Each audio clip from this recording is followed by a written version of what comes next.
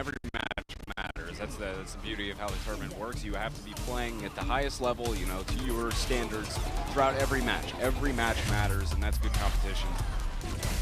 I'm feeling like Liquid might be too hot to stop. FaZe would win, Complexity would be knocked out. Here, the Immortals could be taking the series, finally beating Renegades. They stay undefeated. Immortals versus Congarna, match number 2. Immortals, can they lose? There it is. They finish it off, and that will be them taking it 3-0 on Nepal, 2-0 in the match. It's going to be a round from Renegades, and that is Congarna taking the match in the end, 2-1. Complexity has kept themselves alive by beating Luminosity.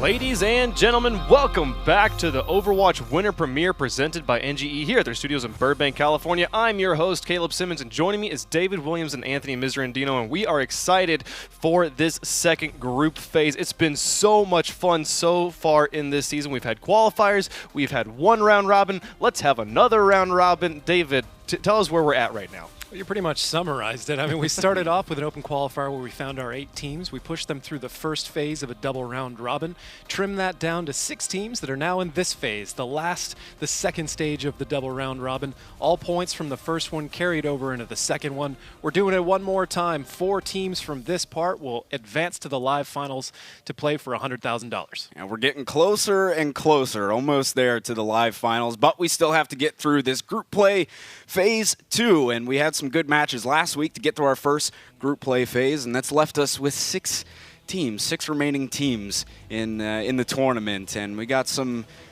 good teams up here. Some unexpected results from the group stage, but it's been a lot of fun so far. After group phase number 1, FaZe and Citizen 7 were both eliminated, which leaves us with the 6 teams you see here on your screen right now. Luminosity Gaming and Complexity able to squeeze into that top 6, and they're going to look to improve into that top 4 as we finish this week. Complexity barely made it in. They needed FaZe to lose in their final match last week against Congarna. FaZe ended up losing in a pretty tight series. It was a good match to watch, but Complexity inching themselves in. They'll have a shot at life here in the Winter Premiere, and we should have some good matches this week to decide who lands those top 4 slots to go to the live finals. We certainly will, and we're going to start off the day with a nice, exciting match of Renegades versus Immortals. We take a look at what we have in store for you today. Immortals still sitting nice and pretty up there on the top. Everyone going to be looking to try and take that spot from them here. Yeah, Immortals and Renegades were the 2 teams that went undefeated for so long throughout our round of 8 stage in the group play, but in the end, Immortals came out on top of that, and everybody lost at some point, so there's no undefeated teams left, but Immortals and Renegades, 2 of the top teams, and of course, you also have some other great matches on the slate for today, but I am quite excited to see the rematch of Immortals and Renegades coming up first. And we will have, with this second group phase, this is a round robin in 3 days. Everybody's playing twice a day. For like 4 teams are playing twice a day instead of just 2 teams playing twice a day like we had in the first group stage. So a little bit more on the line here. Everyone has to play a bit harder with every single day because we are doing it in just these 3 days. That's right. There's just 3 days, so teams got to continue to play hard and keep themselves going, because it's just down to the last 3 days. I mean, you got to make it to the finals. Every match still matters, just as it did in the round of 8. Every match matters. So these teams need to keep the pedal to the metal and try and get as many wins as they can so they get that spot in the finals. And with situations like a 3-way semi-tiebreaker, I mean, it breaks up a little bit in head-to-head, but as you get into the second round robin, if one team that lost in the first wave beats that other team in the second wave, that head-to-head starts being nullified, and all of the matches matter even more than they did before. The plus-minus differential comes into play. It's also worth mentioning that during this phase, the map pool has changed. The map pool has changed. Some different maps are going to be here on this week of the play, and I'm excited to see. We'll get to see some of those as we move forward. But let's talk about Renegades versus Immortals. This match between two high-flying teams, Immortals still sitting on top, and Renegades had a very nice hot streak at the beginning of the first group phase. Has a bit cooled off. We're going to see if they can bounce back now. And they fizzled out a little bit. Still looking good. They messed around with the roster a little bit originally, and then they went back to their bread and butter setup. Still struggled a bit, but they did finish pretty well in the round of 8. But this was kind of the big matchup during our first group phase, because these were the two teams that were undefeated for much of that group stage, and Immortals did end up taking it, as I said before, 2-0 in that match. It was still a pretty good one overall. I'm excited to see the rematch. It was a great match. That was the one where they actually subbed in a player for Man of Snow. So yes. that was. I don't expect to see that happen again today. No. We will see. Let's talk about Immortals here off the bat. They are currently sitting at 6-1 at the top of the standings. And just talk to me about this team. What is it that puts them so far above everyone right now? You have, I mean, so much talent surrounding this team. I know I say that a lot, but you have a guy like Agilities who is just a monster on DPS, whether it be Roadhog or Trace or Genji. I mean, the guy can play all sorts of different heroes, and he plays them all at such a high level. Grim Reality as well. Fantastic DPS player. And then going along with that, Nami on Reinhardt, one of the best out there. And then Hyped, who is just a phenomenal diva player. He initiates these fights for Immortals so well, and he's able to clean up on a lot of damage, really focus on some of those squishy targets in the backline like the healers, and just an overall fantastic player. Hyped is one of my favorite diva players to watch out there, I'd say. Oh, yeah, absolutely. Touching back on Grim Realities as well, he's one of the few that breaks out McCree, and every time he does, I get a little smile on my face because he always has a big impact on McCree. McCree a little bit more situational than he might have been in the past, but Grim Reality makes it work every single time he breaks it out. Yeah, now moving over to talking about Renegades, these guys had a decently backloaded schedule in the first group phase. They started off placing off against FaZe, Citizen 7 and Complexity, able to knock them out 2-0 every single time, and then they started facing off against Liquid and Immortals and Renegades, or Congarna, these teams that are sitting at the top of our group right now. So what do these guys need to do to get back into the swing of things? I think if they can continue to get a lot of value out of Mangachu, who's really one of the biggest players, one of the biggest stars on this team, I would say. I mean, during the first week of the round of 8, Mangachu was just tearing people apart, whether it be on Pharaoh or any hero really. He was being really effective and got a lot of value out of Mangachu playing a DPS role. Not as much in the second week. He wasn't quite to the spot that he was in the first week, but still, I think if Renegades can get Mangachu back into that spot and playing at the level he was in the first week, on top of having Juvenile playing at the top of his game, because there was definitely some matches in the second week where Juvenile had some shaky performances, I would say, for Renegades. So if they can get those guys firing on all cylinders, I think Renegades is going to be looking pretty good here. I'd also say, now that the map pool has changed, they might be bringing back some of that initial advantage they had in the beginning of group play, where they were a team with a lot of talent, but people hadn't necessarily seen them play together, and especially on those maps. And it took a while for people to break their defenses, learn some of their patterns, and figure out how to shut them down. But now that 3 maps have been swapped out for new maps, maybe that's going to come into play again. It certainly might. Now, the first map they will be playing on is Gibraltar. This is not really a home field for either of these teams in the Overwatch Winter Premiere, as Immortals has only played it 1 time back in day number 1, and I believe Renegades has only played it 3 times so far. So this isn't a map that they typically choose. Renegades, oftentimes, it seems that the first 2 of those 3 times they played, they started on Gibraltar. So they've played it. They haven't picked it very much. How are you guys feeling about these guys coming into this map? We haven't seen them here as often as we've seen other teams here. Right, that's the thing. We don't have too much previous matches to work off of there. But still, I think both teams have strengths on their team. They have players that can play into some of the strengths or can play into the playstyle for this map. So since we don't have a whole lot to work off of previous results, I think it's one that is a little bit more up in the air. But I personally would side a little bit more towards Immortals here. I think on this map in particular, I think they have a lot of tools that more so than Renegades that can play into this particular map of Gibraltar. I think Renegades has a lot of flex on them, which we've talked about in the past. But Immortals for Gibraltar, I would immediately just put Agilities onto a Roadhog, take Grim Reality, put them on Soldier 76, and you've got a combo that really pays out in Gibraltar as well. This would not be a map I would want to play them on. So do you feel like, one thing I saw last time we saw them playing this map against Congarna was them kind of getting shredded by Baby Bay up on the high ground. They didn't know how to deal with him. They were able to push around that first corner very, very quickly. Is high ground going to be a thing that you think Renegades is going to try and take quickly, or are they going to just move forward, try to deal with that in a different way? How do they need to deal with the high ground if Immortals chooses that route? Well, I mean, high ground's always a great thing to have in a match, right? So I think that's always something, particularly on Gibraltar, because there is so much high ground. There's a lot of variance in the elevation that'll be key for both of these teams to really go and take some of that high ground advantage, and whether that be initiating with your diva player to knock some of the defending team off of high ground, what have you. Just being able to control that high ground, of course, is a very big thing, especially if you can get your Soldier 76 up there, something of that nature to just rain down on people sitting up there can be really, really effective. Yeah, especially throughout the first stage and the second stage. The third stage, I mean, there's some pockets where the high ground really matters, especially before you turn around that corner, the high ground that's up on the high right. But pushing into the final point, it has an impact, but it's not nearly as hard to shut down. In the first stage, you see a lot of teams now going across the bridge through server room, taking the high ground away and kind of turning the tables on defense. And in the second stage, everybody tries to take the shuttle, because if you don't, you could have a nano visor coming in straight through that shuttle, dropping in your backline and cleaning everything up. So you absolutely have to address it. And that's why I think Immortals is going to be a tough team to play on this map. So, we're feeling split about who's going to win on Gibraltar. Give me a prediction as we go into game. Who's winning this match, Renegades or Immortals? I'll take Immortals here 2-1. Definitely going 2-1. I'd really want to know what the next maps are. I'm going to go ahead and give it to Renegades, because I think they might have some tricks up their sleeve in the new maps, and if that same old magic that worked for them in the group play, at least what I attribute it to, plays out, then I expect to see them really turn it on a map, perhaps like Eichenwald, Lijiang. That's going to be great. Yeah, and that's a great part about going into today as well, is that there is we do have some different maps in the map pool. Mix things up a little bit from what we've seen over the past couple weeks, going to try these teams out on some different ones and keep things interesting.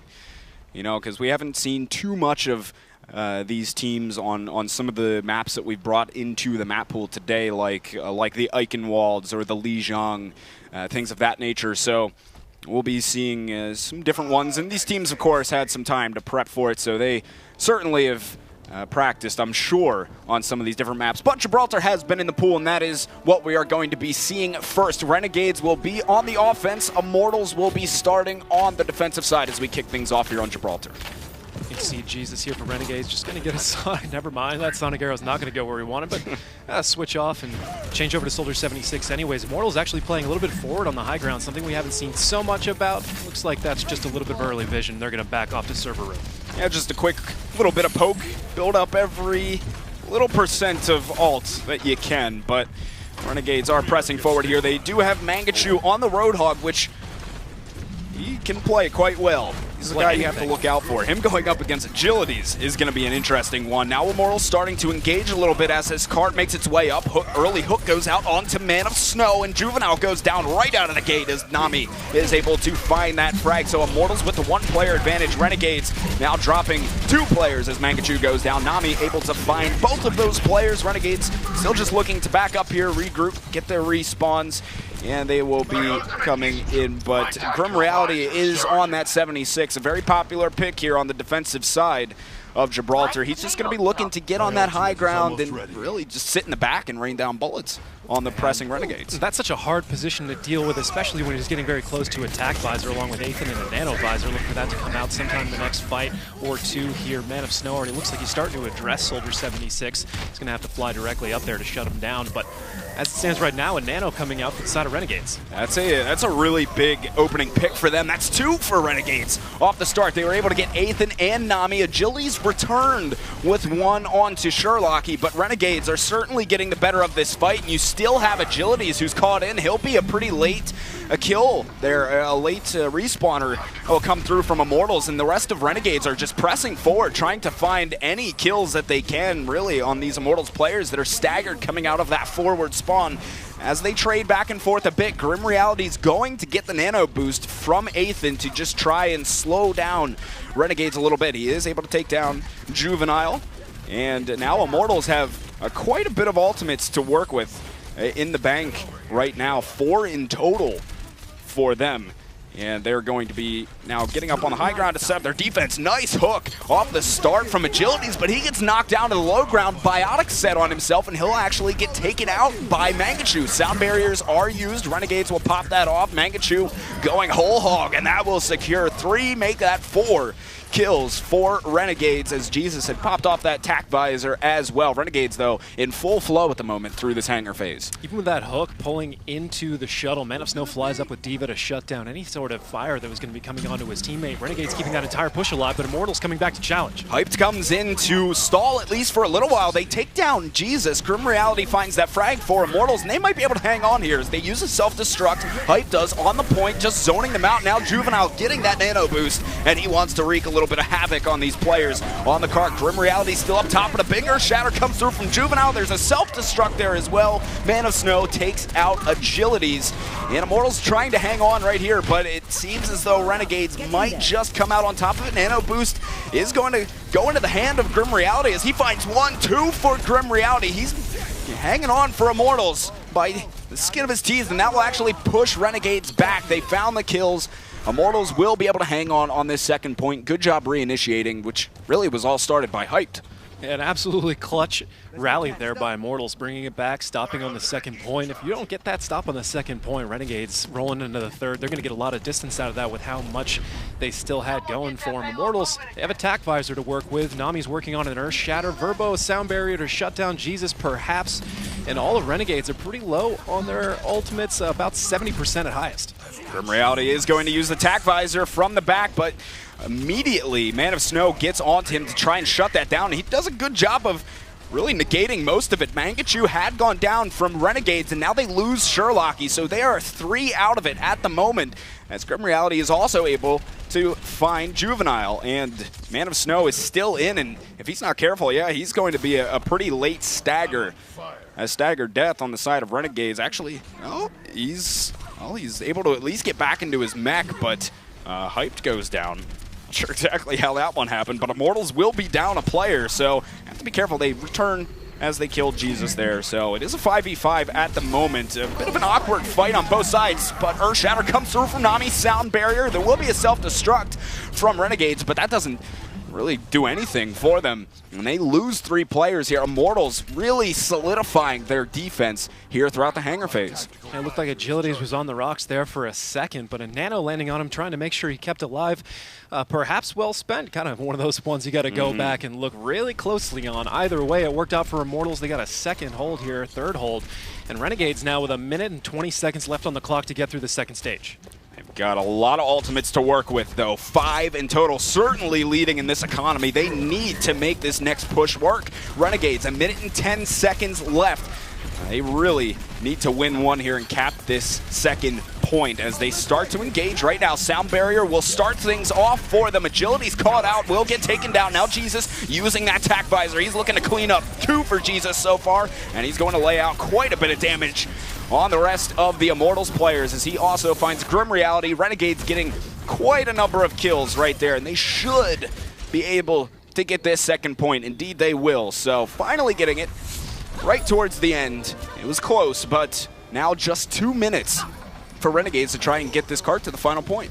Renegades only with an Earth Shatter to work with here on the final point. Immortals. Grim Reality's going to have Attack Visor as well. Agilities and Nami combining to take down Mangachu there. Ooh, Jesus was able to find Nami a little late there, and if Jesus isn't, or if, excuse me, if Agilities isn't careful, he might go down, but he actually manages to squeak out of there. Jesus hanging around just a bit too long, and Grim Reality will take care of him. So the ultimate advantage certainly now in favor of Immortals, but Renegades are pressing that cart forward for the time being. Once it gets at the top of this hill, right here, we will be seeing yet another fight. It should go the way of Immortals. Let's see Juvenile using that Earth Shatter. That might be enough for them as Renegades find one, but now all of the ultimates coming through from Immortals. Pretty much everything except for the whole hog, and that will allow them to get at least 3 kills, possibly even a bit more as Man of Snow gets knocked out of his mech.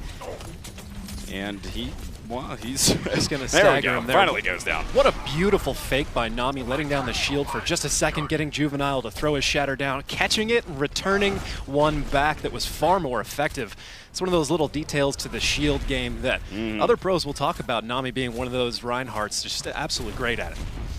He is one of the best out there. He's a joy to watch on Reinhardt. Now Agilities is going to initiate. They speed boost and use the whole hog, just pressing Renegades back a little bit, but now they want to come back in. Good hook from Agilities to take down Jesus way in the back line, but Agilities in a bit of trouble now himself as he's caught forward. He might end up getting staggered out here. Already used his hook. There's nothing else he can do. So they trade out 1 for 1 right there. Juvenile and Agilities both going down at the moment. Mortals have a pretty strong hold on this defense. There's only 10 seconds left for Renegades to make something happen. Ethan getting hooked in there. That is bad news for Immortals, but still they need to press forward, get themselves onto this cart here as Mangachu now rushing in with the whole hog and the nano boost, just pressing these Immortals players back. 2 kills for Renegades, but Immortals were able to strike back with 1 themselves as they took down Jerp, but Renegades need to stay on this cart for the rest of the push, and they have 2 very hurt players here with biotics on themselves as, well, they're trading still back and forth, 2 for 2, and now Sound Barrier out on the side of Immortals. The whole hog is going to press some of those Renegade players back. Juvenile goes down. Nami is just swinging away, trying to get all these bodies off of the cart. And now the Earth Shatter through from Nami as well is going to charge Man of Snow all the way into the back, making sure he is no longer a problem. 2 more kills for Immortals right here, and the nano boost given to Grim Reality. That will allow them to hold on as they stop Renegades before being able to get to the final point. And now we will go to the change of sides and switch things up a bit. Pretty solid defense from Immortals starting on the final moments there of the second point. Up until then, it was the Renegade show, walking pretty much without any sort of distress, without anybody slowing them down at all through stage 1. Just one of those fights that kind of gradually goes in one team's favor as Renegades looked very well prepared for how they would take that down. First stage, one of those parts of the map that has kind of changed over time. Initially, it wasn't a bad place to mount a hold, but lately, with everybody learning to switch through the server room and just kind of the general positions, once you see a Soldier 76 and how strong D.Va is, starting to kind of tilt the other way. You only see a full hold there maybe once in a blue moon now. Yeah, you definitely don't see it too often, and if you are able to full hold there, it is certainly a feat in and of itself. But now we will be going into the change of sides, as Immortals will try their hand on the offense. Renegades running a pretty standard setup so far here on their defense. Jesus will be on that 76 yet again, presumably just sitting up on that high ground alongside of Sherlocky, and they'll just try and rain down on them. But I'll see what Immortals wants to bring out on their offensive side. I would expect, obviously, you still have Agilities on Roadhog. You can really initiate well for them, get people off that high ground with some of those hooks or what have you. Just you got so many good hooks last round, too. Oh, yeah. Yeah, some crucial ones, too, especially being able to find some backline targets who go pretty uncontested throughout. Guys like Jesus, he's sitting all the way in the back, just getting damage out there. Agility is able to find the hooks and take care of players like that. And you got to love it if you're a Immortals fan. But here we go. Immortals now will move to the offense. Grim Reality will be on Zarya this time around, as they start off their push, immediately sending 3 up to the high ground to meet with some of those Renegades players who are sitting there on the high ground. And we're going to see actually a pretty early fight here, it seems. Renegades pressing and trying to keep Immortals off of that high ground there. Nami and Hyped are just sitting up top. Meanwhile, the rest of the Immortals squad pressing the payload forward. Juvenile is a bit forward himself here. Will get slept. Couldn't quite hit the hook. Those agilities almost had a brilliant opportunity to start this off, but they will just continue to come forward here. Juvenile, the first one to go down. Nami might get traded out, though. He's hanging on for dear life and actually gets cleaned up on by Verbo. So they trade out Reinhardt. It'll be a 1-for-1. And Mangachu then goes down for Renegade. So Immortals with the one-player advantage at the moment as they continue to duke it out here on the cart. And Immortals not having too many problems here, still pressing forward. And their agility's even finding Sherlock, even Man of Snow. Now Hyped is going to get a nano boost just to make sure they secure this first point. Now that is an easy take for Immortals. Not much resistance from Renegades there at all. Yeah, only a little bit slower than Renegades got through there, but pretty negligible. It's all going to depend mostly on the second stage is what we're seeing a lot of the time really burn through. Granted, the third stage is also quite tough for an offense to get through all the way here. Immortals are going to be working with close to 5 ultimates here in the next fight, and Renegades, they've got 2 online already, but they're a very big 2 and also a self-destruct to throw into the mix. Immortals right now kind of starting to flex the high ground, but they gave it up, and Renegades Nanovisor, Jesus, he's going to be dropping down on everyone. Oh man, combine that with Mangachu and they just shred Immortals right there. Verbo started off. He was the first to go down for Immortals in the fight. He kind of got caught on the cart. Renegade dropped onto him, and he was pretty much there by himself, Verbo, and just was easy pickings for the Renegade side on defense. Now they come back up on top of the ship. They take this high ground control, very high ground control, I'll point out, but a few big ults coming online right now for Immortals. They have Earthshatter and just about to have Graviton, so this could very well go in their favor. They just ward off that early self-destruct. Mangachu getting caught quite far in himself. A bit of a disconnect from the Renegade side. They use Sound Barrier, and I don't think they're going to need much else, Immortals, because they have already gotten themselves 2 kills. Ethan ends up going down, but still, things are looking pretty good for them right here as they are just breezing through this hangar phase as well. Renegades will have another shot at this one, though. Yeah, that previous fight so one-sided for Renegades that Immortals barely generated any ultimate out of it, but Immortals getting through that with just a sound barrier, they're actually going to be holding on to all 5 as they move into the final part of Stage 2.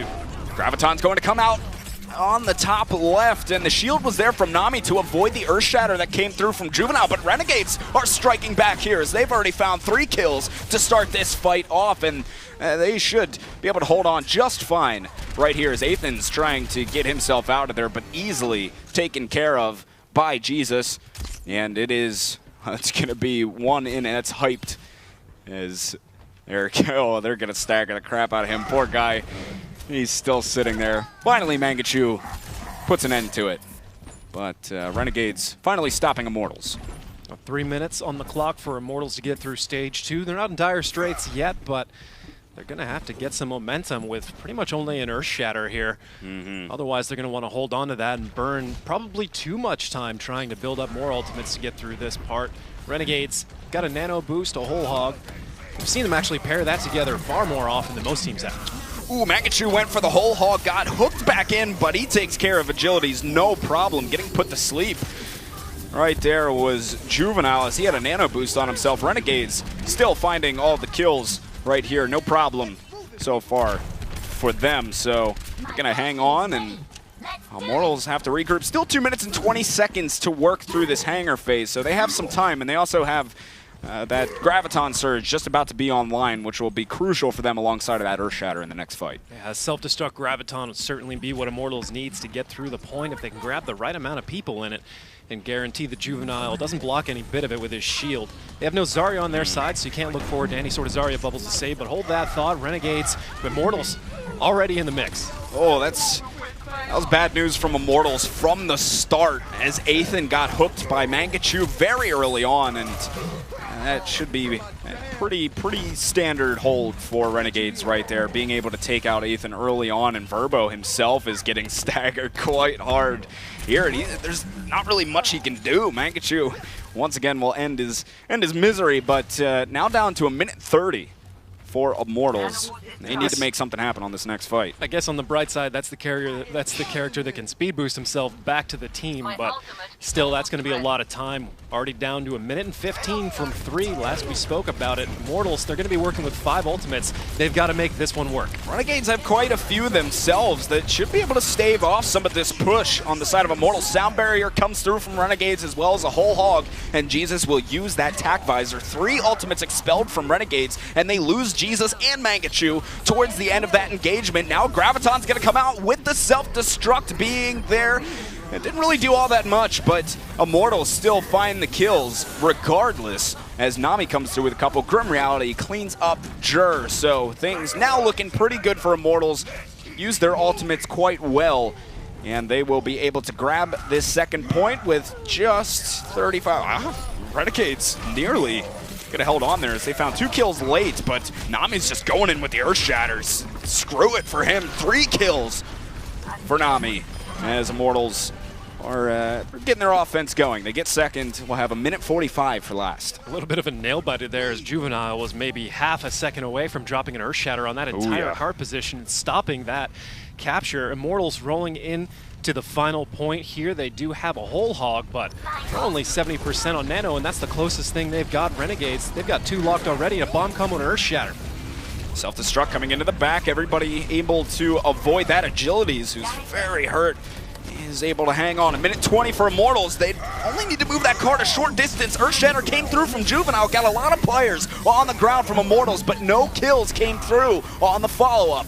They trade 1 for 1 so far. Juvenile and Agilities both go down, so it is a 5 versus 5 fight. Verbo gets hooked by Mangachu. That's a big return kill for Renegades. And now Attack Visor out from Jesus. That should hold off Immortals for the time being. They're still holding on this card pretty strong, actually, as they come back with a couple of kills of their own. Earth Shatter out from Nami. Got some players locked up in it, and there will be a Graviton Surge out. Sherlocky goes down as well as Juvenile. Things are looking much better for Immortals here. Sound Barrier comes through as well. Self-destruct landing in the back, but so many kills now for Immortals. Nobody around for Renegades, and that will be Immortals taking map number 1 here against Renegades on Gibraltar. Down to the wire, to say the least. Look like Renegades might have it there for just a second, getting out a Graviton and an Earth Shatter from their opponent, but in the end, the rest of Immortals showing up from Respawn and really piling it on. Renegades just couldn't hold with the cart being so close to where it was. No, Immortals, again, able to take the win there, and Renegades just falling to that corner of death on Gibraltar. That just, if you can't push it around that, it's just like, I don't think we've seen a single team not be able to push around and then win the match. Like, if you can't make it around the final corner, you're going to lose. It's a tough section of the map to push. I mean, the defensive side immediately has high ground, at least while the cart's still moving its way up the hill. So you automatically have that. Plus, the respawn's so close, obviously. So you really have to get a solid team fight win right there to really be able to move that cart forward. And, I mean, you need to string together almost 2 fights in a row to really be able to cap that last point. So it's very difficult to push. But, you know, in the end, they're Immortals. They didn't need the whole distance, and they were able to grab it. So, I mean, it's effectively a choke point. It's not a true choke point in that a team has to come through a small area, but they do have to come around a corner. And just in general, anytime an offense is able to get through a choke point, they're going to get some distance after that. So when the cart's only made it just a hair around the corner, your big focus there is just win the corner fight, and after that, it should take care of itself. And it felt like Renegades kind of almost gave up the opportunity to fight when they tried to push back into the second point right after Immortals capped it, and they got just wiped. They got like that whole first distance that they maybe could have held on. I mean, to me, that seemed to be kind of like the clinching moment of the match. It's a tricky gamble. You can go in there, lose your entire team, and then guarantee that your opponent gets a ton of distance and virtually only has 1 fight left. At the same time, they give up so much distance off of that without contesting that it was arguably kind of the same thing. It's just with respawn times and how far they'd have to run back. If they lost that second point, if they tried to contest that and lost, very, very likely it would have been a cap very soon after that. Immortals able to take the win there. Big part of that was Nami. His Earth Shatters were on point as he was able to pick up 3 with this one. And I think this is the one I was talking about. Yeah, he came right out and just laid it down on him. He got really low, too, in the process. But he made it happen. 3 kills. Actually, now that I look at it even further, you might be right, Caleb. That might be a great time. I mean, the gate's got to open. Gate takes quite a bit. You're going to give up some of the territory, but at the same time, that gate probably makes up enough for respawns. Really have to look at the math to Sure. see. But it's a hard call. It's a hard call. And Juvenile locked and loaded with an Earth Shatter. Maybe the whole team should have gone in and just tried to hold it right there because they hadn't made the cart too far around that corner. No, I felt like, again, Grim Reality's soldier play, especially at the beginning, huge part of what gave Immortals this win, and they were able to, him up on the high ground, again, able to wipe them out, and it seems like Renegades doesn't know what to do when soldiers sitting up on that first bend of the first point. They're sending Man of Snow after him every time, and Man of Snow, I mean, he's all over him like white on rice, but at the same time, it's Grim Realities, and it's Soldier 76. Eventually, your defense matrix is going to run out, and eventually Grim Realities is going to start picking up his kills. I mean, a half of his nanovisor, I think, got shut down, but he can just sprint away. You've only got one boost on D.Va. Soldier, he's just going to burn some time on his ultimate, but he will get away from your defense matrix as long as he's determined enough and nobody else is following it up. So I think Renegades did the best that they could with only one person trying to counter him, and it gets into a crazy situation of how much of an impact you really get out of two. Who else? What are you sacrificing to get that? I think it's just a factor of how good the individual play from Immortals is. Now, map number 2 will be Hollywood. That's where Renegades have chosen to go. We are not going to have a new map just yet. The maps pool, by the way, is what we've been talking about, is Hollywood, Eichenwald, Dorado, Gibraltar, Anubis, and Lijiang. So those are the maps that the teams are picking from, but we're not going to get a new one just yet. We're going to go back to Hollywood. It's staying tried and true to the standards that we had from last week. I know coming up we got some new ones, but Hollywood, that's rather interesting. I mean, at least for me in this, I think I would still take Immortals because to me they're playing pretty well at the moment. It was close overall on Gibraltar, but on that same note though, Hollywood, we've seen in the past Mangachu can do some really mean stuff on Pharah, at least on the first point of Hollywood. Now, will Immortals be ready for that? That's the question, but, I mean, we've seen him do some pretty good stuff there and be really effective for Renegades. Yeah, I think I'm still going to have to go to Immortals on this one. They were playing exactly how they needed to in the last stage. Renegades looked like they were a little bit off. Unless Renegades has something completely up their sleeve for Immortals going into this map, and that's why they picked it, then it's just going to be Immortals again. I mean, you can put Mangachu on Pharah, but Grim Reality, if he switches to McCree over Soldier 76, I don't think you're going to get any room in the air. No, we've seen McCree. You called it out. Like, Grim Reality loves to play McCree. Excellent counter to the Pharah. And I believe the situation where we saw them just raffle stomping on Hollywood was against Citizen 7 on day number 2, when they were able to get kind of the 1-0 hold. But I'm pretty sure Immortals will be able to deal with that Pharah better than Citizen 7 was able to. Yeah, I think you got it dead on right there. They're going to be able to handle it, I think, much easier. They know that it's a thing that Renegades like to do, so at least on the Immortals defense, I think they will be there and ready to go, at least have something in their arsenal that will be able to deal with Mangachu.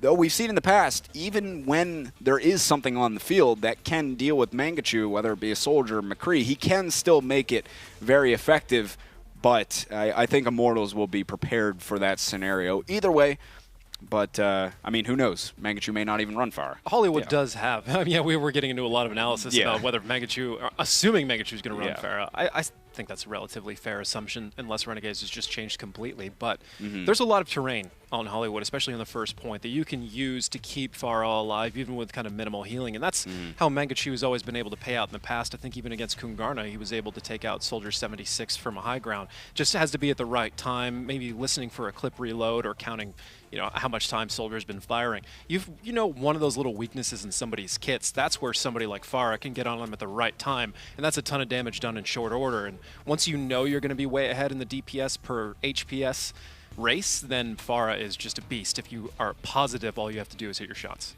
So as we get into game, any key players you guys want our viewers to be watching out for in this, for Renegades to be able to pull the win here?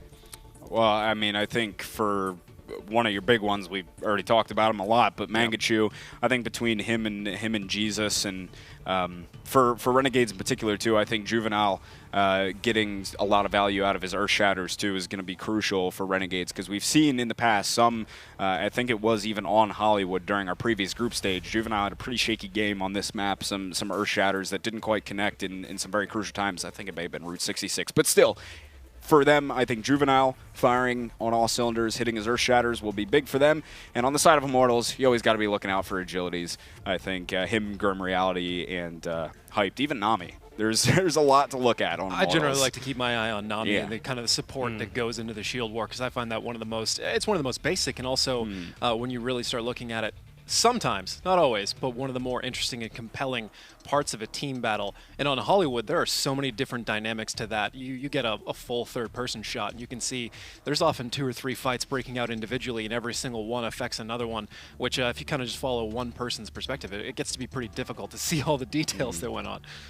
Alrighty, well, it sounds like we're waiting on a player to get into the lobby, and it sounds like, I believe it's Ethan, and he's not here yet, so there's a possibility they might start the match without him, which would change a lot of things if he's not able to. He'd be easily able to show up during the match, but yeah, that would change a lot of things. Certainly not not ideal for Immortals, to say the least, but hopefully they get everything sorted out, because, you hate to see that. So far, Immortals are looking great, and I think Ethan's also a pretty big part of that, other than the couple times where he got caught out by some Mangachu hooks, but granted, Mangachu made some good plays. Ethan's still a very big part of the success of Immortals. I mean, at this point in the game, Ana is the backbone of a lot of these teams, so you need to have your Ana firing. Sounds like Ethan's back, so we should be getting into game ever momentarily.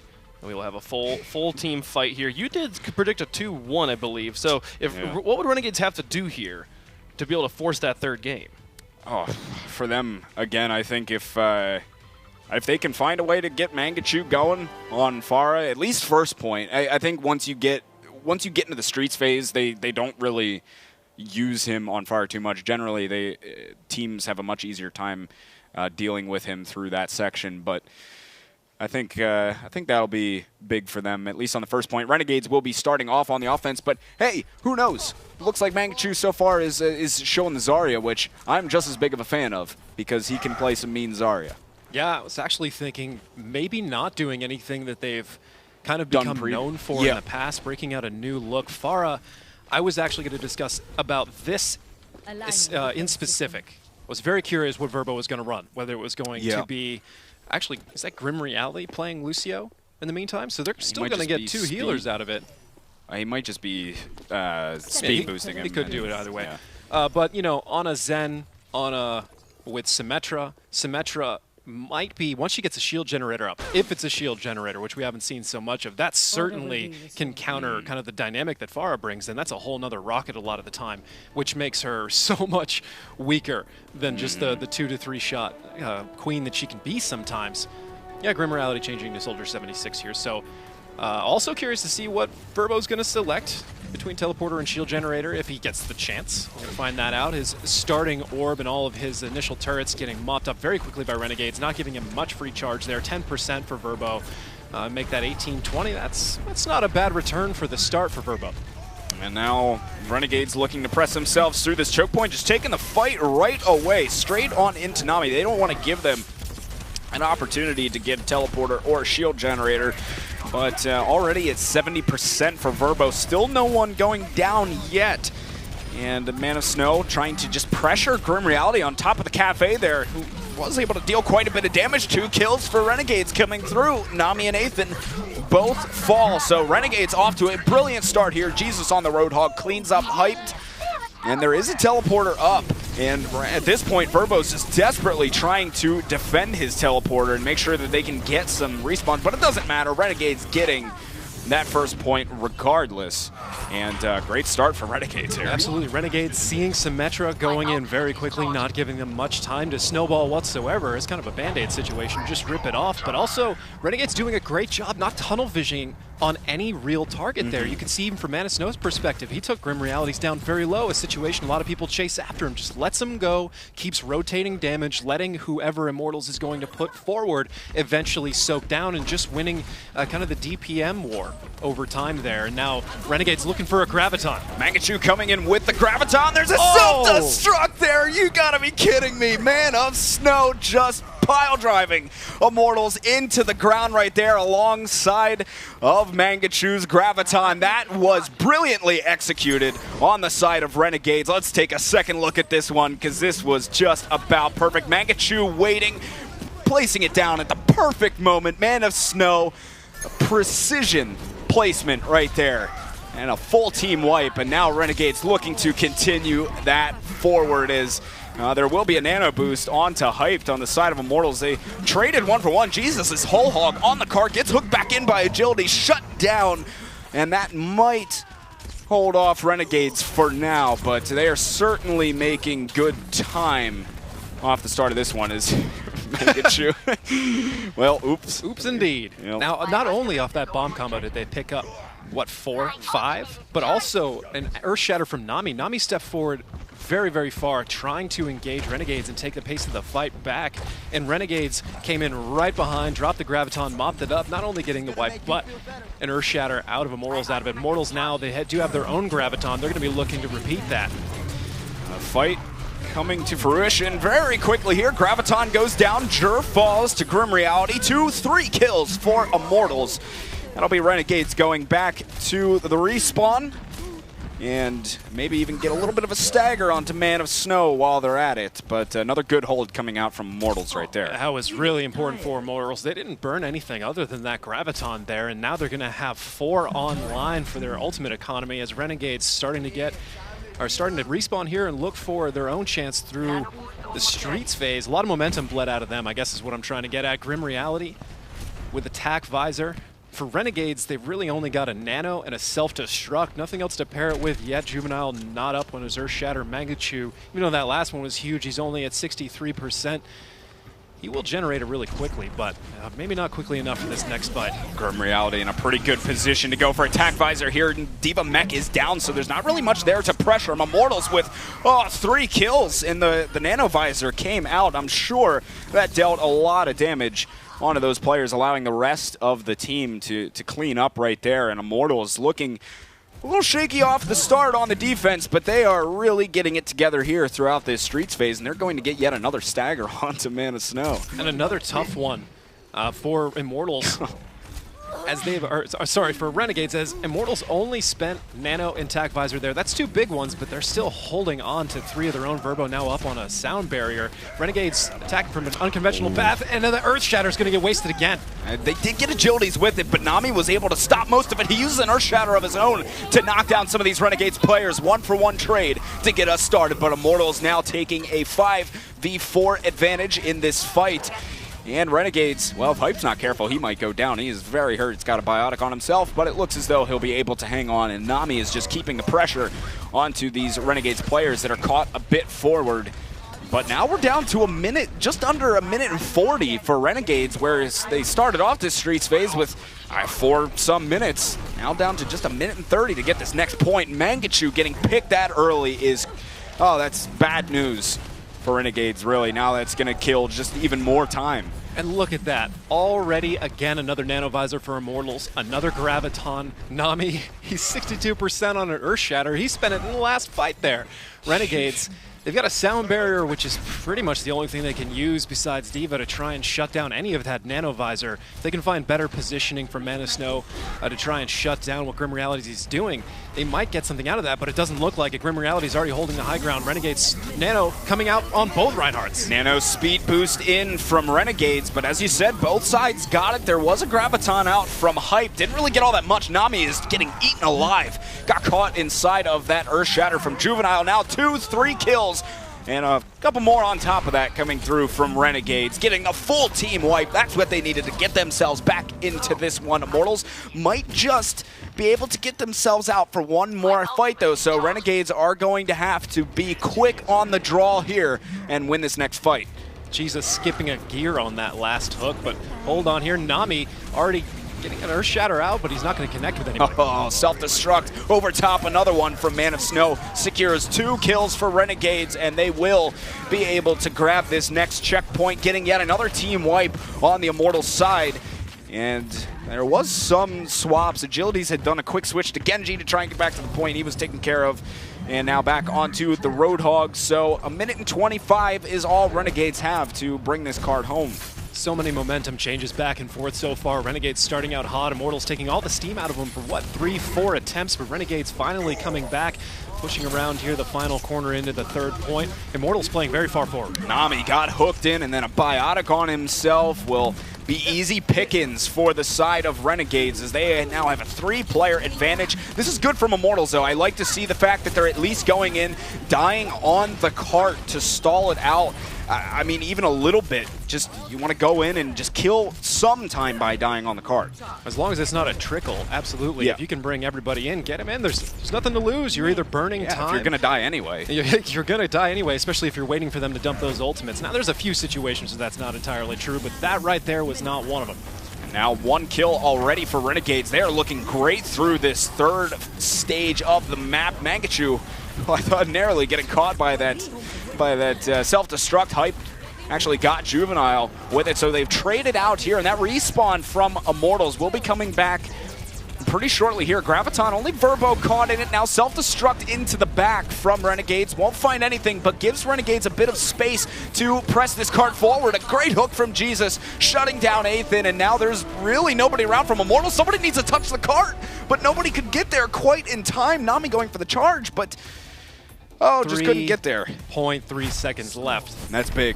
To be able to have at least that little bit of time left. I mean, that's good. Rather that than getting it in the overtime. Yeah, that can be the difference alone for Immortals.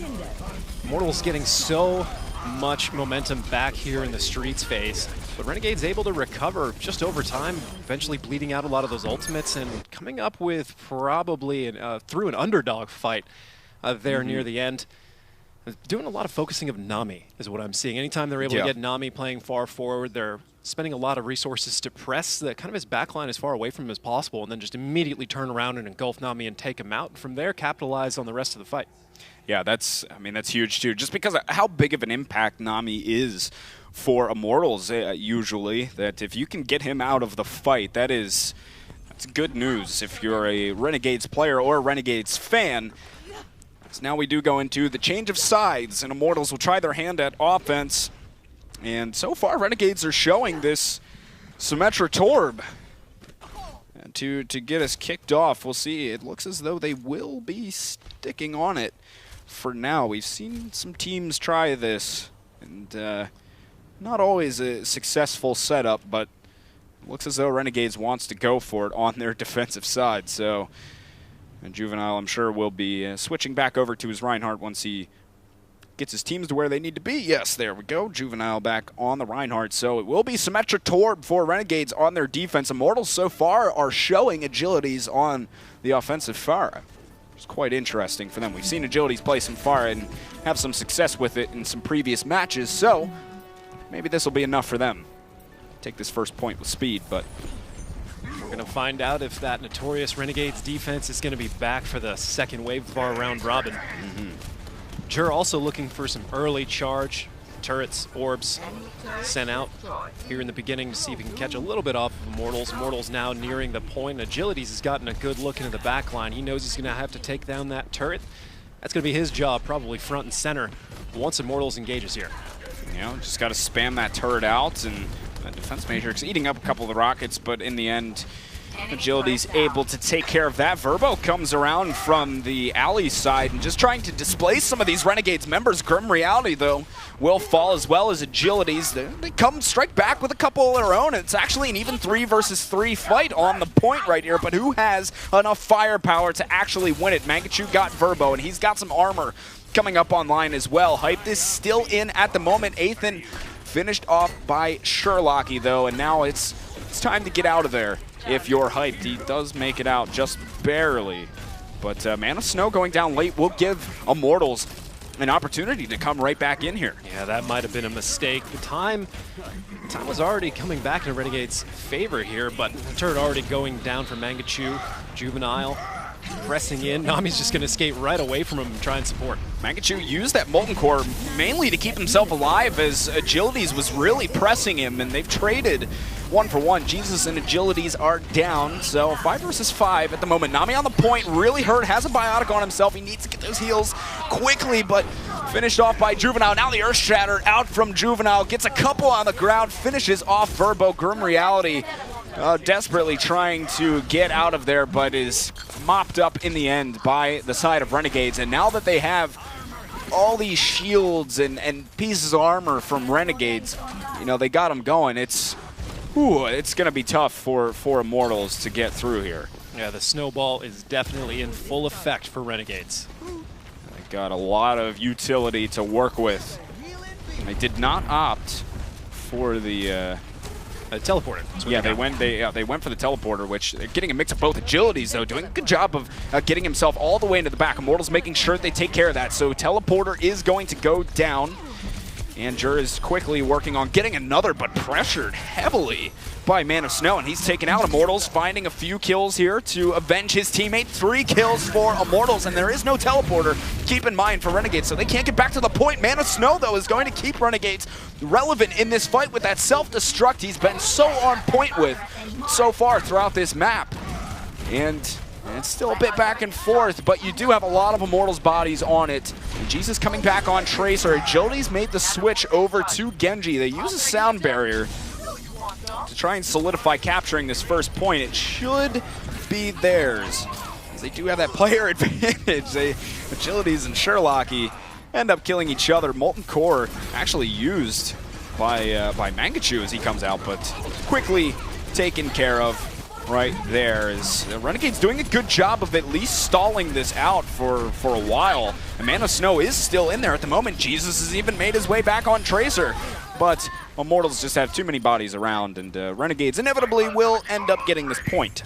Immortals eventually winning that attrition war, but Renegades mounting a pretty great hold and bleeding a lot of Immortals' offensive time there on the first point. Immortals already starting to work to take the high ground. They don't want some of what happened to them in their Streets phase turning back, but Renegades isn't packing really any hit scan you'd see play from the top, maybe Jesus for some hooks, but it looks like they're just going to play the low ground in the shield war and try and beat Immortals head-to-head there. Agility's still on Genji.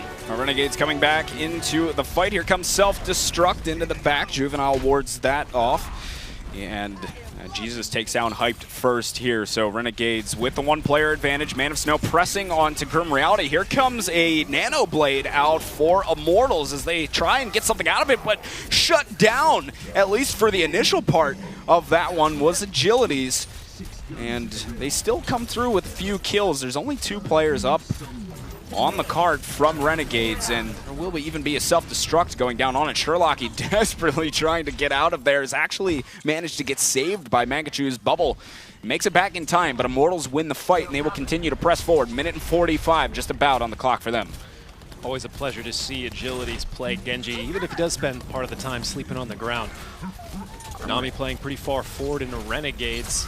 He's also got Hyped playing Debo pretty far in the back. And Man of Snow, that nano boost getting wasted. Oh, that's really unfortunate for Renegades. Man of Snow gets a nano boost as he was dying. Sherlocky a bit late on the trigger pull right there. There is a sound barrier from Renegades to keep them relevant in the fight. And Jesus, combined with Juvenile, actually able to keep Renegades really in the fight there, as they both find a couple of kills. So Immortals back to the drawing board. Certainly, and Juvenile wants to even see if he can get Hyped for a late stagger.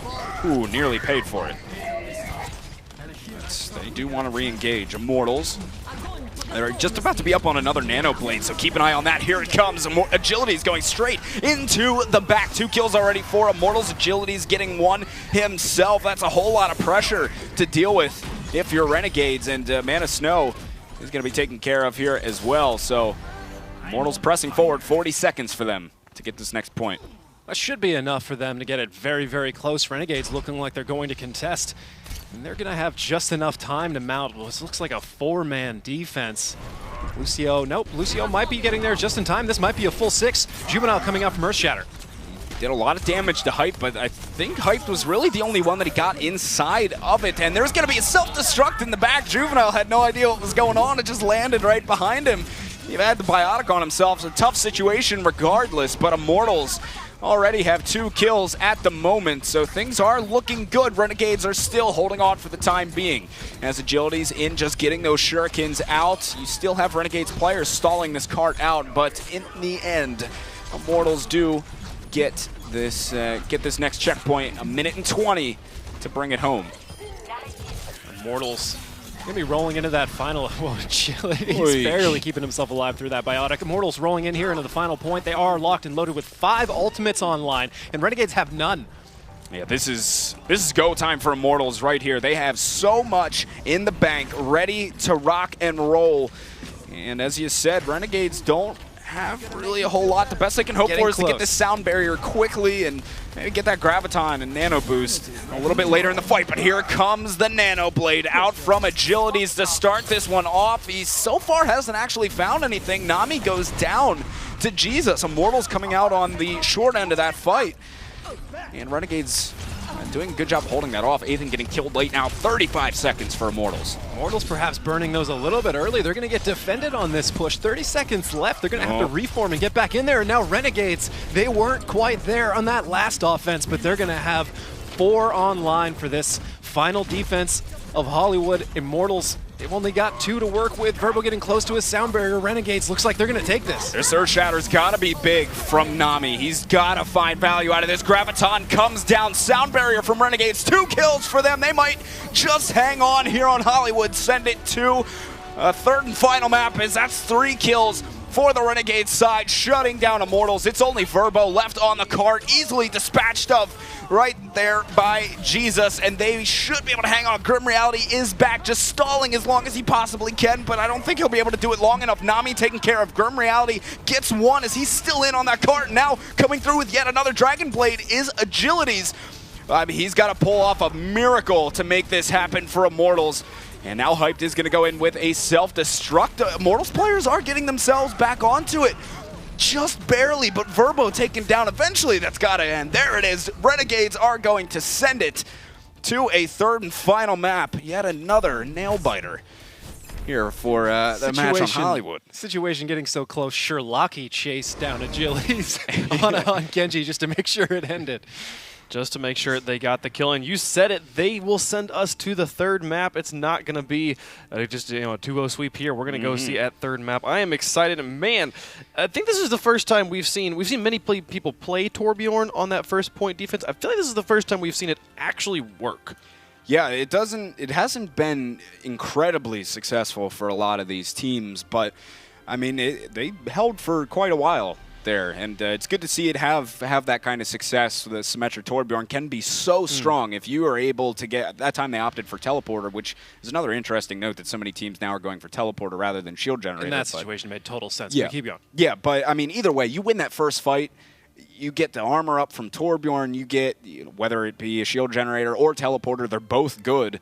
And I mean, it's tough to win a fight if you're the pushing team at that point. If they can get some of that early build-up winning the first fight, it's very tough to win the next fights after. And I think one of the things that really kind of describes how Mangachu plays, he was the one that was playing Torbjorn in that instance, but one of the things that kind of describes how he plays is he's very, very good at being intuitive about how the enemy team feels, what they're thinking, what they're looking for, and where they want to go.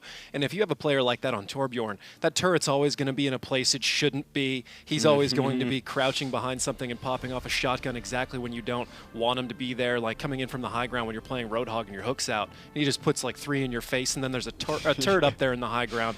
He can just constantly be a problem. He knows what you want, and he knows how to break it down, and that's a characteristic that's going to make a Torbjorn player certainly much better. But overall, it was all of Renegades working with that setup to make it as effective as it was.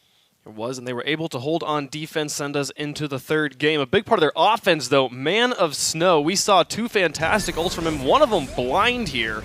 Just trusting his teammates on the callouts and is able to pick up 2. Oh man, there was so many instances in that match where Man of Snow made huge self-destruct plays time and time again, and whether it be a blind ult or combining it with Mangachu, what have you, Man of Snow really came up big for Renegades multiple times with his self-destructs. I mean, 2 kills, even the zoning power of a self-destruct can be great on its own, but Man of Snow was finding kills with them time and time again. It was, I mean, I can count at least on one hand where he didn't get any kills with his self-destruct. It seemed like he was always finding something, and that's really good for them, giving them that player advantage. And to touch on 2 players you don't necessarily always kind of talk about, the guy who often plays Lucio and Reinhardt. Juvenile probably doing a great job giving kind of call-outs and explanations of what's going on with Nami, because Renegades was able to find Nami and take him down quite a bit throughout that set. But Jur playing Symmetra on that first point, if you're paying attention to where he was putting his shields, the E-shields, they were just just constantly in the wrong place at the wrong time for Immortals.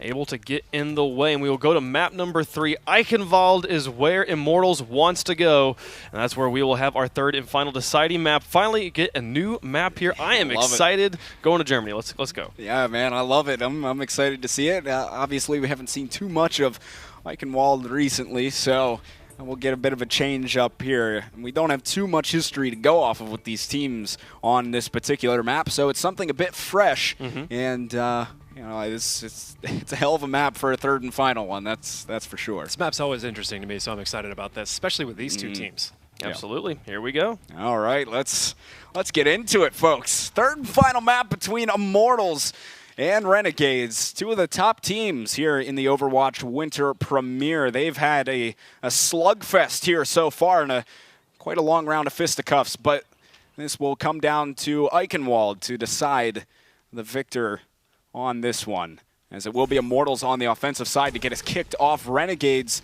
will be on your defense.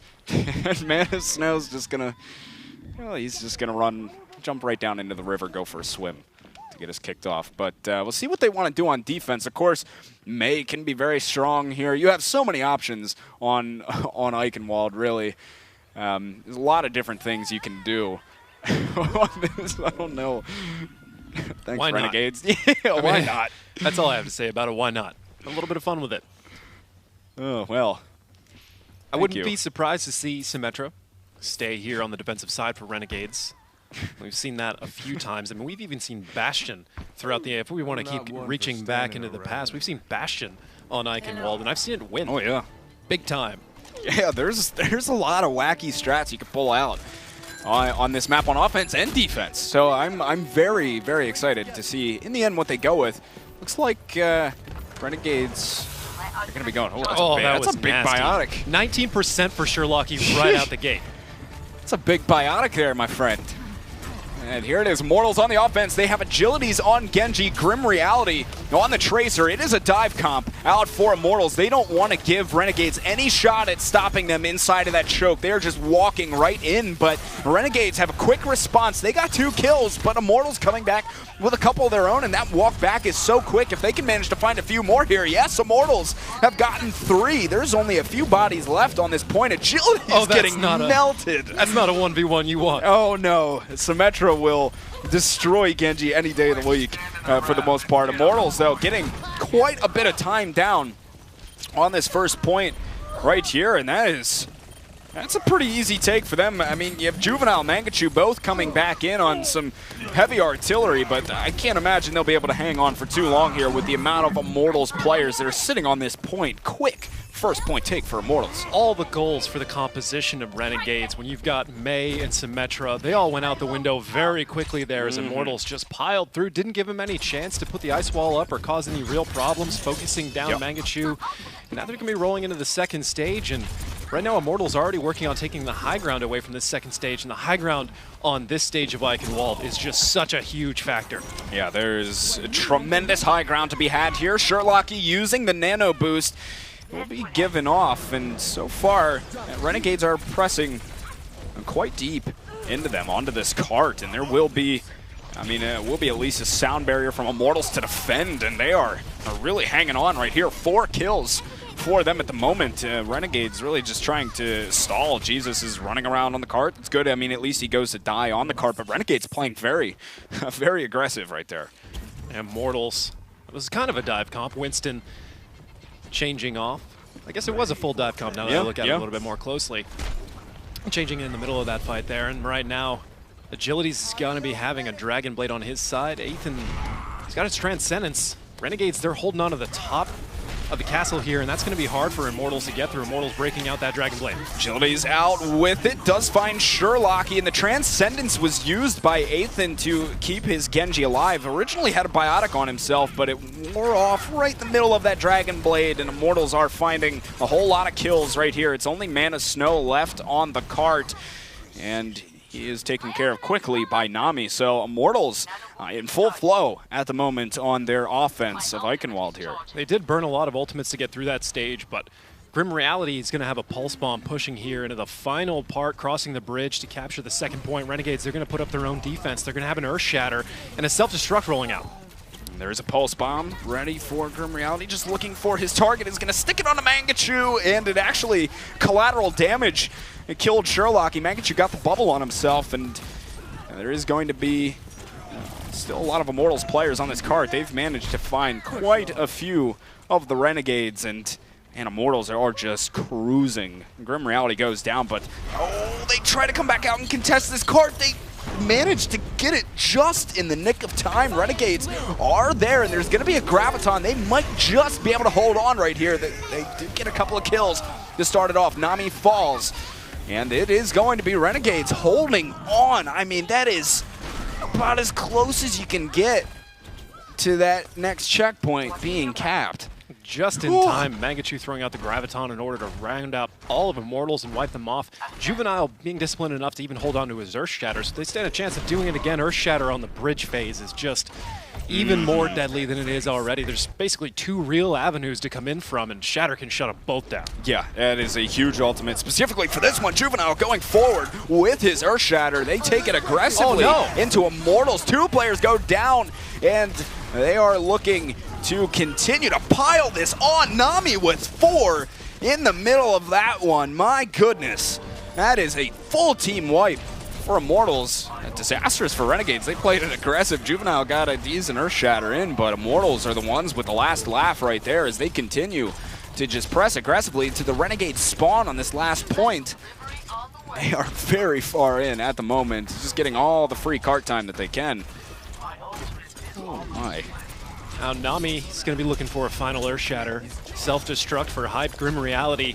He's got another Pulse Bomb and 8th, and with a Transcendence. This is a lot of tools to push into Renegades, and they've only got 2 to defend with. Pulse Bomb came out, self-destruct in, Hyped getting Juvenile. Those are 2 big kills for Immortals. Nami ended up going down, but they are still pressing the issue here. 3 versus 3 fight. That Renegades respawn is so close, though. Grim Reality getting a couple of kills right there, and they even take down Jesus to finish things off. So Immortals with a still pretty strong presence on the card here. There is a sound barrier out from Renegades, and now there is going to be, that Dragon Blade, and that sound barrier wore off at the end of it, so Agility is really able to press some damage in to the side of Renegades. Ends up going down to Sherlocky, but still it is Immortals cruising. Jesus has that Pulse Bomb. He needs to get something with it, but he will go down before being able to do so. Grim Reality fell as well. That Renegades, those respawns, they're coming through strong.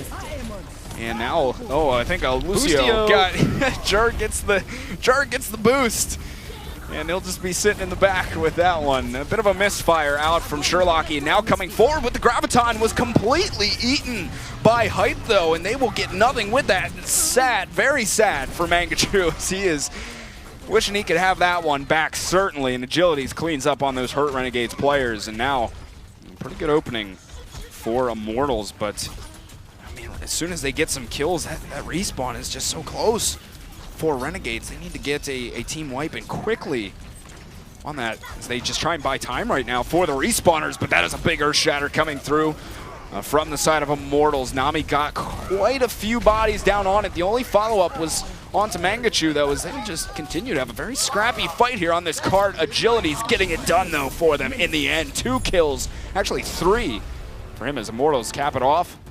Minute 19 left in the time bank overall. It was a pretty tough final push for them, but they got it done.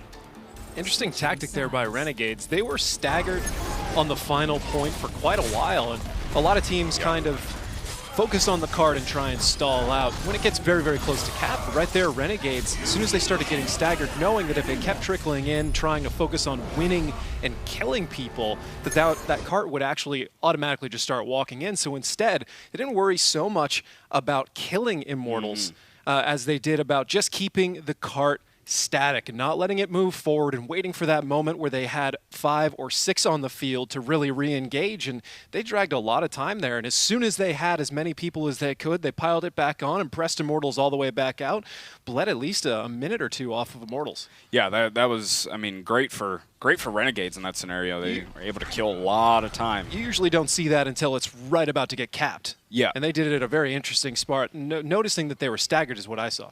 Yeah, and I mean, they always seem to get themselves just enough kills to keep themselves in the fight, really, until that final moment. They had always gotten at least a few, so by the time those respawns came back out, they had numbers advantage just because of how close the respawn of Renegades was. And Immortals, in the end, they strung together a lot of kills, which allowed them to really gain ground with the cart and have the advantage in the fight in terms of numbers, even when the respawns came through. But there will be a minute 19 left in the time bank. Man of Snow still finding a way to kill himself before the match starts.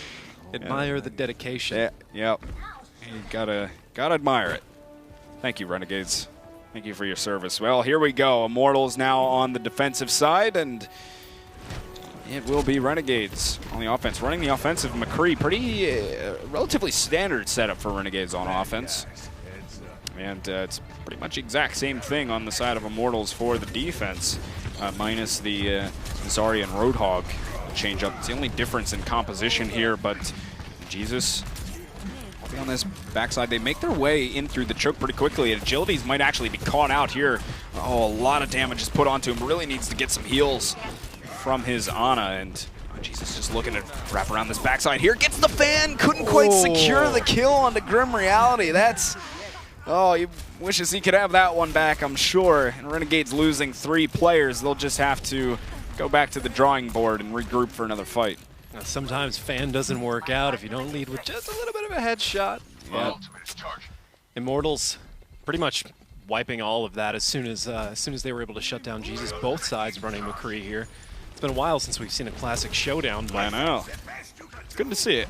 Renegades, they do have a nano boost to work with. I'm probably going to throw that on Man of Snow. Hyped is going to go in and initiate, displace some of those Renegades players. He even gets the nano boost from Ethan, but 2 kills here from Immortals. Renegades are striking back with some. It's a 4v4 fight for now. Oh, Sherlocky getting a bit aggressive himself, but Immortals are able to come back with the kills enough to hold on. Man of Snow is still in. He's going to lay that self-destruct out, zoning them, and he actually manages to get a kill with it. His hype was still caught on the point, so Renegades buying themselves time. They get back to the point, but still you have Immortals players trickling through. Agilities and Nami are both there. They're looking to come back through. Grim Reality with a Deadeye from up top gets slept. He took out Verbo.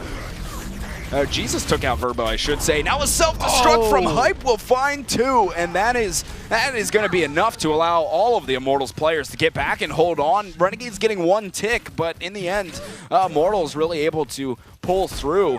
And Man of Snow getting staggered yet again. This guy's had a rough day getting staggered. For a second there, it looked like Renegades was going to weather through that accidental boostio and be able to roll into Streets phase, but actually it started adding up, and over time, Immortals able to hold. It's going to be one of those things you look back on. Yeah, that is not an ideal situation, to say the least. And Immortals now getting pressed a bit as Renegades get ready to come through. Another nano almost on their side along with an Earth Shatter. Renegades looks like they could be able to take this one, and this is the one they're going to want. Oh, that Jesus saved. Oh, nice. Sherlocky right there. Big Earth Shatter as well. Sound barriers used on both sides. Juvenile is going to get the nano boost, pressing into Nami, able to take care of him, looking for a bit more as Juvenile picks up 3 kills for Renegades to steamroll through this point. And that will still be hyped in, but should be... Yes, will be taken care of rather quickly there. So Renegades pulled out in the end. 3 minutes and 20 seconds to move through the streets. Juvenile walking straight through Immortals on that one. An Earth Shatter to shut down a charge, followed up by a nano at close range in a boxed room. It was a bad turn of events for Immortals. Juvenile almost already back up on Earth Shatter just because of that one fight. Oh, I mean, he was just shredding people. Juvenile charging Grim Reality. 2 kills for Renegades, make it 3. Juvenile ended up going down, but a big numbers advantage for Renegades at the moment as they continue to clean up on the Immortals players. And they will press forward still. Juvenile, as you said, he's got that Earth Shatter now locked and loaded, and a Graviton on top of that. A lot of deadly combinations available for Renegades now. Yeah, that self-destruct Graviton. Immortals, they have a Graviton of their own, but they're going to have to pair it with an Earth Shatter if they really want to get big effect, unless Hype can just find the backline on his own. We've seen that many times. Hype can certainly do it. Mortal's going to drop in from above, but they're going to get Graviton. And here comes a self-destruct as well. Man of Snow finds yet again 2 kills off of the self-destruct and Graviton combo. And Renegades are just, are just looking great at the moment, pressing. And they have not really had too much trouble in this Streets phase at all. Immortals being pressed back 2 minutes to get this next checkpoint. But Immortals looking to re-engage here as finally they get those respawns up. And actually they're gonna get Jesus slept over there, and he's taking care of Deadeye in the back from Grim Reality. Man of Snow pressing that defense matrix into him, make sure he can't get anything with it. And I did hear an Earth Shatter come through as well from Nami, and it will be Immortals striking back here and picking up all the kills. So Renegades, they gotta go back, regroup, and go for another push here with 1:20 left. Nice recovery from Immortals. Grim Reality breaking out the Deadeye, zoning a lot forward, and in a way forcing Man of Snow to come challenge him. Eventually, that play cost Man of Snow the mech and thus his life. So either way, I guess you could say Grim Reality was able to find one with that Deadeye, but that's one of the big effects of Deadeye is not so much the initial kill, but just the threat of it. If you give up a single inch, Agility's rolling out with a whole hog and a nano boost. He will do quite a bit of damage, and Earth Shatter comes out on the side of Renegades. Juvenile sending that in and will at least secure one. They take down Nami. Yeah, now a couple more on top of that. Omangachu with 2 himself, as he did get nano boosted, but he's just trying to get Hyped out of the mech for the time being, and Hyped will send that self-destruct in. They don't have, oh no, they didn't have the shield there to guard from it. Mangachu's the last one in. Immortals are able to hold on right there.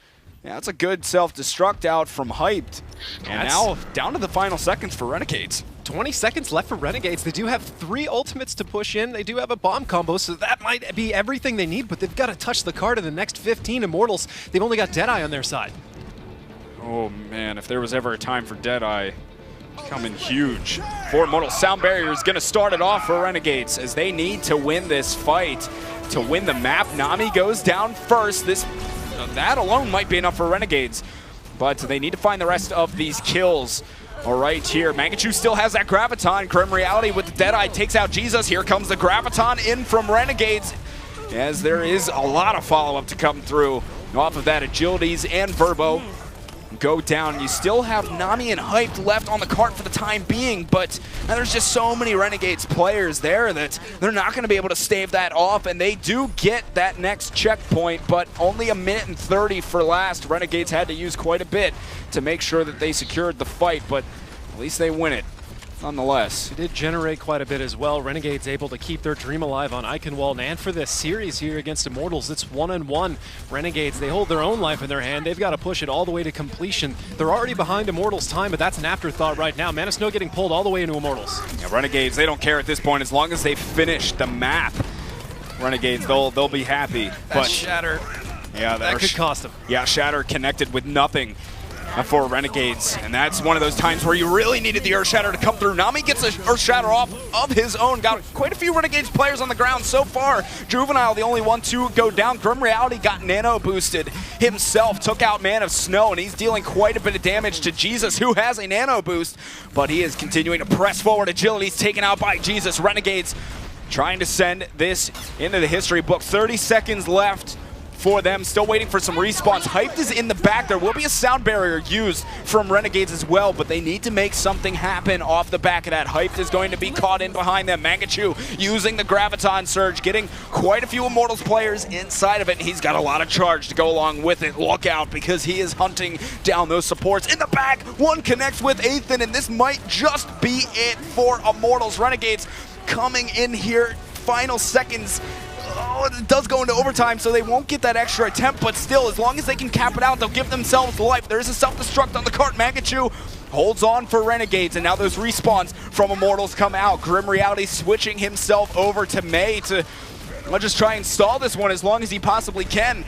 Sherlock, he went down to Nami, so they are still duking it out on the card here. 2 kills for Immortals as they have the player advantage. Make that another one. Mangachu takes down Ethan, but I think this one is going to go the way of Immortals as they're coming out on top in the numbers game at the moment, but Mangachu and company still in at the moment, but oh, it will be Mangachu going down. Jur is still there, finally finished off by Nami, and that is going to be Immortals barely, just barely taking it over Renegades in the 3rd and final map.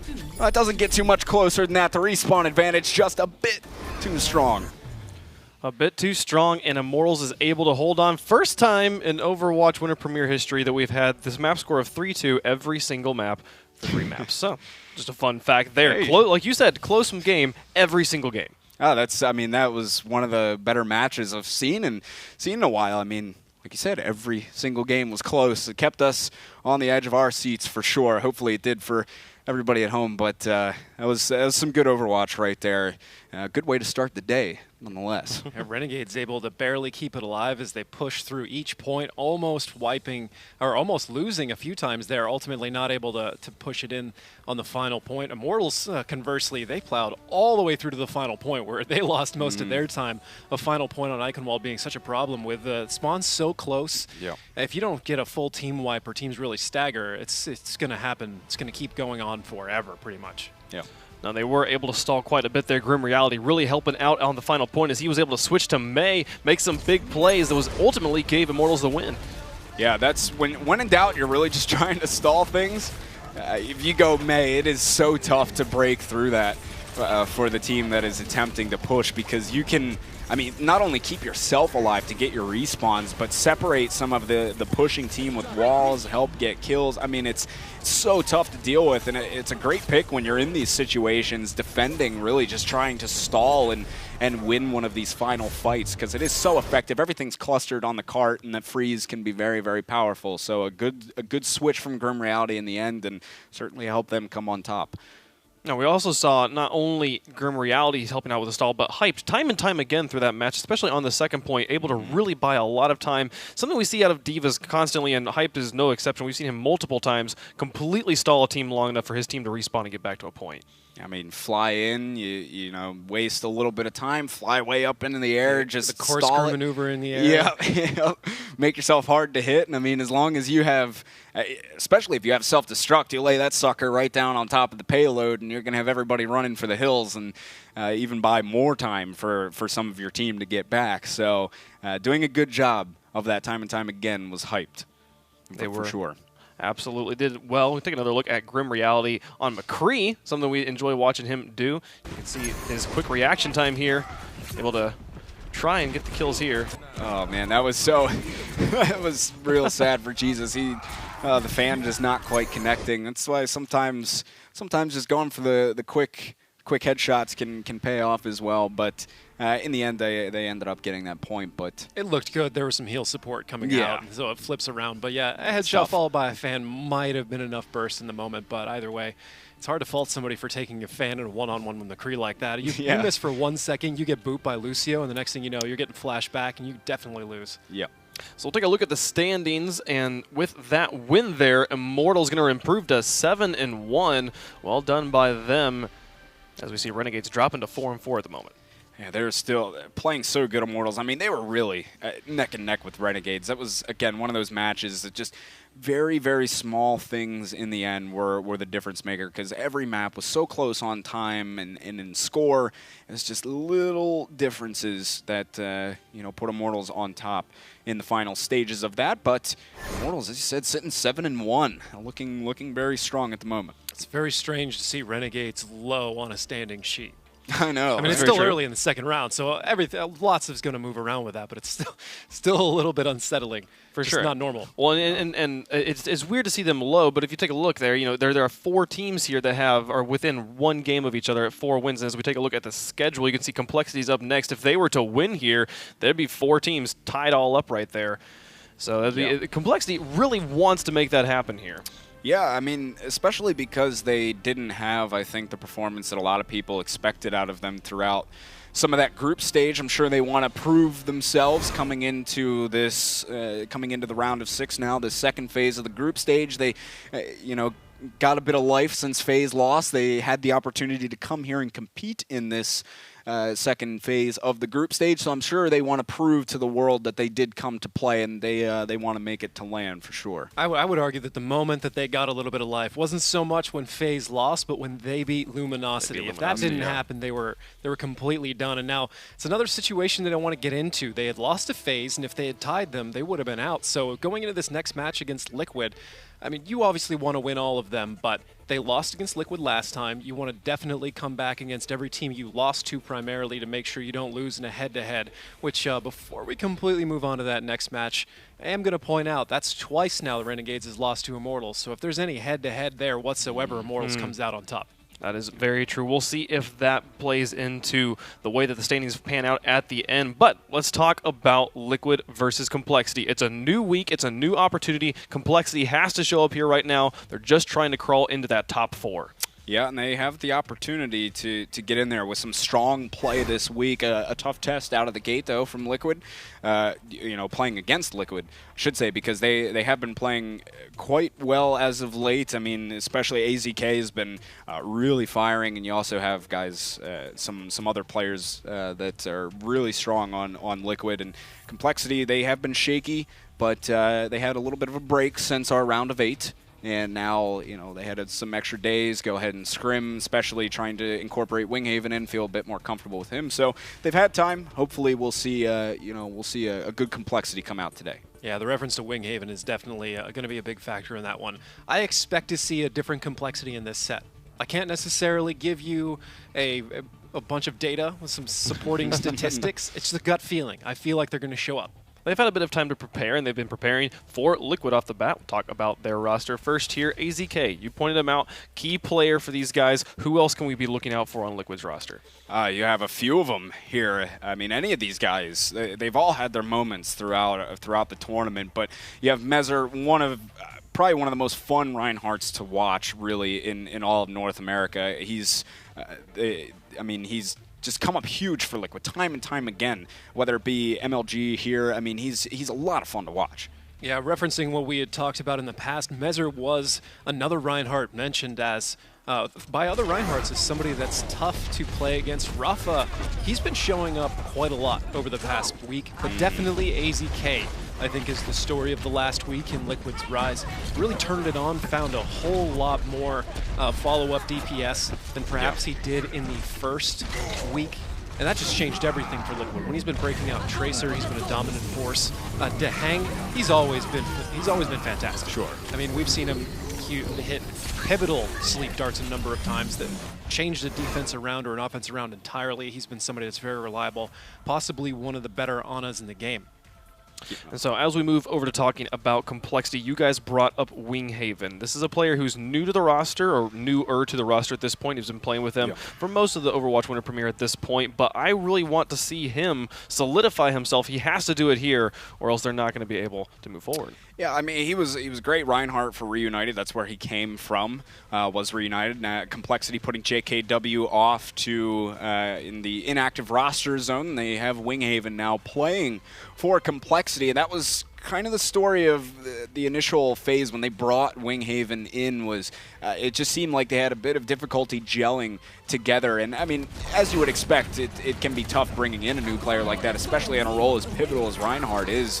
But throughout the course of the round of 8, they started to kind of bring it together, get a bit more coordination with him, and it's just been getting better and better for Complexity. Having that extra time after the round of 8, I'm sure is going to pay dividends for them.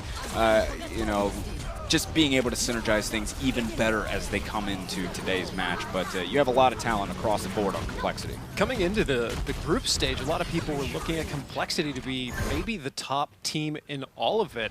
And I think if they're composed, they're definitely a top 4, but we've definitely seen a lot of stellar play come out of some other teams. So I'm a little bit hesitant to say anything higher than top 4, but Complexity is certainly a team that can hang with anybody else in the group stage as long as they play composed and they dictate the pace of the battle. It's something that we praise them a lot for in the qualifiers, using the Mei strats, which I've talked about to death because I just love watching Nicholas play Mei.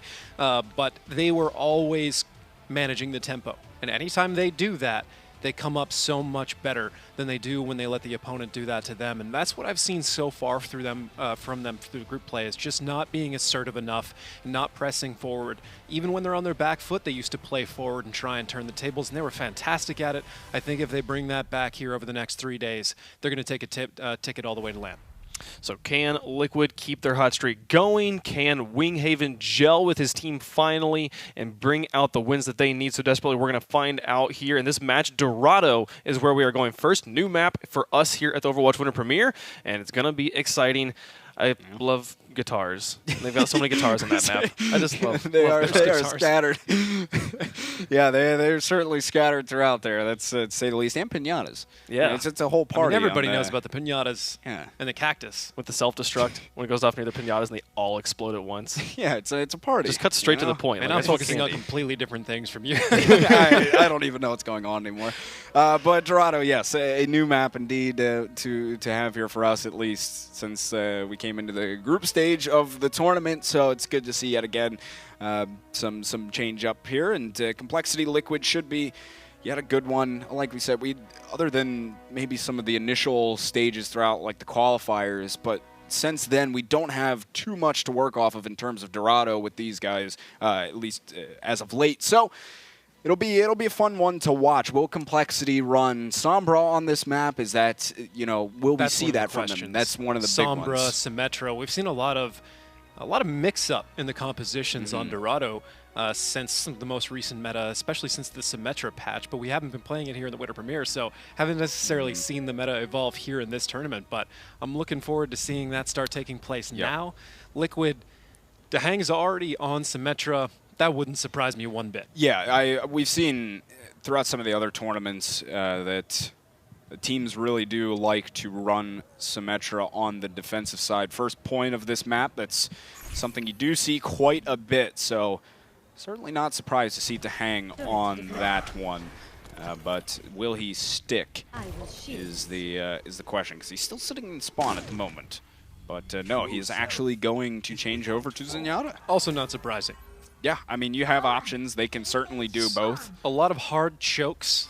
The mobility of Lucio, the speed boost that he brings, they're certainly valuable, but compared to the pure nuke damage and the value of Discord on a heavy choke map like this, or like we've seen on the first point of Hanamura, if that were in the pool, a number of these other maps.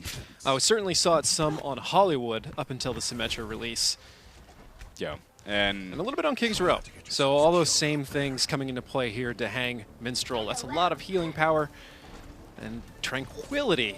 Now that's certainly going to be an interesting counter to EMP in the event that EMP lands on the majority of the team, but not Dahang. Dahang can pretty much nullify all of that effect by just throwing out Tranquility. And that's going to be one of the big things for Liquid, is just making sure that, I mean, well, more so for Dahang, but really all of them, is just to make sure that they can position themselves in a way that can kind of counter against some of that. Actually, they won't even be running the Sombra here. They're making a switch over Torque onto Genji. Yep, well, so that's actually, I have mixed feelings about that. That makes Tranquility even better as a counter, where previously EMP would take down the Reinhardt shield and you could follow it up with a bomb and you might still catch some people even through Tranquility. But as it is, we'll see exactly who gets to their ultimates first, because if it's Dahang, that Torque Dragon Blade is going to go nowhere. Yeah, and it's going to be crucial for Dahang to get that Transcendence up as soon as he can. Interesting path from Complexity, coming up the stairs, taking the side, and then pushing to cart. See kind of a similar tactic on Gibraltar. Now, Torque is starting to press forward a little bit here, and Complexity's gotten a lot of ground so far. Liquid's going to want to take a fight shortly. Getting hooked in was Winghaven, but he stays alive for now. Hardblue getting a hook onto Rafa, dealing some damage, and the charge comes in from Winghaven. He's very hurt. Mezzer able to finish him off. Torque comes in, hunts down Dahang in the back, and now 2 kills come through for Complexity. They have a 2-player advantage now in this fight. Torque really struggling to take down ID right there. Finally gets him. And Complexity not having too much trouble there. Who's struggling to take down who there? Yeah, really, I think that's actually, more both Torque of them. just keeping ID occupied. Oh man, I certainly feel Torque in that situation. That is rough. Up against a wall too, where Torque can grab a little bit of climb. You just never know where he's going to be. Yeah. Right now, Complexity is going to be working with 4 ultimates as they round into the Streets phase of Dorado, breezing through the first stage without any real problems. Team Liquid, though, they might have 6.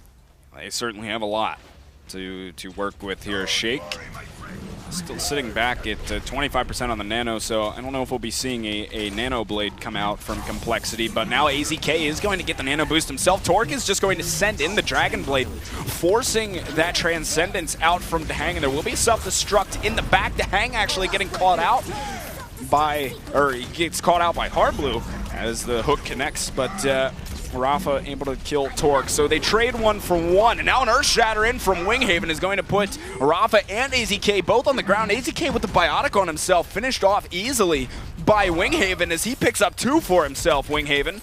And it's just Rafa in. Shake will take care of him, and Complexity is still just breezing through at the moment.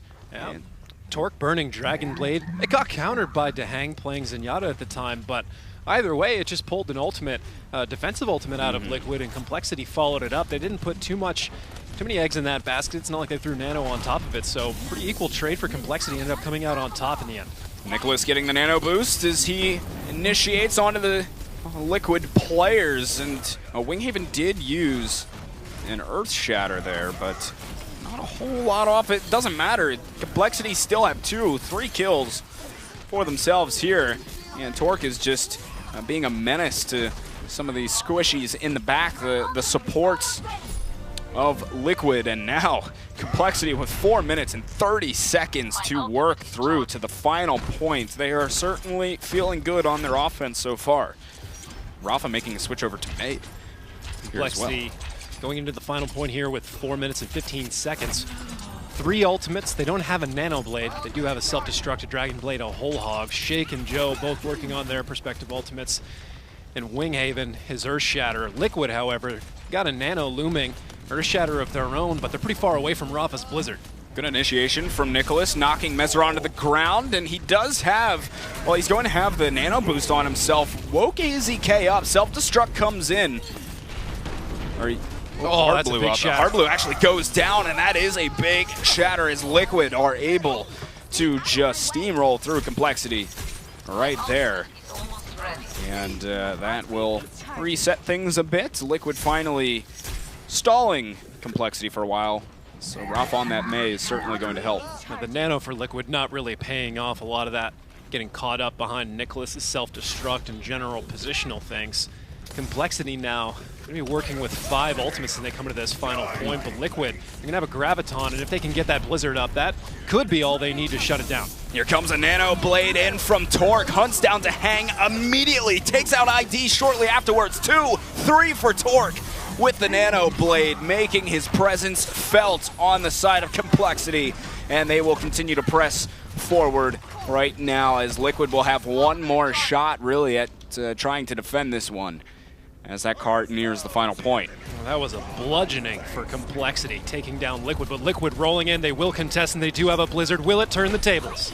And there's not a whole lot of group up from Complexity on the payload area where the Blizzard went down. They trade 1 for 1. Dahang and Winghaven are both taken out, but the Blizzard at least stalling Complexity for a little while. And Liquid now with 2 kills for themselves. There was a sound barrier used by Liquid. AZK made his switch over to Tracer, which we know he can do deadly things on. But Liquid are going to hang on, and Rafa staying on, he will be on May. It's a testament to both Joe and Shake's skill. The Complexity even stayed alive at all during the middle of that Blizzard. Looked like Joe popped out his Amp It Up, and Shake just had the high ground, and he was drilling everybody with darts, keeping him up.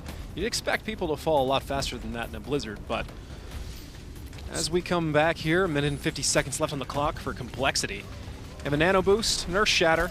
They're working to combine those. They are down a little bit of a low ground advantage, but Team Liquid, they're going to fall down right on top of it. They came through on the kind of the under area. Earth Shatter from Complexity not going to connect, but there will be at least a bit of connection on the side of Mezer's Earth Shatter. Survived. It somehow survived, and Complexity have managed to find themselves a couple of kills here, but Liquid are still in it for now. Mezzer is going to be caught in there. Graviton used by ID only gets Joemeister. They do, I mean, ID converts on the kill, but and Shake went down as well. So no supports up for Complexity at the moment. That should really keep Liquid alive in this one. Probably wanted to hold on to that last Blizzard. A minute left. That could have been huge. Sure, if they needed it with those 2 kills on the supports. It looked like only one. It was really the big grab they were coming up there with. Complexity. They have 4 ultimates to push in with 50 seconds left on the clock. It's a nano blade, it's a sound barrier. You put all 3 of those together, and that's certainly a force to be reckoned with. Throw a self-destruct on top, and there's just too much for Liquid to handle, especially without a Blizzard. Rafa can maybe wall off part of it. Ooh, Arblu getting very close to a side hook. Complexity, they need to take this fight soon. Going in with the nano boost was Mezzer. They've traded 1 for 1, taking Winghaven out of the fight, who was very close to an Earth Shatter himself, so that's a pretty big kill.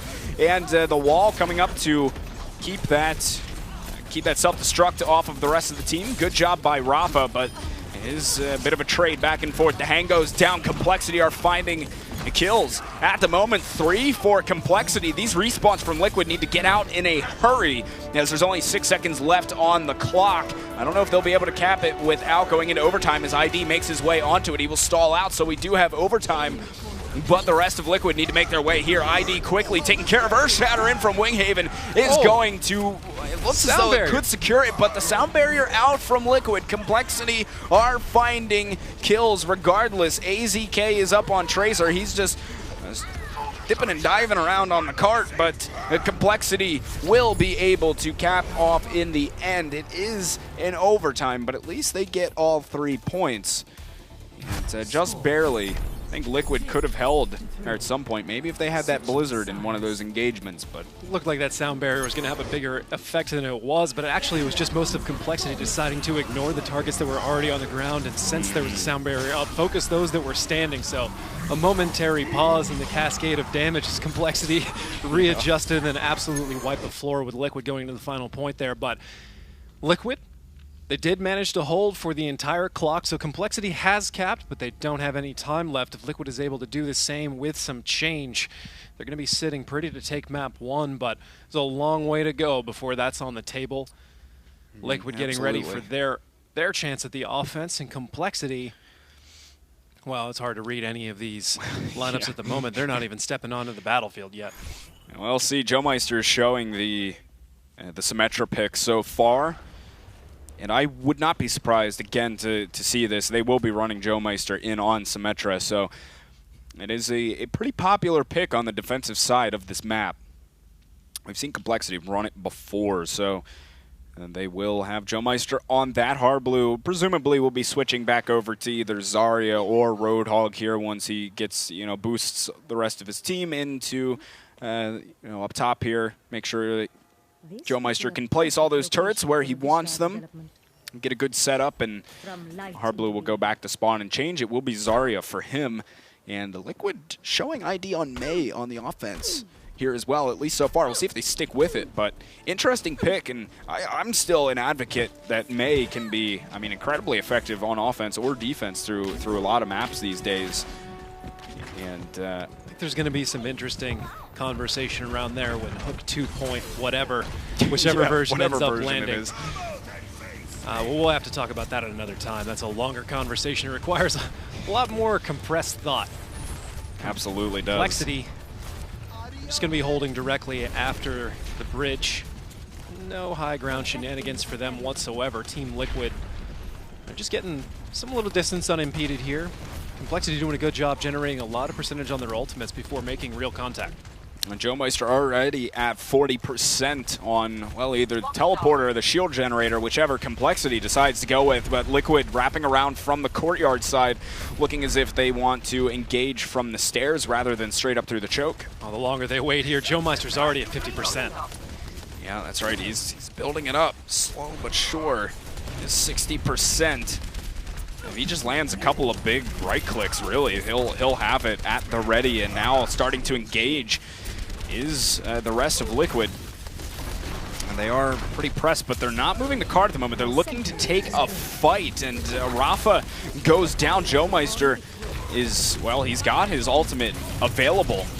And Mezer, who's quite hurt, is just trying to back off here. ID is going to get melted by the rest of Complexity. So Complexity holds on. Liquid back to the drawing board. Joe Meister has it, and he set it down. It will be a teleporter for Complexity. Already a comparison for Complexity.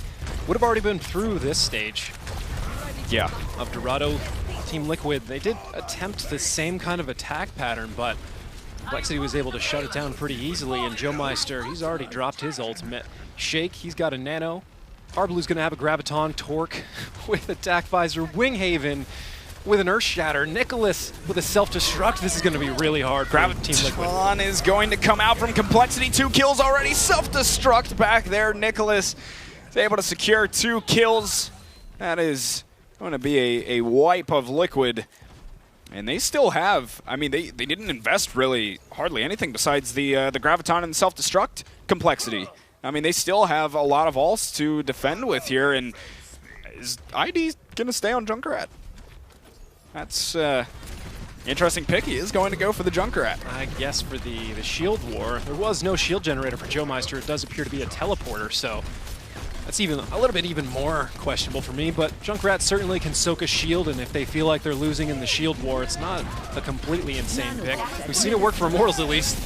Sound barrier in from Liquid as they're trying to make something happen on their offense. Minstrel just melted. I mean, all the Complexity. They used the Earth Shatter, they used Attack Visor and a Nano Boost, but they still make the hold happen regardless. And ID might even be a late stagger on the side of Liquid. He was very hurt, does get healed up. And they only have 50 seconds to work with now, Liquid. They gotta get themselves moving. Complexity looking very good so far in their defense of Dorado. Torque, if you could pause when you're looking back a little bit longer so we can see exactly where that teleporter is, that would be great. Yeah, please. Team Liquid, they're taking it to the cart already again. Mezer's got an Earth Shatter. It's going to be on Mezer to open this all up. Let's be honest. Yeah, he's got to hit it. ID looking as if he could go down. Does kill Joe Meister, but keep in mind that teleporter is still up for Complexity. Earth Shatter comes through from Mezer. Connects a little bit, sends Nicholas into the wall, but he has a nano boost. And he will be able to actually kill Mezer with the Nano Boost. Winghaven ended up getting cleaned up by Minstrel, and there will be a self-destruct over top of the point from Nicholas, which kills ID, and Complexity are holding on here. Graviton out from Rafa, but the follow-up just not really there so far. Minstrel gets a couple kills for himself, but goes down, and we are into overtime. If nobody can touch the cart, and I don't think anybody will be able to, Mezer gets himself there in the nick of time, but besides him, I don't think there will be anybody else around. Complexity just showing how it's done. First point defense right there on Dorado as they take map number 1 in our best of 3. They took that one in they took that in commanding fashion. 3-0 on obliteration there. Complexity looking in much, much better form this week, at least off of this first map. Yeah, they're looking great on Dorado. I mean, it's a map we've seen in other events. They've had some success there, and right there really showing that they came to play this week. Whatever struggles they had in the past, they're definitely looking in a much better form now, though granted, I think Liquid also had some kind of iffy moments on those offensive attempts and their pushes, but regardless, Complexity did a great job of defending. Well, you could put it this way. Complexity caused such a problem for Liquid, they ended up trying to break out Junkrat just to get through the shield. I would say that's successful. Yeah.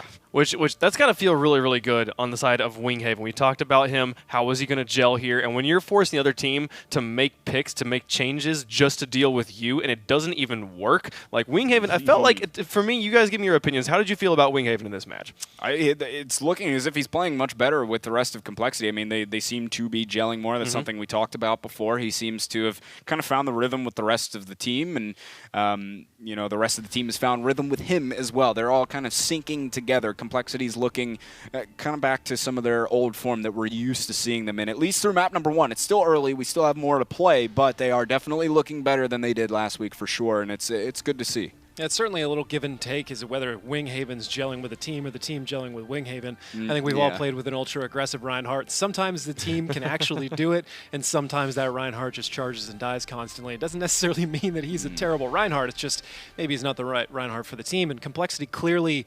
working that out. having a lot more effect on it, keeping D.Va there to help him keep his shield up, which was part of what he was getting pounded on so much in the past games. It certainly worked out for Complexity. It certainly has, as Winghaven able to find a groove there. Another thing that we've gotten to see a lot of here at the Overwatch Winter Premiere is fantastic D.Va ults. We saw that continue here with Complexity as they got another thriller there on top of Luminosity. D.Va ults have been, they've been quite big today. They're a pretty big factor in some of these matches. Of course, it wasn't the first one, and yet again, they still making it happen right there, Nicholas, this time. So it's good to see. So, Complexity, able to get the win there over Liquid. A big part of that was also Genji, Torque. The way that he played at the beginning, we expected to see him on Sombra, went with the Genji instead. Just the threat of having him on the field was enough to get, Zenyatta ults out of the other team as well. So, like, fantastic plays there from Torque. Yeah, it's, we don't see him often go to Genji picks. It's not something that Complexity breaks out a lot. Worked for him there. On the offense, though, I'm surprised to not see them use Sombra. I think not as good as maybe some of the other maps that they have in their arsenal to run their Sombra on. Either way, it worked for them on Genji. So, there's not too much to say about it. Torque can still play the hero well. Genji's certainly good on Dorado, so why not? And it opened up everything for them as well. I'm still eager to see a Sombra get run into a setup Symmetra and just see EMP wipe so much of that effect away. But perhaps not today.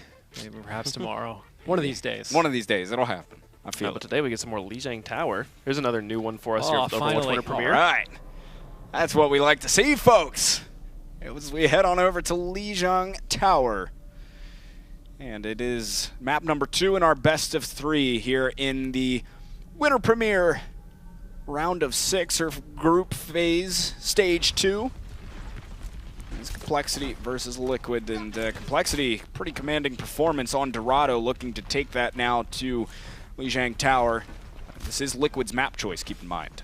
I was just going to say, we just came out of a full hold by Complexity on Liquid, in case you're just tuning in, so that means it's Liquid's choice. In case you're not familiar, the first map throughout group stage is randomly selected. The teams are made aware of it far in advance, so at least they can plan around it a little bit.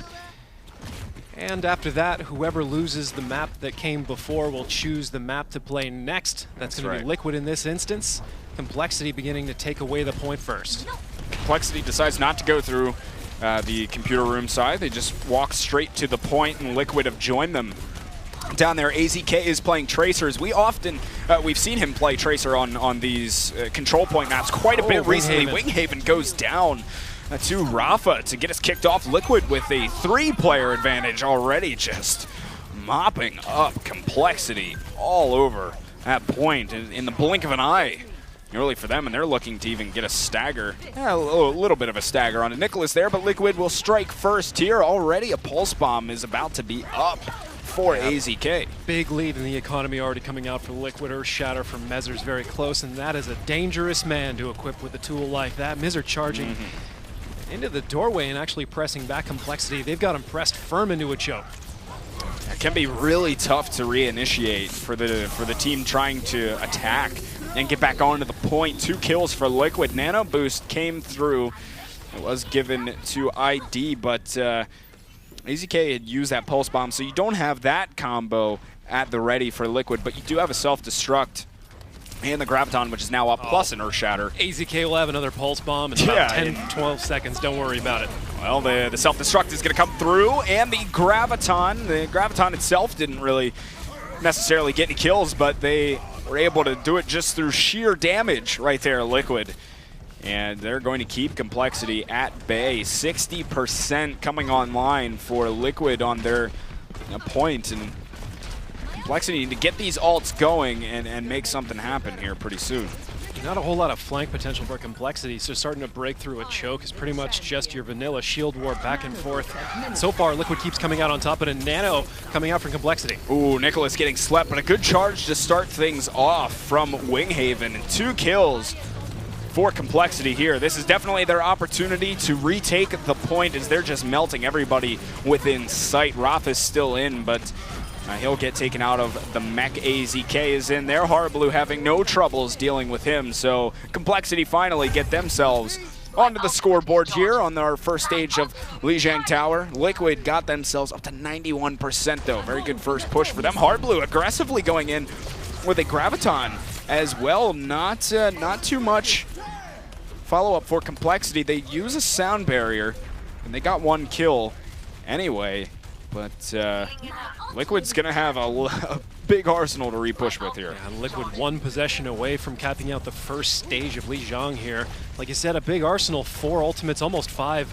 ID's going to get his very quickly here, and all Complexity has to really defend against this is going to be an Earth Shatter if they can find the right angle, but also self-destruct from Nicholas.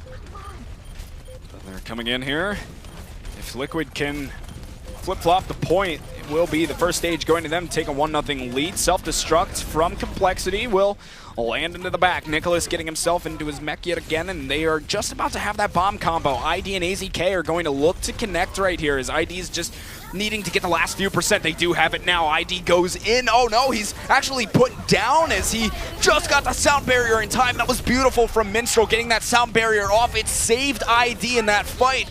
And now they're going to be able to come through. 2 kills for Liquid at the moment. And Nicholas falls there as well. So Liquid definitely looking to finish this one off. They have the number advantage, and this should be just about said and done once they can clean up on the remaining Complexity players. It's just Winghaven who's left on the point there, and that should seal the deal on our stage number 1 here on Lijiang Tower. As the Complexity would take the 1-0 lead, but still, again, got to reiterate, that was a really good sound barrier that came out from Minstrel. Saved ID when he got put down and he had that nano boost. He was quickly getting melted. And he was able to stay alive with the help of that sound barrier, so it is Liquid striking first here. Looking to get themselves back into the game. That's a good start, taking stage 1 here. Definitely taking the momentum away from Complexity for the Bear share of that match. 2 possessions total to close it out.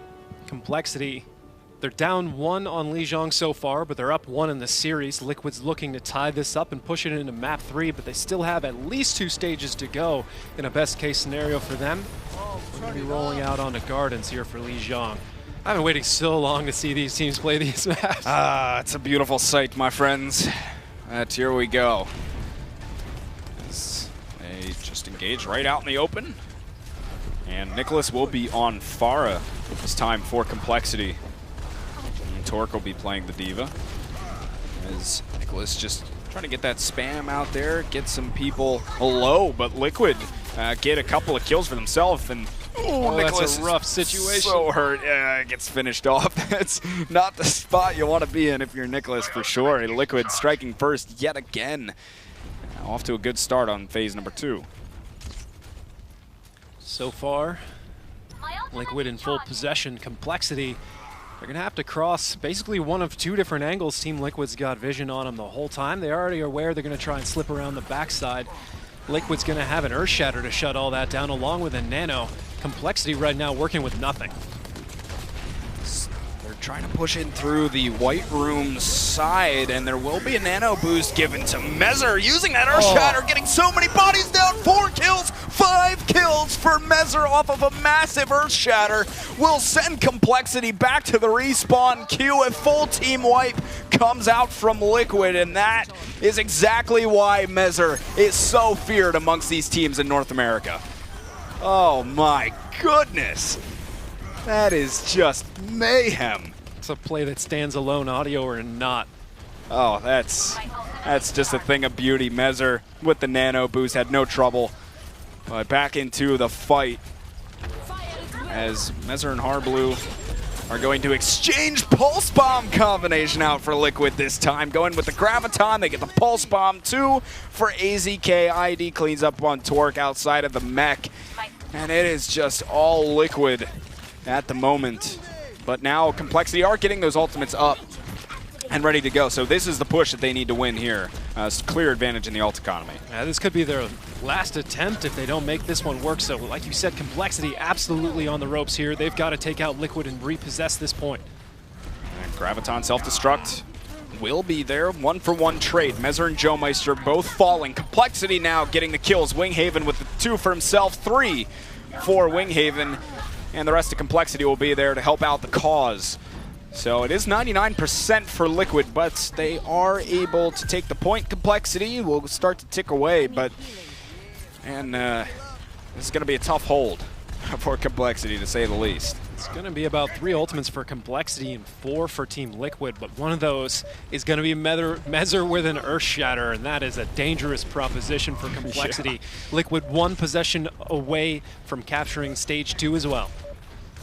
Mezzer is just about up on it. Torque comes through to try and displace some of these guys, maybe get one booped off, but Liquid are going to go in with the sound barrier. AZK lands the pulse bomb on a Joe Meister, trying to take down Shake as well if he can. Getting quite low. Shake even got the sleep onto him, but it doesn't matter. Rafa gets 3 as he gets nano boosted and goes through just, it's just cleanup time for him and the rest of Liquid. They will get the point back. And there is a sound barrier from Joe Meister on himself, really just to try and get back onto the point, but couldn't get there in time. Liquid stopped him, and they are now taking a 2-0 lead here on Lijiang Tower, looking to send it to a 3rd map.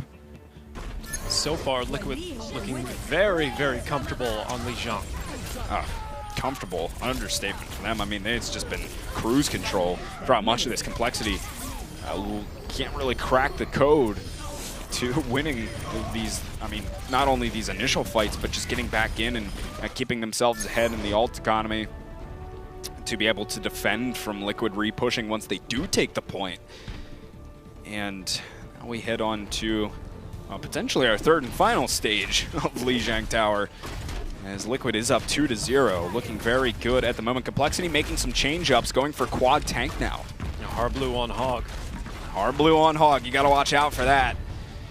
The guy can be pretty nasty on that, but Complexity opting to go right immediately to the point, and Mezzer is taken care of quite quickly by the rest of Complexity as he tries to charge in. And 1-for-1 trade as Torque falls to AZK, so far Winghaven is going to get Rafa, so Complexity does have a numbers advantage on the point at the moment, and that should be an easily secured point for them as they clean up on the remaining Liquid players around. And they, this time, will strike first here. It's the first time we've seen it from Complexity on this map. Let's see if Complexity can pour it on to Liquid like Liquid's been doing to them so far when they take the first point.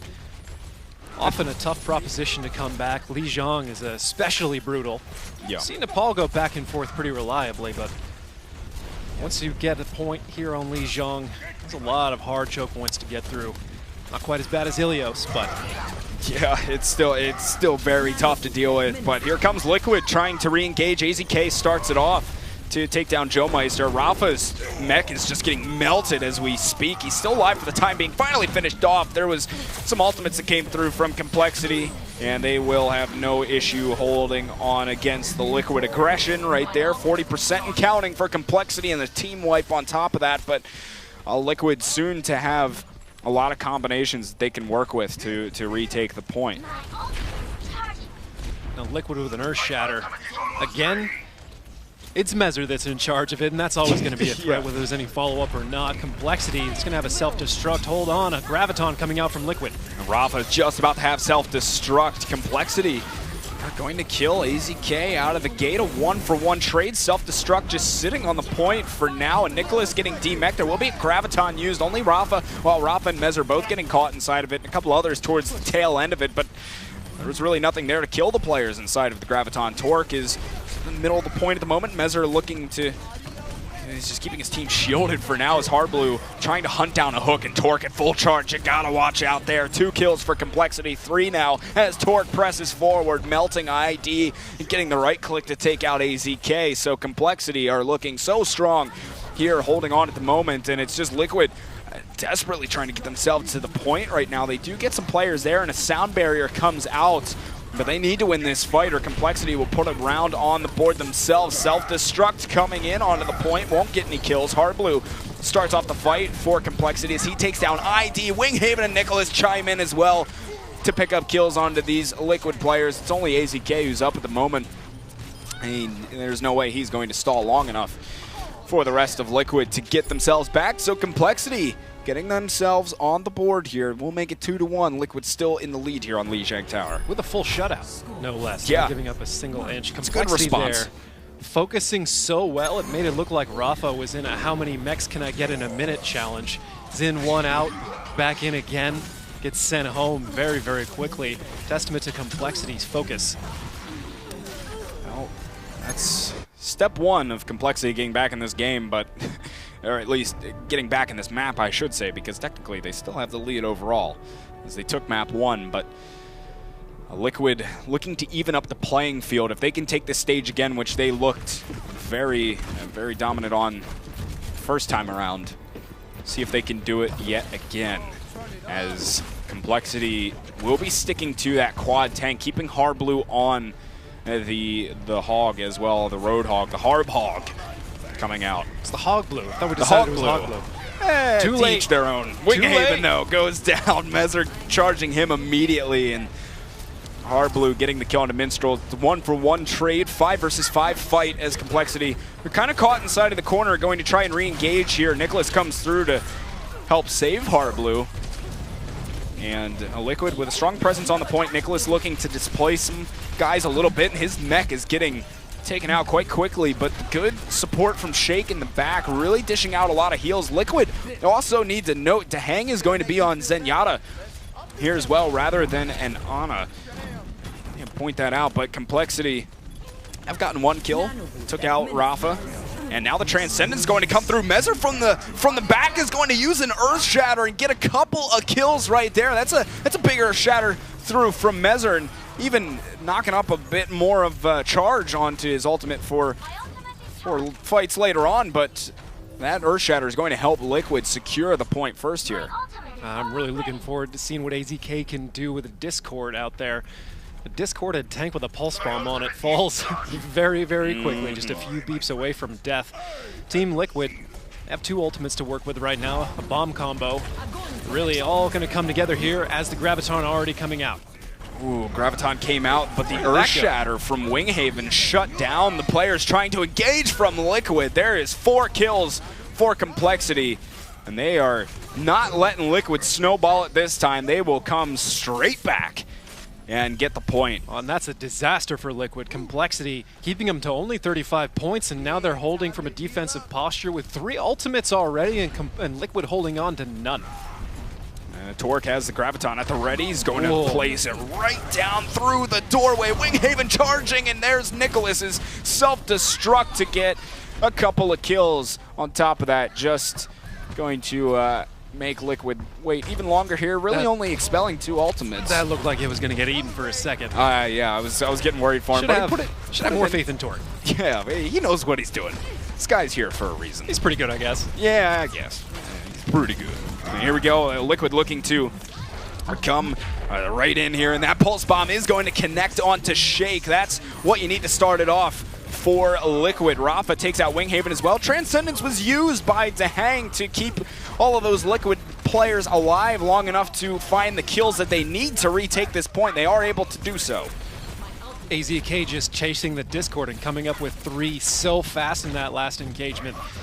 That's exactly why Team Liquid is willing to sacrifice the heal potential of Ana in exchange for Zenyatta. So far, it's working out quite well. Mezzer taking it early to Complexity as they come through the gate. Harblu's already slipped by, though. Sound Barrier coming out from Liquid. And they're Complexity really able to just wait out that Sound Barrier for the most part. Harblu goes down, Sacrifice Harblu. Yeah, and that's fine for them. They use up a little bit of time, but they get them to use Sound Barrier, and now Complexity is almost up with their own to engage with. 1 player for a support ult when you have 2 very strong ones when you're standing outside of spawn. Sounds good. And now there will be, there's going to be the bomb combo. Winghaven with a pretty big Earth Shatter himself is going to put AZK, Mezzer both on the ground. Complexity using the Sound Barrier when the Graviton came out as well to keep all those players alive, make sure they had enough health. The bomb combo did nothing, and that will be Complexity striking right back to retake this point as Liquid gets themselves up to 89% on the board. Liquid at match point here. It's been bouncing back and forth. If Liquid can close out the stage like they did the first time, they're going to take the series and take the series of the control point and keep it alive. Here comes Graviton, the Transcendence used by Dahang. A good Transcendence. There will be a self-destruct placed in. Liquid backing up just a bit, making sure that no one dies from that. But now they're going to come back in on the re-engage here. Just 1 more possession's all they need. 1 good fight And they will take it, but Winghaven at the ready with an Earth Shatter, and he's had some good ones today. Well, they're going to have to be looking out for it. Self-destruct in from Rafa. Will get Shake, but he was able to get his Nano boost off in time. Winghaven will go in with an Earth Shatter, and it'll help them secure a couple kills, but AZK with 2 for himself is going to at least keep Liquid around in the fight. The time is still ticking up for Complexity, though. Rafa just, I mean, trying to keep a presence on the point and long enough for Liquid to get bodies back onto it. Now the reinforcements are coming through, so Complexity may have to concede a little bit, but they are just standing on the point, and Liquid weren't really contesting some of those players that were there. Now Self-Destructor is going to come in. Sound barriers were used on both sides. It is going to be an even 6 versus 6 fight.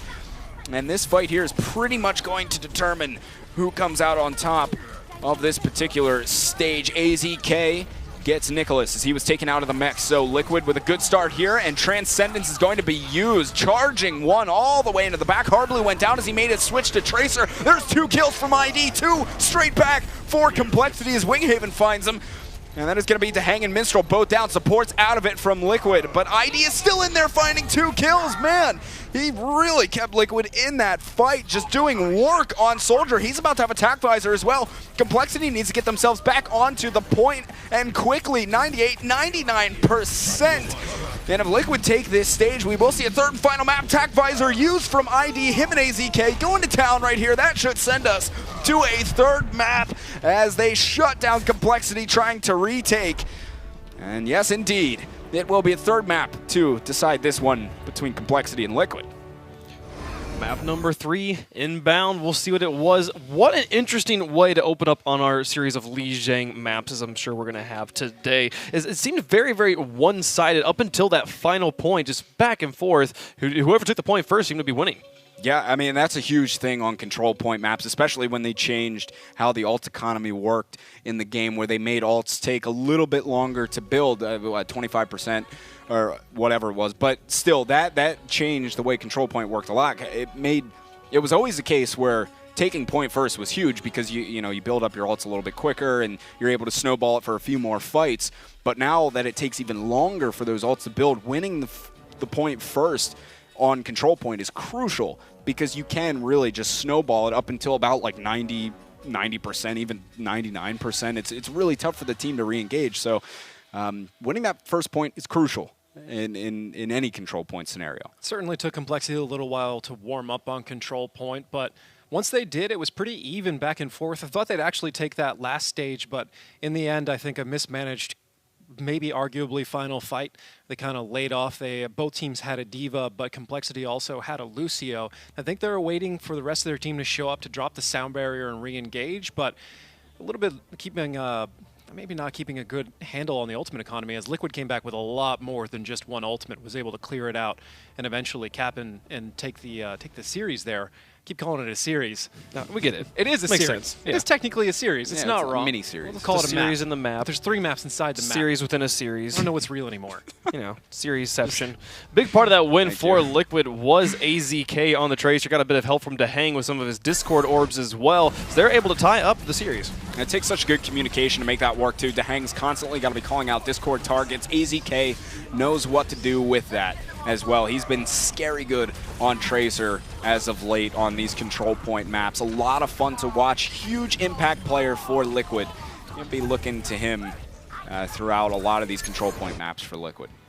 Certainly will. And another big thing that we saw out of these teams was Mezzer and Winghaven. Both had their fair share of big ults. Mezzer with the huge one we saw at the beginning, but then also the flank we saw him wrapping around that final point to get behind everybody. Huge plays from Mezzer. Yeah, that's, good awareness of where the other team is at. Are they aware of him coming in? And then, he just comes around on the flank and right behind, and it's a big Earth Shatter to hit, help them retake the point in that scenario or hold on to it. But Winghaven, too, it was good to see him really getting a lot of value out of his ultimates. We saw, I think, sometimes last week, he struggled at times to really get some, big ults off, and he was really making a lot of impact with his Earth Shatters today, and I think Complexity is really going to have to be looking to that in this 3rd and final map as one of their keys going into it. I think Winghaven is playing Reinhardt from Spain And I imagine the latency for Reinhardt trying to get out an Earth Shatter at a perfect moment. It's tough. Messes with things just a little bit. Well, maybe he'll have a better ping going to Germany here. Well, yeah, let's see. I see what you did there. That was well done. Well done. Well, here we go. I mean, it was. It's just hard to encourage it. Can encourage these sorts of words. Well, it is Germany this time around, and we are on to Eichenwald, as it will be Complexity on the offensive side to kick us off, and Liquid will be defending. This is Complexity's choice, and for them, if they want to run Sombra, this can be a good map for it indeed. I mean, you have that big health pack right there by the choke, and you can quickly, very, very quickly, just sit there in the choke, take damage. Complexity, just go take that health pack, boom, you have EMP in a very short amount of time for Complexity if they want to run it. We'll see if they do. And that might almost be, Liquid's probably expecting that at this point, and they're just going to have quad tank in their defense. They haven't run it so far, so That's also true. Perhaps they've retired it. That would be sad. After the last map, I was going to preemptively say, definitely saying it too early. Have teams finally gotten over the Bastion keg? I guess. Not. Well, they didn't quite go so hard on it this time. Yeah, but that's one of my favorites, sitting in the offensive spawn room. I mean, here we go. It is going to be the Sombra out from Complexity. So, I mean, we expected to see this to an extent. Eichenwald, a very, very good map to run Sombra on.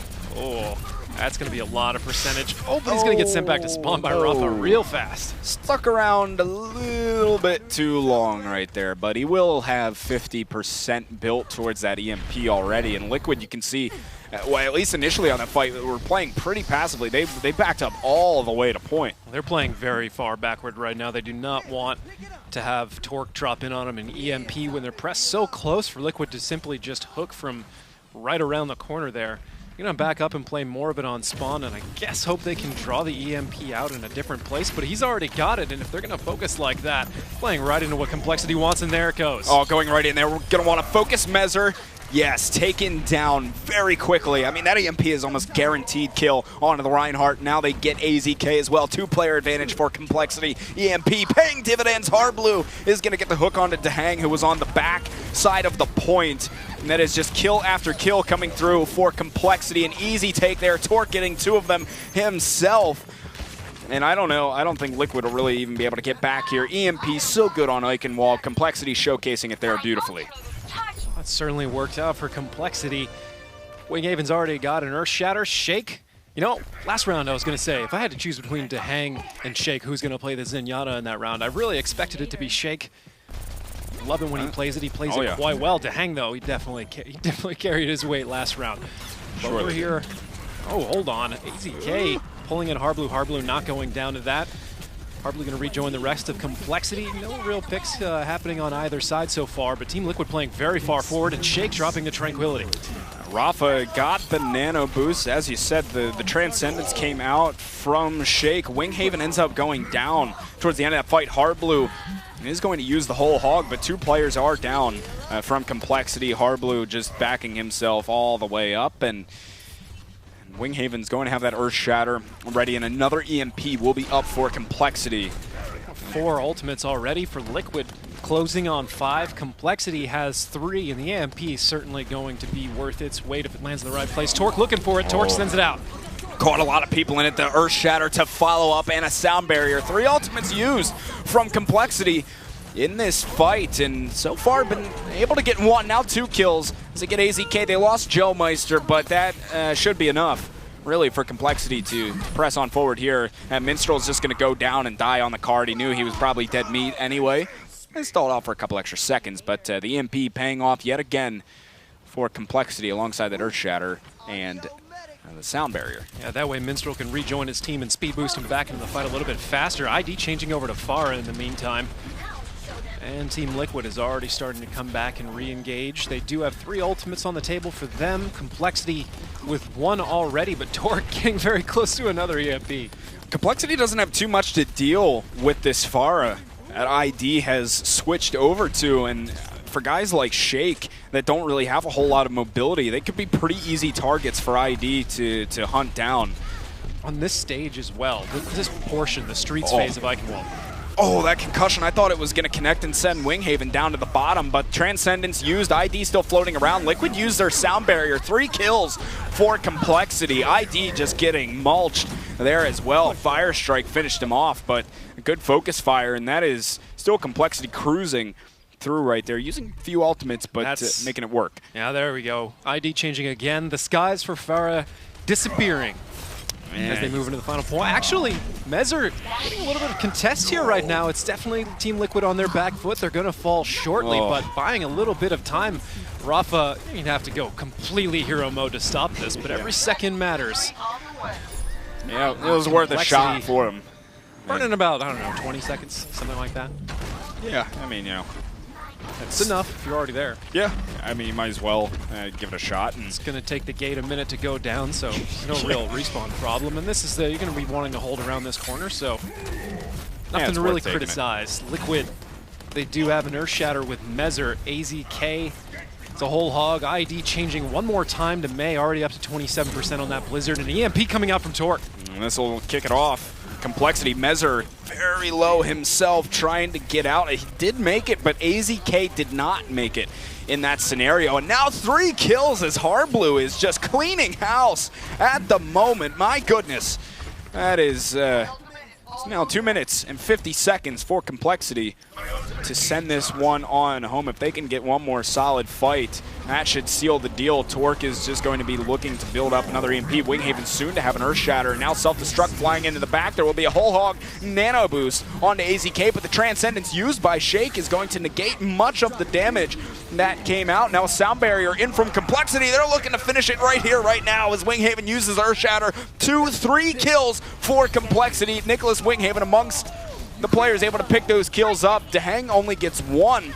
And ID goes down. That main stall method for Liquid is shut down, and there's just a couple players remaining. They're finished off. Complexity able to make good time here on Eichenwald. 2 minutes and 15 seconds left in their time bank. Throughout the streets phase, all the way into the final point, ID, every single time he gets engaged, he was falling very quickly as Complexity is finding him and shutting him down, trying to keep May completely suppressed, even though for Shake, I mean, Tranquility is a great answer to Blizzard. Yeah, I mean, he can keep everybody alive, really. And, the Zenyatta really working for Complexity throughout much of that. And the way that it pairs with Torque, throwing Discord to make him his DPS more manageable, and Harmony to guarantee he can stay alive through the gradual healing. Complexity, just from one end to the other, EMPing their way to 3 points on Eichenwald with 2 minutes and 15 seconds left. They're now going to be on defense. And Joe Meister perhaps breaking out Symmetra. No May. No May for Complexity. No May for Complexity, but they do have... Looks like they do want to run that Symmetra again on the defense. Worked great for them on Dorado, having Joe Meister on the Symmetra, so it looks like they want to go for it yet again here. And Liquid, they might be going for, this is a dive comp we've seen from them before. If this is what they want to stick with, I think when we saw it at MLG, AZK may have been on Genji rather than the Tracer, and I think they had Mezzer on Winston. But this is something we've seen Liquid do even in this form as well, you know, like exactly what they have right here. So I don't know if they're actually going to stick with it, but we've seen it work for them before. I don't think they'll stick on it for long, just something to use as a first point take. Well, Pharah Mercy combo is certainly a threat. Here on the first point of Eichenwald, you can definitely find the angles and the right opportunities to make that pay out. Seen it more than once. Mezzer changing over to Winston as Liquid begins their first assault. This can be a really deadly combo from Liquid. ID. Okay. between Shake, yeah. Just send them packing. Oh, see you later. Well, that'll shut that down pretty quick. Yeah, they'll probably go and try that again. There's maybe. 3.5 minutes to do it again. Yeah. No. no need to throw in the towel on that strategy quite yet. They can certainly make that one work. I mean, you have a lot of options here for Liquid. They'll have Mezzer go in and engage, but there's no bubble to give him, so he is just melted within seconds of jumping in there. They managed to get one kill. ID takes down Torque, one of his main threats, and Joe Meister gets ID up in the air, going for those right-click air shots. Anti-air beam sniper. Joe Meister. Yeah, he made it work. Symmetra's right there with May for me, where every single kill just brings a smile to my face. Yeah, it doesn't hurt me quite as bad to see Symmetra get kills. But you'll get there. One day, maybe. Well, here comes Mezzer. He actually jumps right onto Torque up top there. He's able to take him down. Mezzer falls afterwards, but it will be a 5v5 fight. Joe Meister getting that teleporter up, and here comes the rocket barrage from ID. Gets Winghaven, and Torque is right back into the fight as he uses his tack visor. Not a whole lot of guys home, and Liquid have gotten the kills. They get a few more on top of that. Did they find that teleporter is the question. I don't think they have gotten it quite yet. No, Rafa's desperately trying to get in there and take care of that teleporter. Respawns from Complexity are just flooding onto the point, finally taking out the teleporter, and there will be a self-destruct on top of the point, and Liquid are going to be looking good to finish this one here. Nicholas just on the point, delaying for a little bit longer, but Liquid finally cap it off. Their dive comp, they're working out in the end. They do have res at the ready, but good job to finally be able to take that point. Well, that tack visor just not working out for Complexity. That could have been the defense right there, but Dang doing a good job dragging Torque around, communicating with ID, who picked him up with a rocket. The two targets that exactly that tack visor should have taken down, turning that situation around against him. Now Liquid rolling into the Streets phase with 3 ultimates already online. Complexity has 3 of their own, and Harblue's working on a graviton of his own. Mezzer and ID both getting on top. They're just keeping pressure onto those players on the high ground. Self-destruct coming through. ID falls to it. And you do have that res at the ready for Dahang. They've lost a couple of players now. Liquid, will they use the res? Yes, they will indeed. Dahang uses it, manages to keep himself alive here as well, but they lost a couple of players after the res, or at least they lost AZK. And they're still trying to make this fight happen, but Liquid is just so spread at the moment. They're not really together, and they're just continuing to kind of trickle these deaths in, and Complexity doing a good job of dealing with those threats of Liquid, and they'll be able to hang on for now at least. Liquid,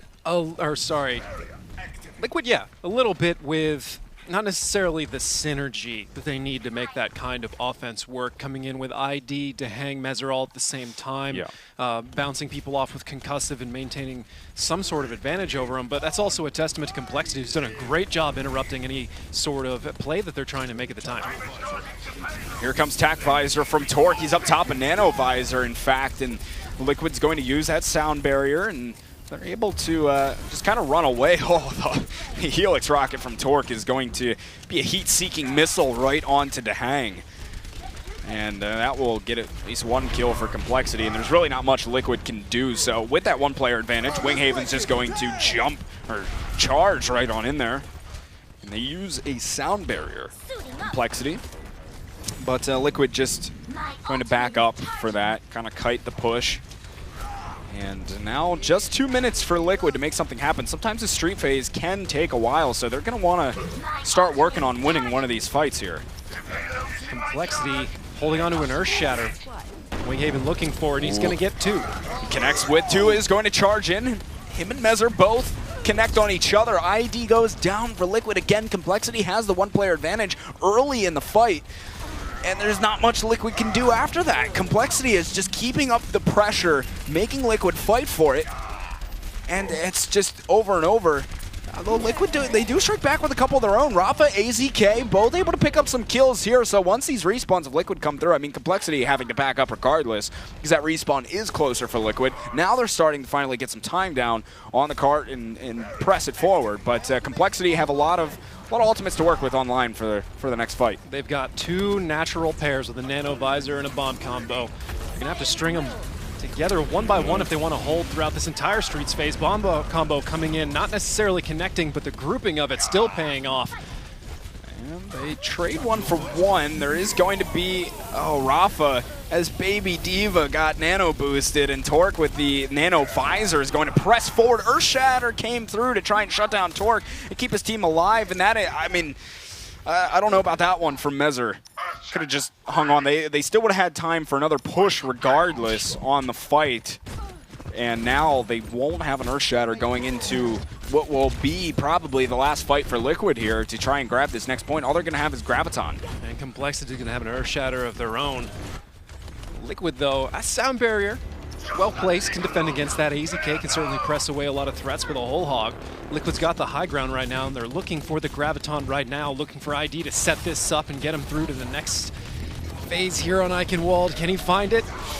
ID's looking for the combination, where a good spot to drop the Graviton. Only gets really Nicholas inside of it. A Biotic lands on top onto Winghaven, but Complexity are finding kills here. This could be the final blow to Liquid, and Complexity are certainly looking good to come out on top of this. Minstrel, Rafa, the only ones left on the card. Self-destruct just as an insurance policy on the fight. Complexity are going to hang on there with a good defense of Eichenwald and take this series 2-1, beating Team Liquid. They will finish that one off. That is Complexity with the win, the 3-game win, a nice thrilling series, and it's an interesting to note, Kings Row not in the map pool. That was always the map that Complexity liked to go to when they faced a loss. So we see them picking Eichenwald here in this situation. Clearly they've been preparing. They were quite dominant. Their Sombra strategy can work so well on Eichenwald. As I was saying before, I mean, you can build that EMP up really quickly on the offensive side, and their defense was strong too. They dealt with the dive comp, or a variation of a dive comp that they were running, or that Liquid was running at least. You know, other than the first point, they were able to hang on quite well, and as you can see there, that Sombra paying off a lot for Complexity, and Torque doing a good job of getting hacks even after using that EMP to continue to keep players out of the fight, really, other than just being able to press M1. So good stuff from Complexity there. Starting to find their rhythm again here and take a good first solid win over Liquid.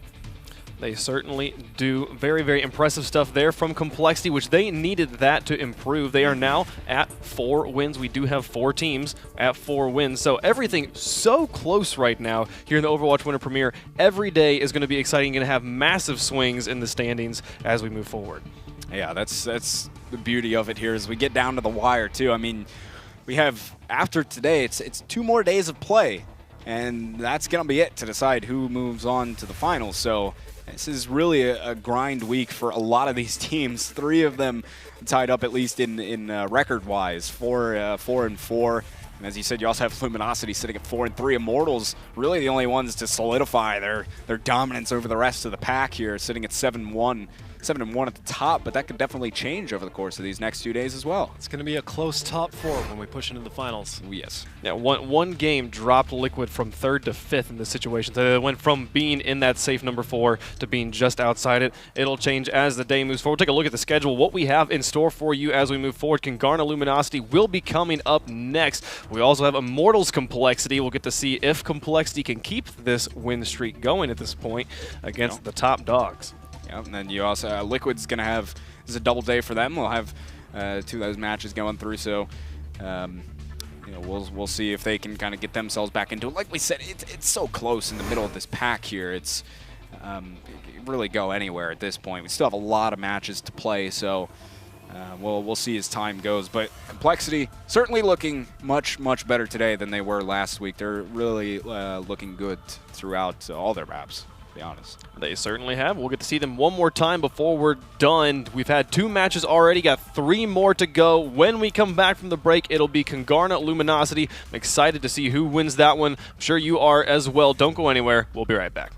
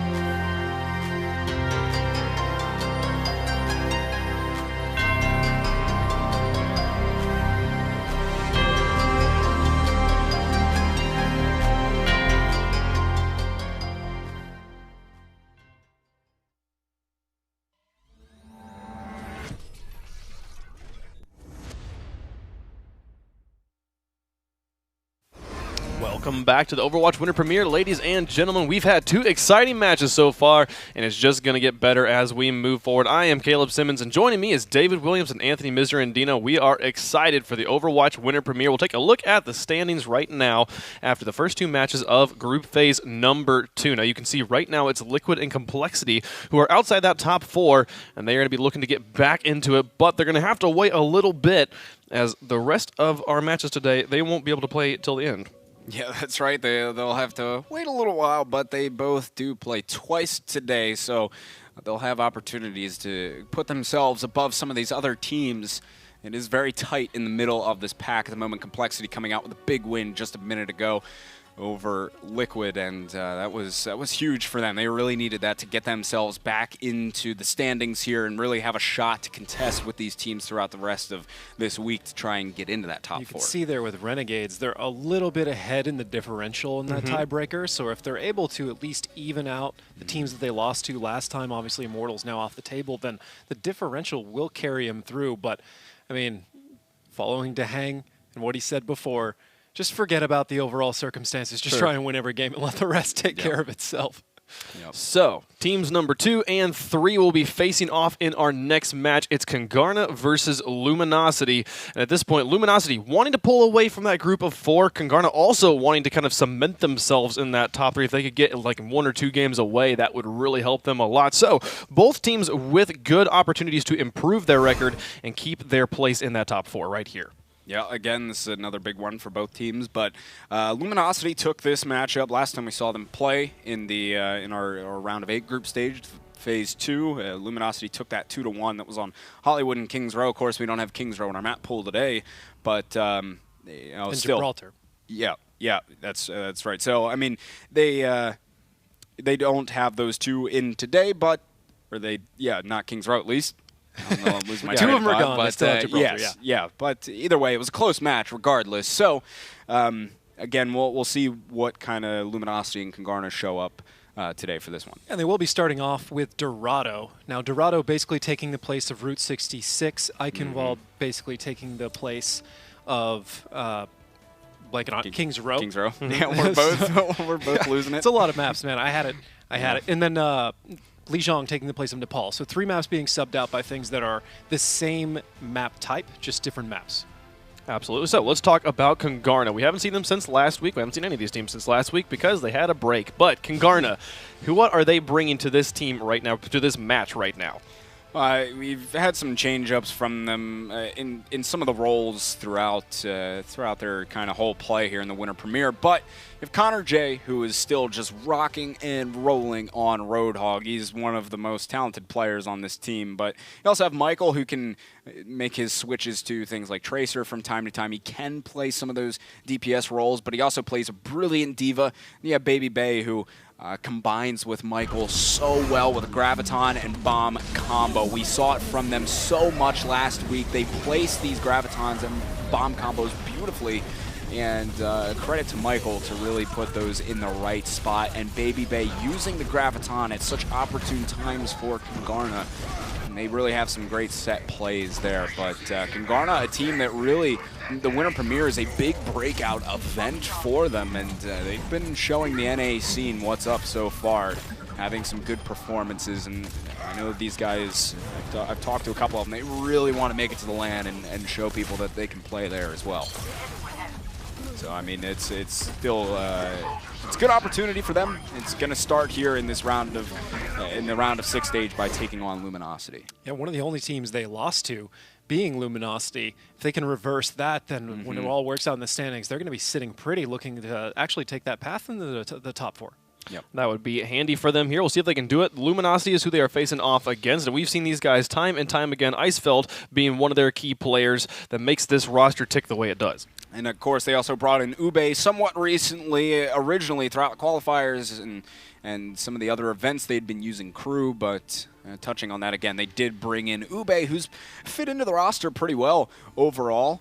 There was a bit of a transition period for them. Their crew was brilliant, but Ube has stepped in and has been playing quite well himself. He can play a variety of roles for Luminosity, which is a great thing about their roster. They do have some flexibility in some of these roles that they play. I mean, whether it be Ube, who can, I mean, play just about any DPS under the sun, and then you have Icefeld, who plays a brilliant Tracer. He can play Diva, just all sorts of things.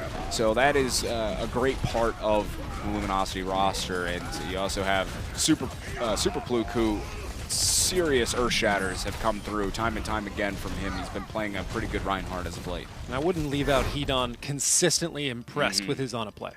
There's certainly skilled players. Icefeld, one of the few players we've seen outside of Complexity run the Sombra and have it actually successfully work for them. They were able to beat Kungarna on Hollywood running that sort of team comp. So do you think that Dorado, not the same type of map, but similar situation, do you think that you will see that from them again here?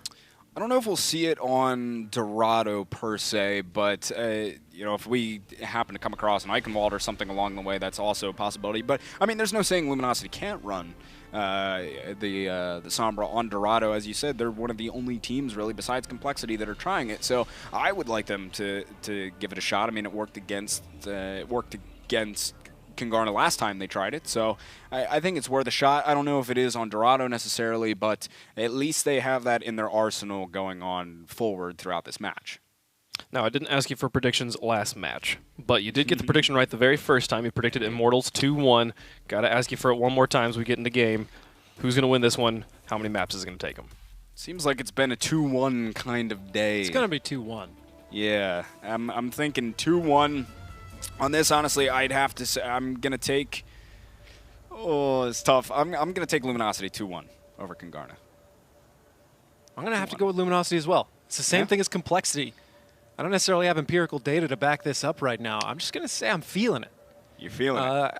Although, there's also the point of Kungarna being another one of those teams like Renegades. You start taking them to new maps, and perhaps you don't necessarily have any sort of evidence to base what you're going to see off of. But with Kungarna, I think that's a little bit less. They kind of have a few comps that they run very reliably. You know what Baby Bay is going to play. Most of the time, you know what Connor J is going to play. I just wouldn't take these guys to a control point, because that's when it just comes completely out of your control. And Connor J, along with Baby Bay and Michael, can just absolutely steal the match away from him if you were to go to Lijiang. I don't think Luminosity is the team that's going to do that, though. That might be perhaps Kungarna's selection in the event that Luminosity wins the first map. Well, we'll see how it plays out first, but it will be Luminosity on the defense to kick us off. Yet again, another team running the Symmetra on the defensive side here on Dorado. It will be Mineral on that for Luminosity. Kungarna starts on the offense here. You know, we didn't talk about Spree in our little moment, but how could we forget that? Last show we had, Spree basically was starting up his own video series, Will It Melt? And the answer was always yes. Oh, the guy was, I mean, a monster on Zarya. I can't believe we forgot to really talk about him much, because this guy on Zarya can do some pretty disgusting things. We just saving it for last. We wanted to hype it right before you see it. Mineral already up to 25% on Symmetra. Not surprising whatsoever to see a team like Luminosity play Symmetra here.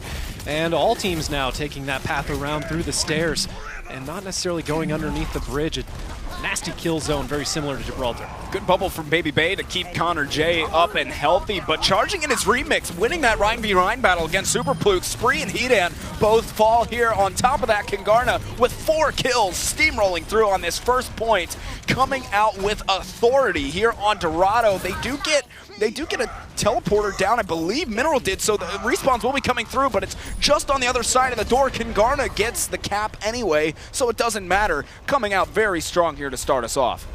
Every single time we make one of these predictions, it seems like the other team starts off really, really hot afterwards. If this were a game you would bet on, it would be a nail-biter 24/7, because it just goes back and forth constantly. Luminosity giving up the first point, Kungarna taking it with 5 minutes left on the clock. They do have 2-4 ultimates already on their side for Kungarna. Luminosity doesn't have anything, but Hedan closing in on a nano boost, and Earth Shatter already coming out from Kungarna. Yeah, they sent it right on in. Didn't necessarily find the kills in the end. Oh my goodness, Super Pluke staying alive, just barely. A clutch sleep dart onto Connor J. He did manage to get one with his whole hog, and the player advantage still certainly in favor of Kungarna at the moment as they just continue to press the cart into the next checkpoint. Luminosity just waiting on these respawns. Baby Bay, yet again, he does this so well. He plays in beautiful areas to get these gravitons off, combines it. Michael has that self-destruct, be looking for this combination because Kungarna is so good with it.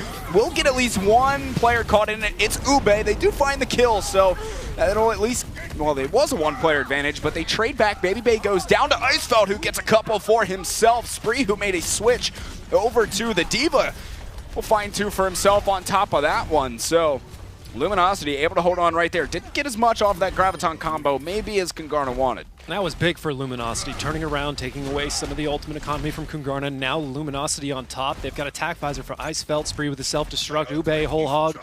They don't have a Nano or an Earth Shatter to combine any of those with, and no Zarya on the field, but separately with all this high ground advantage that Luminosity can flex, Icefeld can certainly find the right angles to clear out Kungarna's backline.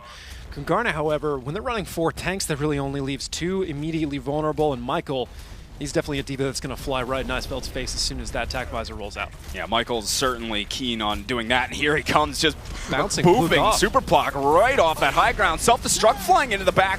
This time, not going to find anything. Sound barrier from Kungarna. 2 players are down, 3 actually for Luminosity, and Kungarna with a very solid push there, meeting them on the high ground. Michael again doing a great job of initiating for Kungarna and displacing the rest of Luminosity, scattering them out a bit, and Kungarna then just focus firing targets down, and they will get significant distance off of the cart here. Connor J even with a Whole Hog. So does Ube's got one ready as well, and Luminosity looking to come right back out here. Self-destruct from Michael will take down Mineral Earth Shatter through from the side of Luminosity. Super Pluke will use it, but Kungarna gets the second point cap, and they have 4 minutes to push this cart into the last point.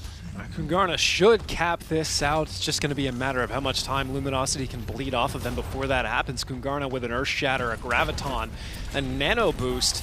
Michael doesn't have a self-destruct up at the moment, but you can still combine those and do just fine to blow through. Perhaps they'll want to hold, but right now, Blam barely trying to stay alive, but Biotic landing on him. He's in a little bit of a dicey situation. However, Fluke's going to go down. The Graviton coming out for Kungarna as Kungarna mops up Luminosity. 4 down. Kungarna rolling into the final point here with only 1 person left on the side of Luminosity to slow them down, and a huge stagger playing very far forward. Connor J looking for an early hook. Remix being sneaky about it. He's going to drop an Earth Shatter at a very awful time. He's waiting for it. Super Pluke starting to come back out, does get the Earth Shatter off, is going to charge both Reinhardts into each other. Super Pluke down, as well as Edan. Now Attack Visor from Icefeld as he tries to come out from the opposite side of the spawn point there, and Luminosity are finding some kills. There is sound barriers out from both sides. Both teams are going to use it. Remix drawn right back in, but he's quickly taken care of by Icefeld as he presses forward. I think Kungarna could have possibly held on to that sound barrier. They were already down a couple of players in the fight, and with Luminosity's respawn so close, it's very, very difficult. I was going to clarify when I said he's going to drop an Earth Shatter at a very awful time that it was going to be very awful for Luminosity, yes. But it turns out it was just kind of true on its own, really only knocking down Diva, and Luminosity recovering relatively quickly. They're now up 3 ultimates to Kungarna's 1. And they've already got the high ground back. 2 minutes and 20 seconds left. Kungarna trying to slip in below. Here's an Earth Shatter from Super Pluke. Gets Connor J on the ground, and they do find the follow-up. On top of it, Icefeld is traded out, so a 5v5 fight. Now Kungarna taking the 5v4 advantage, but it's still good trades back and forth from Luminosity. Whenever they lose one, they find one of their own. Self-destruct is going to land on top of the cart on, well, both sides, really. And Remix now in a bit of trouble himself. Very low on health, and Spree comes to the rescue to help secure the kills. So Luminosity are holding on, really bleeding a lot of time off of Kungarna's bank, and they're now down to 1 minute and 45 seconds to try and bring this card home to the final point. But speaking of the banks, Luminosity really only has a Nano to rely on for this next fight. And Kungarna, they're getting close to another Earth Shatter, Graviton, a Whole Hog, and a Nano Boost. The only thing they don't have working for them is Michael's self-destruct. Ajax's sound barrier is about halfway there, but Kungarna, they've got a lot of tools to push this in. They just need to use them in the right order. Oh, Ube gets knocked down onto the low ground. Earth Shatter through from a Remix. I don't think he got anything off that, but there is going to be a Graviton, a good Biotic landing on top of that. 3 kills for Kungarna. They only lost Baby Bay in the process. They still have some distance to move that cart, and that Luminosity respawn point is very close indeed, so they need to continue to move this card forward because those respawns are just now coming out for them, and Kungarna still have to get Baby Bay back into the fight. He did make the switch to Tracer to try and help his team out on this next fight. They have 55 seconds to make it happen. Mineral did go down from Luminosity, but his respawn already coming through, and there's no one on the card from Luminosity. Man, I thought they were going to be able to get on it there. I don't know what happened to them, but they just displaced everybody, and Kungarna sending it on in. Ube changing over to May. It looked like trying to put the wall down on the ground, vertical from his position so he could walk on top of it straight to the card, something we've seen a few times, but it looks like it fumbled a little bit, locking himself into the room. He finally got out, came around behind the cart, tried to ice block, but it looked like the cart moved just far enough away for him where he couldn't contest, and then walked straight into the cap.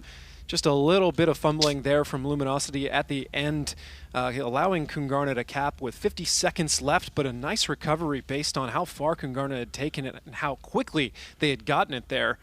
Luminosity now going to have their chance at offense. Kungarna on defense. Ajax locking in Symmetra. I expect that one to stay. Blam on Ana. That's pretty much going to be perpetual.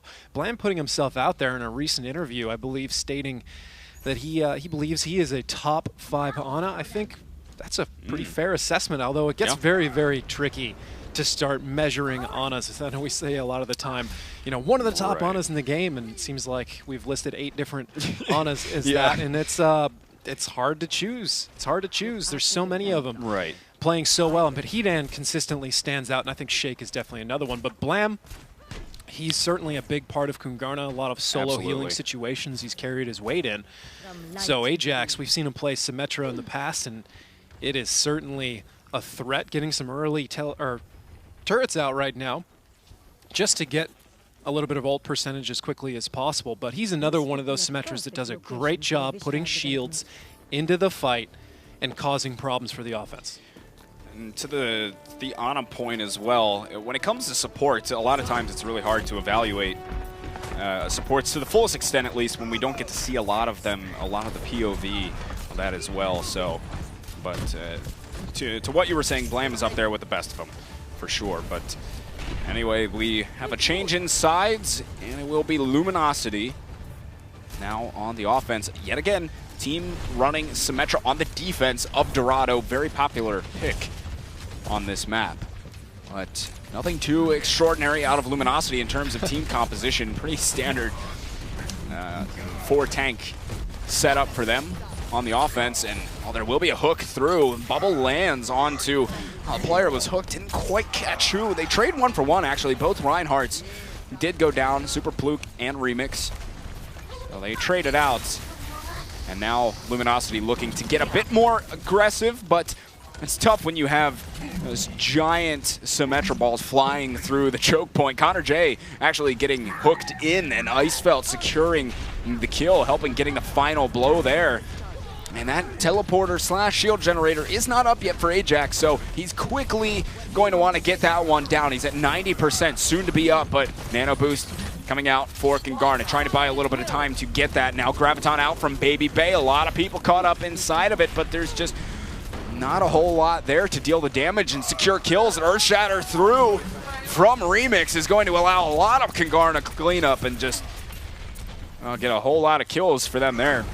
And now they have that ultimate. Ajax has it, and they'll be able to put that one down. Good recovery by Kungarna there. A Reinhardt trade in that situation is generally going to go in favor of the offense, as their return is relatively quick, though Kungarna can charge their Reinhardt back into the fight. So it's not quite as much of a difference as it can be on some maps where that's not a straight path back. Remix was able to get himself back in that fight relatively quickly. Luminosity's working with 4, almost 5, almost 6 ultimates as they come in here for another assault. Self-destruct in from Michael, but him and Ajax both fall. They do have that teleporter up inside of the apartments on the right-hand side, so they will have respawns to fight this point. Luminosity have gotten a lot of kills here, but Kungarna looking to hold on. Super Pluke using Earthshatter. The shield was up though from Remix, and now there's going to be a Graviton in from Luminosity. Self-destructs are out there. 2 kills so far for Luminosity, and Kungarna able to respond with a few of their own, and I think they might be able to hold on. Remix using his Earthshatter, putting some more bodies onto the ground, helping take out Ube. And they still are fighting it out here. Icefelt, though, is going to get finished off. Kungarna holding on here. Teleporter paying off big time. They no longer have that teleporter up, but it at least helped them win that fight. They buy themselves some more time, now leaving Luminosity with a minute left on the clock to get this first point. Luminosity grasping for a solution here. You can see that because Ube has changed over to Farah. Not necessarily a good omen this late in the fight. He's getting some nice angles from the side there. A lot of people, and perhaps viewers, might not know that that wall you can fly directly over. A lot of Genji uses those paths, sometimes Sombra. But right now, Kungarna taking the pace away from Luminosity, pressing in. Spree's already down, and Kungarna looking good. Ooh, 3 kills for them. And as we said, they no longer have a teleporter up, but they're at least going to win this fight. I'll have one. Yeah, it'll probably be a shield generator, though, because this late, all they need to do is just win. They really just need to win one more fight, and they got map 1 under Maybe it's wraps. not even worth the time. Just put the shield generator down at all. The beam itself is such a huge presence. Kungarna, they do have 4 ultimates already. And Luminosity, they've only got 2. A nano boost and a self-destruct. That's not a natural symphony. Kungarna, they've got a ton to work with. Ube's got the nano boost on himself. There it is. Michael with 2 kills off of his self-destruct. I gotta imagine that is GG's for map number 1 here. Kungarna all over this cart, and Luminosity are, I mean, desperately just trying to get some bodies on it, but no one's really going to be able to get there. So Kungarna, well, yeah, there we go. Cleaning up on the final kills. Map number 1 will go to them. Very, very commanding fashion for Kungarna. Yet another team getting a full hold on the first point here of Dorado. Good start for them. You're absolutely right. We've had 2 maps of Dorado so far, and both of them have been 3-0. Not something we see a lot of around here, but that's 2 shutouts there. Yeah, I mean, full holds, not something you really see too much in general in Overwatch, but not only Dorado's a tough first point, though. It is, and especially when teams are running, I mean, pretty much everybody and their mother is apparently running Symmetra on first point these days of Dorado. So, I mean, you combine that, able to get yourself up with the teleporter. I mean, it's you just a constant respawn's coming back, and it's tough to take the first point. It certainly is. We'll take a look at that final defense there from Kungarna as they're able to get the win here over Luminosity Gaming. Well done by them. Yeah, they got the telly up, and then, of course, they also just had a beautiful bomb to start this off. The self-destruct from Michael. Time and time again, his self-destruct's paying off, even with just 1 or 2 kills. But in a final moment like that, those 2 kills are absolutely pivotal to them winning the fight. And really, that's a large part of why they did take that. He's clearly practiced at a number of those, arcing perfectly into position from where Baby Bay had put his Graviton down. Baby Bay also seems like he has very rehearsed positions for it that deviate maybe a meter back and forth, but not by much. It's interesting to note that with that shutout, Kungarna now leads the Overwatch Winter Premiere in shutouts at 6. They were tied with Renegades at 5, and with Complexity's shutout earlier on Dorado, that was actually the very first time they've shut anybody out here in the Overwatch Winter Premiere.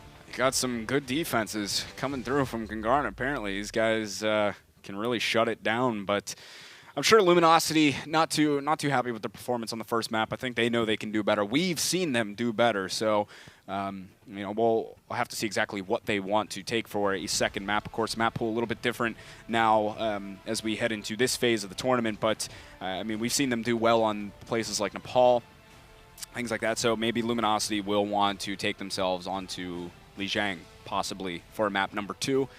I don't know. Kungarna can still play there as well. You nailed it. It's Lijiang. Lijiang? Lijiang it is. Got him. All right. But, well, I think that's one of the better chances at taking a map here. Kungarna playing very well today, though. But, I mean, you get Icefeld on Tracer. I mean, you have Ube, who can be a disturbance on quite a few heroes, whether it be Genji, Roadhog.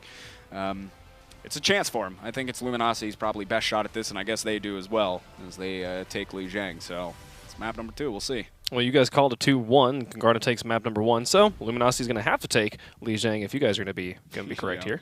Yeah, I'm pulling for him. Let's see. It's with the way Kungarna's playing right now, it's going to be very tough. They showed that they came to play today here on map number 1. Dorado. Now we head to Lijiang. Luminosity's got to win this one to at least keep themselves in this match in particular, but can certainly see the logic behind trying to find some opportunities for Icefeld to open things up, playing Tracer.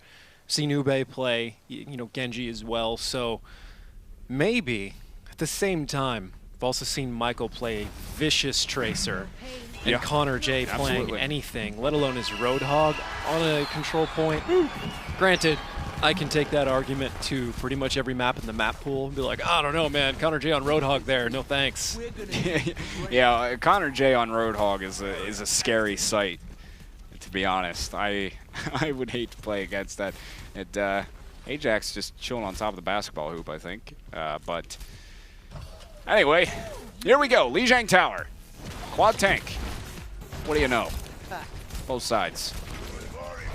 Here we go as they both go main off the start. Michael just goes in right away to displace the Luminosity players, and he'll be able to hunt down Super Pluke right after that. And some good focus fire from the rest of the squad of Kingarna. Michael with 2 kills to open things up for Kingarna on this first point. Yet another one. Cleaning up spree after Connor J got the hook and dealt a bulk of the damage. And that'll be first point going to Kingarna as a strike here. Is that a slow 4K for Michael there? Yep. Indeed it was. Some good stuff. Guy that plays a mean diva. There's always one of those things to watch with Michael as well is we saw it just there. He's always doing a great job of trying to bump key players out of position. Yep. A lot of times the Reinhardt to open up that shield war, or at least make it very awkward, and perhaps Connor J get a hook in the middle of it. We see that work out time and time again. Right now, Blam Baby Bay combining for a 4K as Luminosity falls yet again. Kungarna now fighting from a defensive position. We've already seen how deadly that is on Lijiang. And Kungarna now with a nano boost, an earth shatter, a self-destruct. Baby Bay, he's got a graviton any second now. He can easily have a Roidhart bomb combo back-to-back, which Kungarna can definitely extend for 2 fights. Putting Luminosity in a tough situation. Luminosity needs to take the pace back and get the Graviton out first. Baby Bay there just waiting. Does put down the Graviton, charge into the back. There will be the self-destruct. Luminosity, though, despite the ults that Kingarna invested into the fight, Luminosity are coming out on top of kills at the moment they use Nano Boost onto Icefeld. And they got some value out of it. He combined with the rest of the squad to pick up quite a few kills. Luminosity come right back. Kingarna, though, able to put down 62% on that point. It's a big win for Luminosity there. Kungarna didn't burn 2 of the ults they could have, but Luminosity taking the tempo away from Kungarna, not letting that fight happen on their terms. It was very close, razor-thin line, but Luminosity getting a Graviton out first and following it up. Michael's got a Nano. He's going to be looking for the back line. Their shields were up. Remix went for the Earth Shatter, but Super Pluke, he had a keen eye to it coming. Charges in though. Remix getting quite a bit of damage onto Super Pluke, being healed nicely by Hedan, and actually helped secure the kill onto Remix. So Luminosity will hold on for yet another fight. They're at 40% and counting. Super Pluke did a good job of holding on to his Earth Shatter as well from that previous fight, so he'll have that to work with as Kingarna tries to come in for this next one. Kungarna now with only a whole hog for Connor J, Luminosity, an Earth Shatter, and a whole hog. Getting very close to a sound barrier as well. Whole hog sent forward as Ube comes in. There's an Earth Shatter out from Super Pluke. No follow-up on the kills yet, but they do have Remix separated, and he's probably a pretty easy one from Super Pluke trying to charge in.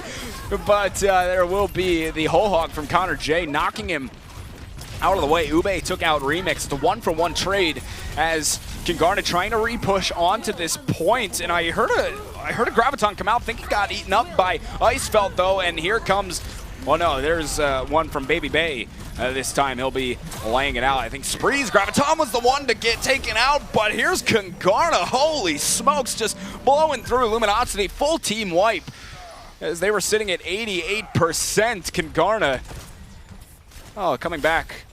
Stringing together quite a few kills in just about a second flat. Kungarna perhaps in their final possession. Luminosity needs to take it back once to close this out. Kungarna has an Earth Shatter and a Self-Destruct. They can certainly combine those two. Luminosity with only a Self-Destruct, and they're going to have to take it. But Kungarna is pushing in first. Kungarna already down 1. Connor J, they're going to equalize it, taking out Super Pluke as well. Spree falling, Ube right behind. Earth Shatter was there, and a Self-Destruct from Michael. Finding the kills they need now. 94% left, especially as some of these Luminosity players trickle and end up going down. I mean, it's Mineral just trying to stay alive long enough to touch the point for his team, but Luminosity's not going to have any sort of players around. I mean, they had some in vicinity, but even if they had someone to touch that point, there's no way they were going to win the fight. Kungarna had all the presence there, and that'll be first stage of Lijiang Tower going over to Kungarna right here. It was a back and forth affair. Luminosity got themselves into it, but Connor J, time and time again, came up big for Kungarna in these fights.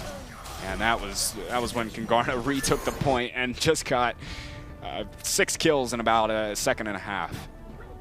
But we head on to the next stage here. Kungarna with a 1-0 lead in this series of control point on Lijiang Tower. And we'll just gonna have to call it a map. Call it a map. On this map. And each individual will call a stage. Yes. We're just gonna go with it. That works. Stop confusing Yeah. both ourselves and the viewers. everyone else. Yeah. Well, it is quad tank yet again on both sides. So. Oh, Remix! The deep charge taking out Hedon in an unfortunate situation to start this fight out. No regard from Remix. Connor J sits in the back and will just be getting the hooks. Ube this time getting Connor J, taking a breather. Right there was Connor J, but so is Ube. Actually getting some good right clicks, just melting Ube. And Kungarna are going to get this point first. Here yet again, also looking pretty darn good on control point themselves. They're already up in the ultimate economy. Michael self-destructed 87, Connor J 84 himself. Luminosity, Super Blue getting pretty close to 70%. He actually is ahead of the Earthshatter game against Kungarna. Kungarna already up to 20%. Kungarna starting to dive a little bit in the back line of Luminosity. Remix has already fallen though, so that's going to be a problem for Kungarna. Remix went down. Super Pluke fell as well, so they trade out Reinhardt's, but Michael trying to come forward with his nano boost, and he combines with Connor J, who used the whole hog to find a couple of kills right there, and they're continuing to press forward, find some of those stragglers of Luminosity. Kungarna, just about 45% and counting for them.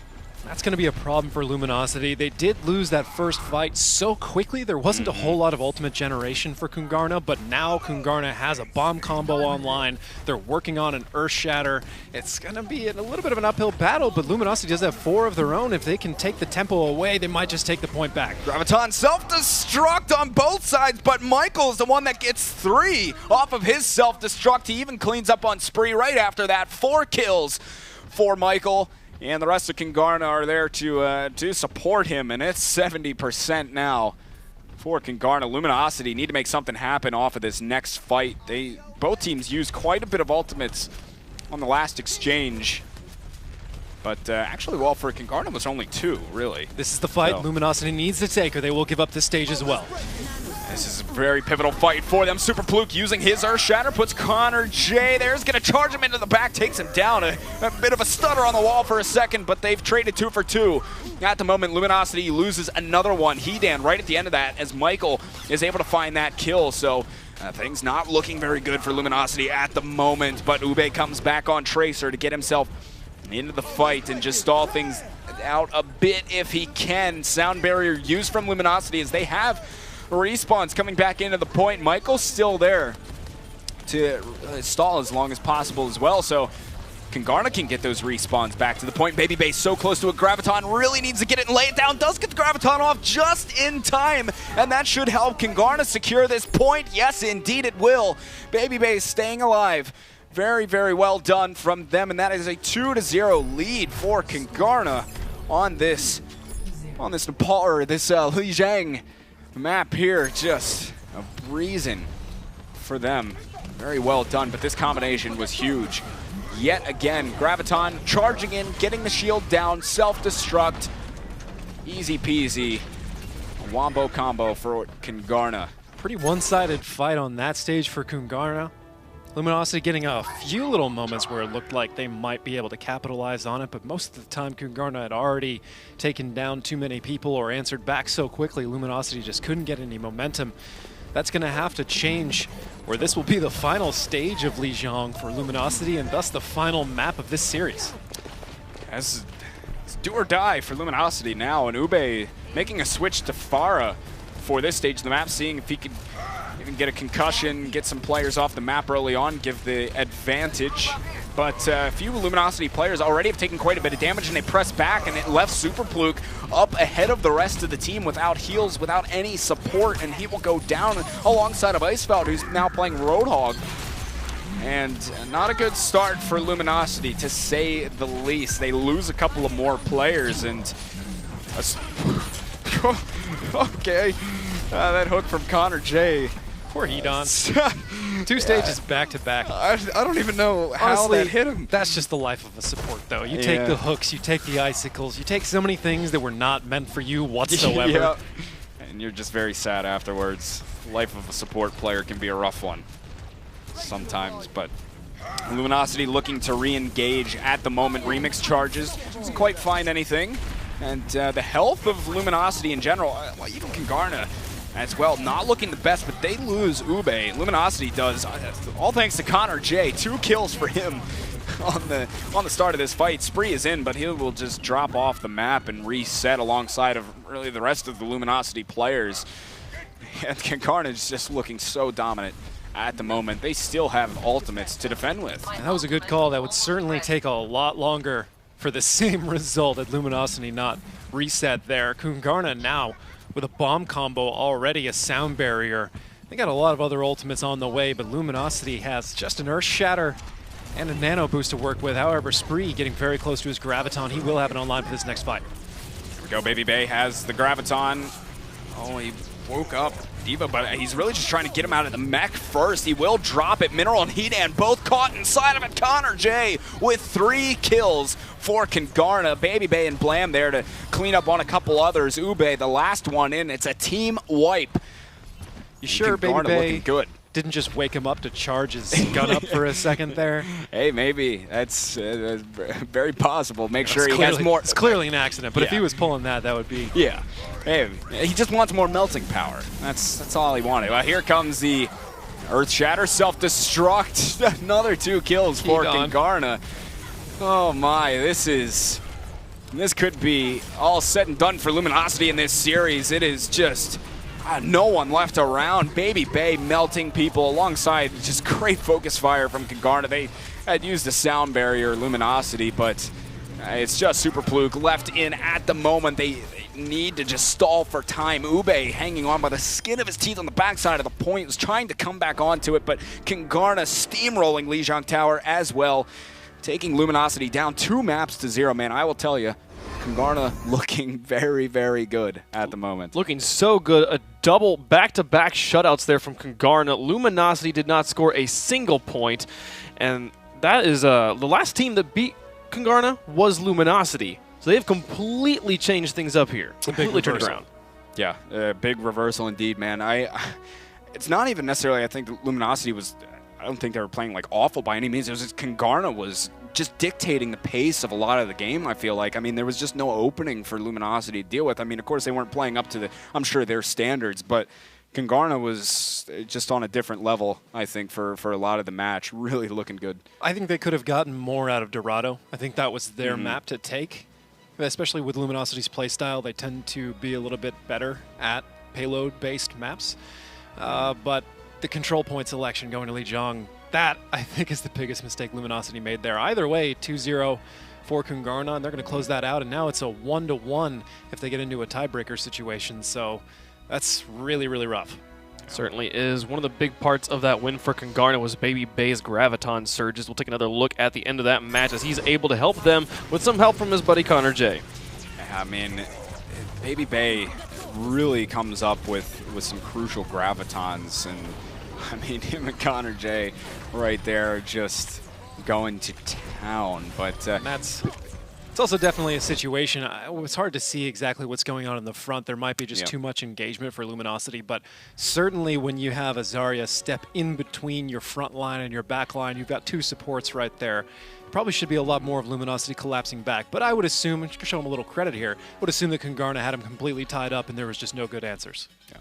Well, we did see a lot of Graviton surges, a lot of D.Va bombs. It's been a D.Va bomb kind of day around here, and so we'll take another look at that double combo. Just one more look, one different angle here. They're just so good at hitting this combination. I mean, time and time again. Remix, too. doing a good job of charging in, taking Reinhardt's shield out of the equation as well when he can do it. We've seen him do it a few times today.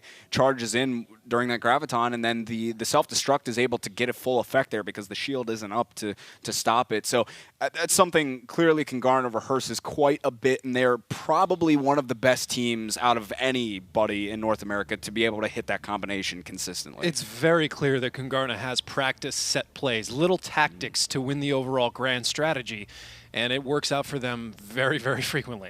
I think it's really interesting to see in that clip that we got to see both teams try the exact same combo, and you can see just how much more precise the Kungarna play was as it's able to pick up 4. But big part of this Kungarna team is Ajax, their support player, and he is on the line. Ajax, man, how you doing? Doing pretty good.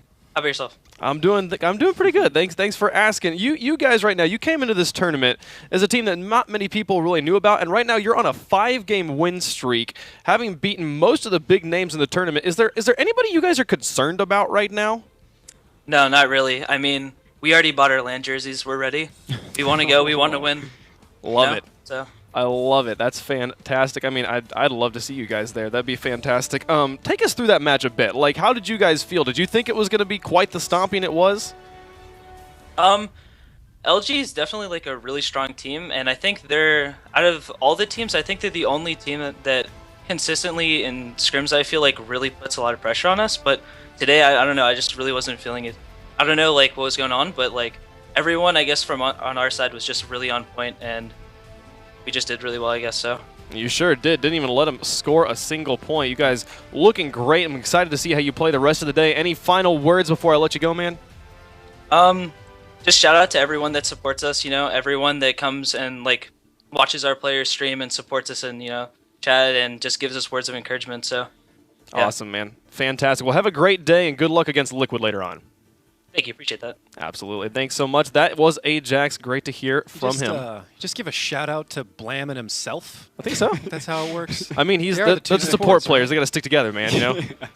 Yeah, support brotherhood. But that's some confidence from the Kungarna guys. Already buying the LAN jerseys. I like it. Yeah. They have confidence in their team. They think they're making it. And with the way they're playing right now, I think it's a good possibility if they can keep that up for the rest of the week. I mean, they are, like I said, they're on a 5-game win streak right now, which includes wins over Renegades and Immortals. And, like, the last time they beat a team, the last time they lost was Luminosity, who they just beat. The only team they have yet to beat is Complexity, who they'll get to face later on in this group phase. So, we'll take a look at the standings as they stand after 3 matches here. Kungarna improving their record. They are now 6-2 right behind Immortals.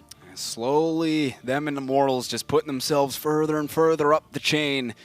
And both teams are looking phenomenal at the moment. But as we've said time and time again, look at that. 4 teams all sitting at 4-4. Right in there together. Mathematically, plus the head-to-heads, it might not even be egotistical or overconfident whatsoever to be buying a LAN jersey right now. They would have to plummet to fall out of the top 4, and I don't think that's in the cards.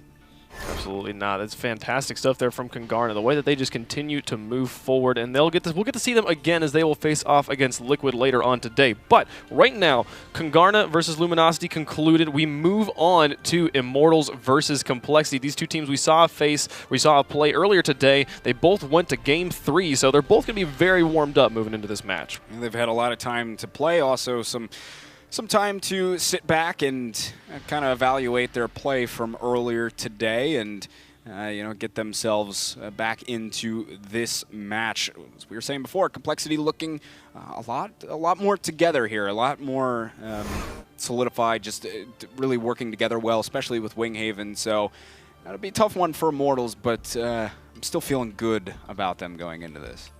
And they are going to be starting off on Lijiang Tower. Okay. We will see how that plays into things. Let's talk about Immortals first off. Again, they both went to Game 3. They had to work hard earlier today in their match against Renegades. So, how are you feeling about this roster right now? How are they facing off? What are they bringing against Complexity? I mean, you have a guy that can go toe-to-toe really with Hardblue. If Hardblue is going to be playing Roadhog at some point, you have a guy that can definitely go toe-to-toe with him. You have guys that really match a lot of what Complexity brings. I mean, you have a phenomenal Reinhardt that can, play right up there with Winghaven, if not even better than Winghaven in these scenarios. So you have DPS that are on same caliber, and on Control Point it'll be an interesting story for them. I think if we move on to something like an Eichenwald, it will be a scenario of can Immortals deal with, say, a Sombra on the offense, is that something that they can effectively shut down. But in terms of Control Point, where a lot of it comes down to just some of this coordination and just raw DM, I think Immortals can sit there toe-to-toe a lot of the time with Complexity. They certainly can. They beat them 2-0 last time they faced off. So Complexity coming off of the win here over Liquid. They had to work a little bit harder in this situation than they've wanted to in the past, but what are they bringing to this particular matchup? Oh, Complexity, I mean, you have, first off, really, fantastic that they are playing much more cohesive with Winghaven, as I've alluded to plenty of times now. A broken record, but you also have Hard Blue, who can either, depending on what the situation calls for, either a great Zarya or a Roadhog. And Torque and Nicholas both very flexible in their roles as well. They Complexity have the ability to change things up if needed, and depending on how they fare against Immortals off the start here, and we'll see if those changes are, well, I guess necessary first, but at least they have capability to do so and kind of play a few different setups if it's needed. Yeah, comparing them side to side, there's a lot of players in their respective slots that are either close or actually equal. I think a number of those go into Immortals' favor. I mean, if you look at Nami versus Winghaven, for example, right now that's going to be Nami. Yeah. Yeah, I agree. But on top of all of that, I think one of the other interesting comparisons is perhaps Nicholas to Hyped. I think Nicholas is more flexible than Hyped, from what we've seen so far at least, but I don't think that's going to be a problem for Immortals. They've got a lot of flex out of a lot of their other players. Agilities can play anything, apparently. And if we're going to be starting off on Lijiang, Complexity certainly struggled a little bit on the opening of Lijiang, and I don't think we've ever seen Immortals come out cold to start out anything. So I'm going to maybe give it a 2-1, unless...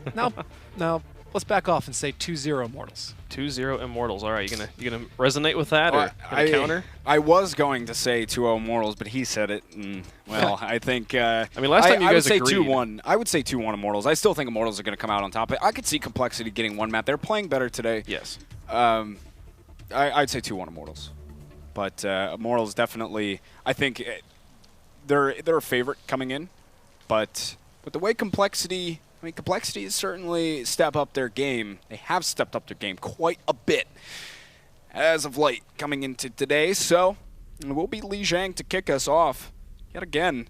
And so far, Grim Reality showed a bit of McCree. I would love to see that come out. But we'll see once these guys actually pick their lineups. Immortals, the team that has only lost one match in group plays so far in the Winter Premiere. Complexity, a team that they won earlier today against Liquid, 2-1, and they're trying to claw back into this themselves. They're sitting at 4-4 with a lot of other teams at the moment in the standings, and they really want to get this win to put themselves just above some of the others. So this is a very important match for Complexity.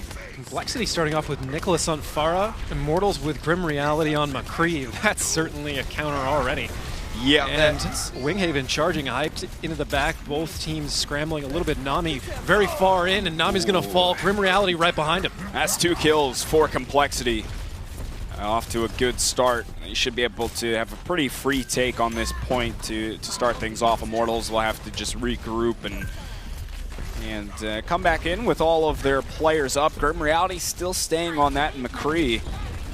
See, their Immortals are really going to have to look to him to shut down Nicholas, and so far he is getting those shots into him, bringing him down to half health, and Nicholas is just it's kind of confined to just spamming rockets into the back, maybe at the shield, or just dealing some of that chip damage from long, but now Nami is going to get a nano boost and go in. There's a Graviton laid onto the players of Immortals. Really need to get some heals down, but Winghaven comes through with an Earth Shatter of his own. 3 kills for Complexity. Immortals were able to get a couple themselves, but I think that is Complexity coming out on top of this fight. Grim Reality, I think he was still in there, but Nicholas shutting down Hype. 7 health.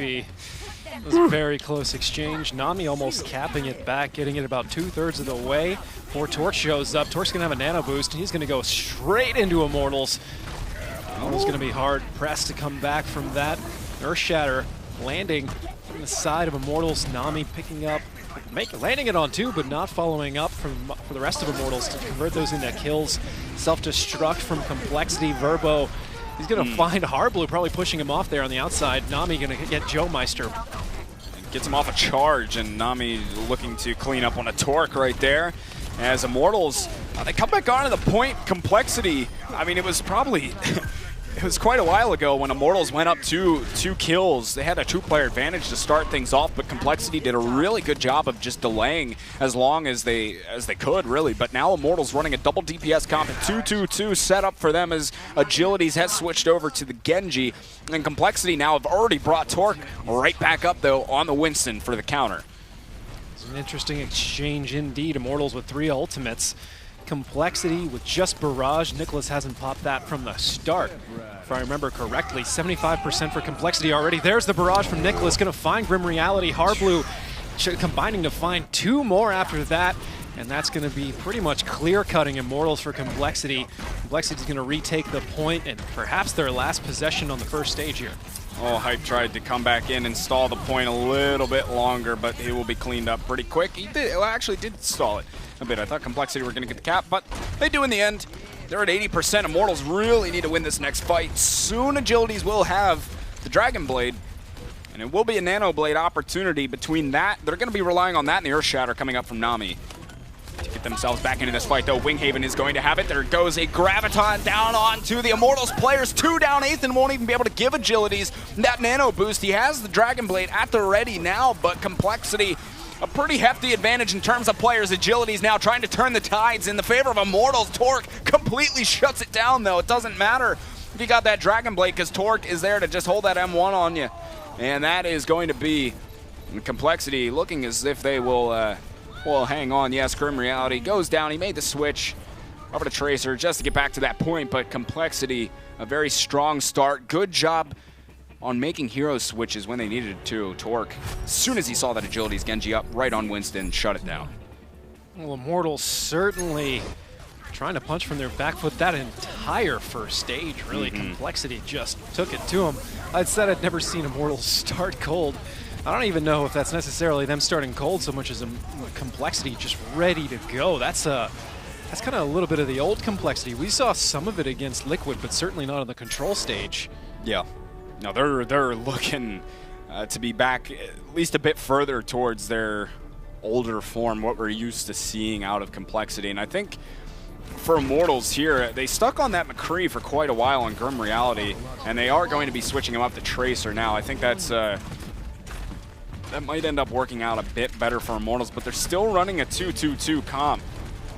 And there is no Winston at the moment for Complexity to deal with Agility, so might be an opening opportunity for Immortals if they can focus down some of these squishies in the back line between Agilities and Grim Reality. Grim Reality's keeping him busy back there at the moment. He's really keeping the pressure onto them, and he's quite hurt himself. He's trying to finish off Torque, who is incredibly hurt, couldn't quite find the kill. Nami and Agilities both going down, and what looked to be a good start for Immortals is now quickly turning in favor of Complexity. Hyped and Ethan are still up there, but I think this first point, yes, will go over to Complexity. Grim Reality took out Joe Meister, though, so Immortals looking to re-engage rather quickly here. Grim Reality getting traded out, though, as Hardblue finds that kill. A lot of presence from Immortals on the point at the moment, though.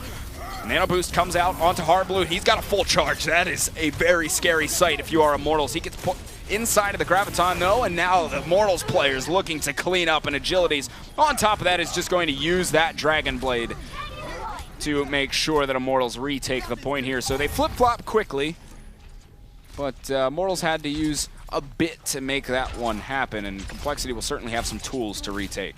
Only 25% for Complexity, though. That's a pretty good turnaround of possession for Immortals. They're going to have to hold it given that ultimate economy. Complexity already coming back. Fire it will. Graviton Surge out from Hardblue. They trade 1-for-1. Attack Visor comes in from Torque. Takes out Agilities, helps get the kill on the Nami. They're still trading. Immortals very much so still in this fight, especially now with Joe Meister going down thanks to Ethan. Well, Immortals will be able to hang on there, certainly. Nicholas, is just about to get back inside of the mech, but Hyped able to secure the kill, so Immortals take the advantage in time on point, and they will have some combinations soon coming up. They have only the Pulse Bomb for now, but Hyped working on that Graviton. And Agility's working on a Dragon Blade as well.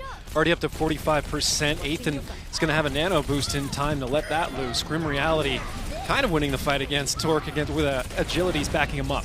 Earth Shatter from Winghaven. That'll help Complexity quite a bit. 3 kills for them. And Nami uses his own Earth Shatter, he's barely hanging on at the moment. Not sure if that was the time to drop the Shatter or not. Immortals are still hanging on, though. Agility is hunted down by Nicholas. Over on the high ground side of the big pack, Complexity able to swing the point back to their side. And, well, they'll be holding for now, but they don't have too much at the moment to work with. There will be a bomb combo coming up rather soon, but Immortals looking to retake and finish off this stage if they can, though. An aggressive Graviton being used by Hardblue, and Nami will go down. So they get that one pick. It'll be just stalling out a bit more for them, but Shake getting caught forward by Agilities, and Agilities is going to use that Dragon Blade. 2 for him so far, and 3 now for Agilities. That is, it's just going to be cleanup onto all the Complexity. They should look pretty good to retake point here, as Nicholas is just trying to stall as long as he can, but they will. I think that will be a retake coming through for Immortals, but we have a pause, as you can see. We have a pause. We'll find out why that is here in just a moment. But one of the most interesting things about this versus this first point, where we saw, you guys pointed it out, Agility switches to Genji, Torque immediately switches onto Winston, shuts him down, puts it away. And now on the second point, we just see Agilities go off by himself, get 3 kills. Torque has been on Tracer for a while. He's been on Genji long enough to get a Dragon Blade. Why is he not playing Winston? Well, I mean, you saw, at least during the first stage of Lijiang, the Winston worked out beautifully for them to counter what Agilities is bringing out. I mean, so far, they're still kind of hanging in. I think bringing out Winston would, I mean, I can't see why they wouldn't do it. They haven't done it on the second stage so far. Agility's having a much easier time. He's getting a good bit of value out of some of these Dragon Blades that he's using. Doesn't even need the nano boost with him a lot of the time. So for Complexity, I'm not really sure why they're not breaking out the Winston. They certainly can do it. It worked for them on the first stage, but hey, I mean, they're hanging in there for now, but Immortals is about to retake this point, I think. I don't think it's as favorable on this stage. A lot lower ceilings in the vast majority of it, and also Immortals was the one attacking most of the time on the last stage, while Complexity was already somewhat on defense. And Winston jumping into a fight late is significantly stronger than Winston jumping into the fight to start it all off. Immortals do get the retake. Complexity looking to come back in. Engage here. Sound barrier out for Immortals. Hyped is going to lay it down, and now Nami will get Winghaven. They're trading 1-for-1. Both Reinhardt's out of the fight. Complexity do have a 1-player advantage at the moment, but they need to win this fight, and it looks as though they are going to be doing that, as Agility's one of the last lonely players that is still in for Immortals at the moment. Complexity just really trying to get all these Immortals guys off of the point here. So they do retake, but they have to hold for the rest of the map to take this stage, Complexity. Which they look like they should be able to do here. They do have 5 ultimates in this next fight. Immortals really only an Earth Shatter. Agilities will probably get his Dragon Blade out, but Immortals needs to choose this fight carefully. There is only 1 possession and probably only 1 fight left. That Earth Shatter could be it. Oh, there's going to be a bomb combo in. That shield is still up. It's now 5 versus 5 fight now. Sound barrier for Complexity. Torque gets 2 to start things off. 3 in total for Torque here for Complexity, as he is just cleaning up all these Immortals players. Grim Reality is still in there causing some havoc. Pulse Bomb takes out Joe Meister. It keeps Immortals irrelevant in the fight for now, but the rest of Complexity is there just doing work. Agility's using Dragon Blade. He's got to come up huge with that. Hardblue made a switch over to Winston, and then we'll take care of Agilities quite quickly. Hardblue now getting a nano boost. The Biotic is on Nami. just trying to stay alive, but I don't know if anybody will be there. No, they will not. For Immortals to touch the point. Now that's a Winston moment. You've got to get back fast. Yes. Why not? You want to get all the way out there. But previous to that, Tracer's just so strong on that stage. I think there's a lot of dynamics coming into it. And honestly, Complexity was certainly going to know better than us. They broke it out both times they did. Winston paid off big time. Although, I mean, that's really just the very tail end of the fight. But hey, in an overtime situation, Winston is generally very strong. You got a lot of people stringing out in the DPM per HPM situation that's going on, or I guess DPS per HPS in a fast-paced game like this. And Winston can throw in there, and once his shield's up, tasing multiple people at once, that tilts fights very, very quickly. Yeah, that's a good pick, just getting back to the point fast as well. And this is a hard recovery for Complexity. I didn't think they were going to be able to push back through that after they whiffed that Earth Shatter. Yeah, well, they made it work in the end, that's for sure. Ooh, Ethan picking Nicholas out of the sky. That's 2 quick kills for Immortals, so that is certainly going to go to Immortals to start, as already gotten a few kills, 3 for Immortals at the moment. So they'll be able to grab point first, as some of Complexity just going through resetting. Getting the squad back together. Grim Reality is back on the McCree. Keep in mind to try and deal with this Nicholas Farah, and Torque is going to be moving over to the Winston for now, and Nicholas actually switching to Diva. Interesting swaps here, but it is quad tank for Complexity. And Torque is just jumping over the wall at the start. Charge in from Nami is going to help deal significant damage to Torque, and Grim Reality is there to clean up on it. So 2 kills yet again for Immortals here, and they are just blowing through the Complexity at the moment as they tried to re-engage. It's worth taking the fight, but now Immortals are coming up online with ultimates. So is Complexity. Torque is saying scrap the Winston. He's now made it switch over to 76. Complexity. Immortals here, basically going to be working with 6 ultimates in this next fight. Complexity with only 2.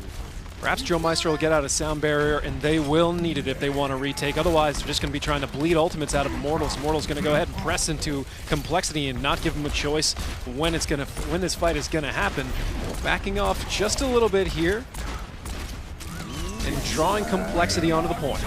Deadeye in the back. That shield is still up. It's very close to going down. Fires it off just as it comes down. He's able to get Wing Haven. He's dealing off quite a bit more damage on top of that. Nami got a nano boost, and kills are actually going the way of Complexity at the moment, as they do have a lot of presence on this point. There comes the rest of the cleanup for Complexity, but still a great first take and hold from Immortals to get themselves back into the game. They're at 85%. Really, for them, it's just take one more fight, win it, and they have this stage. Yeah, that might be enough, but Complexity, I don't know if they should have taken that point back with how much of an ultimate advantage Immortals had. Perhaps if Immortals was going to give it up, there's actually no sense in holding on to ultimates in that scenario or closing in on a victory either way. Complexity, they're going to be trying to hold this pretty much for the rest of the game, otherwise Immortals is going to take this stage.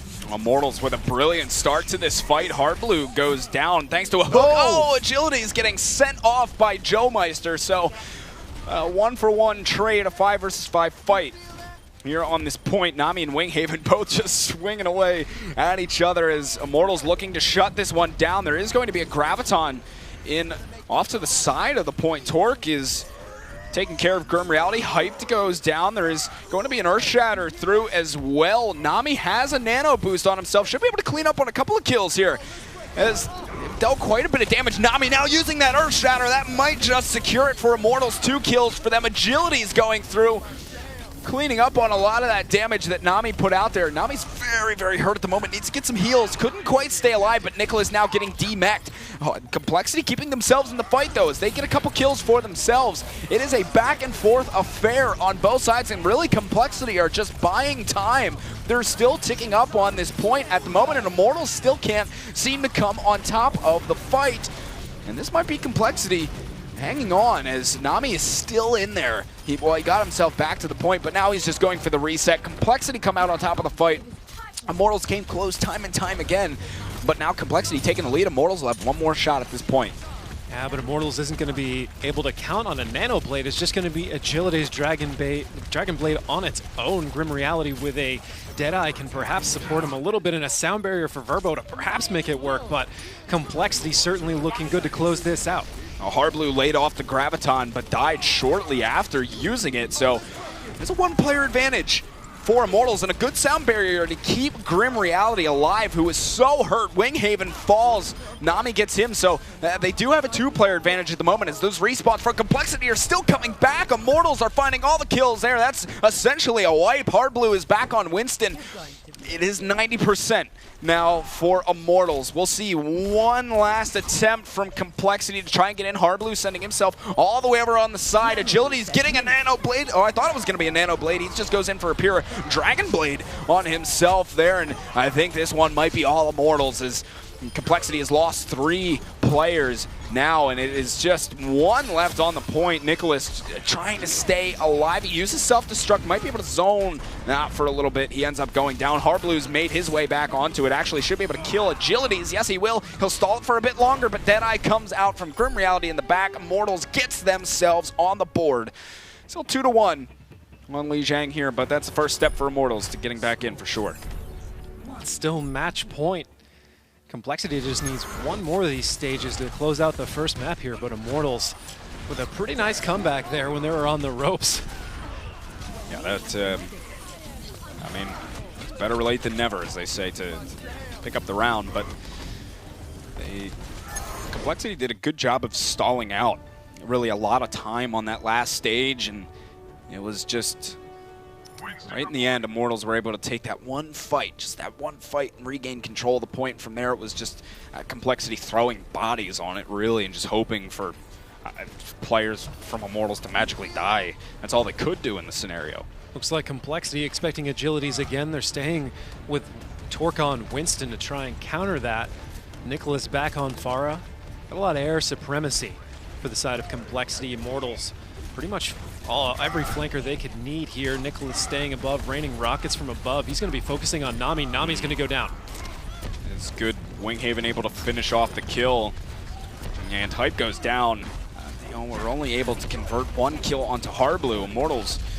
And that should certainly go to Complexity to start things off. His Agilities might just narrowly escape. He'll meet up with the rest of his team. But Immortals still running this double DPS comp. They have Grim Reality on the Tracer, Agilities, of course, on the Genji. But it's good on Complexity to run Torque on the Winston. I think to at least counter Agilities, who is very close to a Dragon Blade at the moment.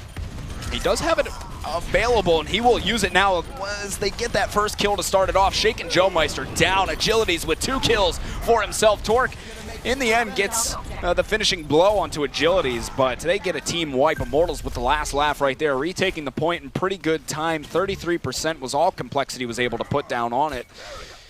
And Immortals will have a decent bit of ultimate game to try and defend with here as well. They will have 4 on their side once Nami gets his Earth Shatter online, but Complexity, Torque now changing over to Diva, and Agility's back to Roadhog. Complexity's got 2 ultimates to work with, and perhaps a Nano Barrage going to be in the cards. Oh, Winghaven very hurt. Someone's got to clean that up. Yes, Grim Reality finds it, and now he's looking to hunt down Nicholas potentially, who's quite hurt himself. A couple of staggered kills out here from Immortals will just allow them to stay in control of this point for the time being. And good to see Agility's back on the hog. He was making Genji pretty useful throughout that one Dragon Blade, helped them retake the point, but I think overall you're going to see continued value out of him being on Roadhog. Nicholas still holding on to the barrage, and now with Hardblue getting a Graviton. Oh no. Say it ain't so hard, but the Graviton being eaten up, and that's a disaster for Complexity though. Nicholas with the nano boost has been able to get 1. They traded out, but Nicholas still going to town up there in the skies. Not really much that Immortals has to deal with that threat of Nicholas flying around, other than maybe a hook from Agilities or a couple stray shots from Athan. But Immortals, oh my goodness, Hyped is just going to town on D.Va. Never mind, 3 kills for him. Winghaven still keeping Complexity in the fight, though, as he is able to get a few kills himself. It's a very back and forth fight, but Immortals will be able to hold on here as they're at 90%, looking to even this game back up. Complexity is going to have to get to the point and do it rather quickly as well. Try and so get back far, on it. the hero of this stage for Immortals, swallowing an ultimate that would have probably given Complexity the possession back, and also cleaning up a number 2 self-destructs coming out. Hype finds 2. Hyped with another 2. He is just going off at the moment. 3 kills. Him and Grim Reality combine for a total of 5. Immortals slowly working themselves back into this game. They tie up Lijiang Tower at 2-2. We will see one final stage to decide who takes map 1, but good resiliency from Immortals to get themselves back into this game. I think if Hyped hadn't swallowed that Graviton, that would have been Complexity. Could have been a very, very different story. They had a Graviton, a Nano, and a Barrage. Throw the Graviton out. They already were throwing Nano on the Barrage. Yeah. And you just make sure to shield Pharah. That would be utterly devastating unless Hyped either absorbed the entire Barrage or the Graviton. And instead, it looked like he did a little bit of both, in particular the Graviton out of the mix. Now Immortals has tied this up 2-2. What looked like it could certainly be Complexity's first map is now up for grabs as they go back on Lijiang Tower to resolve this map once and for all. Whoever takes this stage will take the first point. That's right. All comes down to this one, at least for our first map. Agility's back onto the Genji. The 2-2-2 setup from Immortals. Yet again, they've really been liking that today on Lijiang Tower. So let's see if it pays off for them this time. Agility's quickly dispatched by Harblue. Winghaven chimes in to get a kill for himself as well. Make that 2 kills for Winghaven, as Complexity starting off strong on this one, and that should be, well, one easy or a quick alt build for Harblue there right at the end to kill Hyped, but point will go over to Complexity first here. And Agility still staying on that Genji. He's really been building up Dragon Blades quite quickly, already sitting at 80%. And they'll be looking to engage immediately.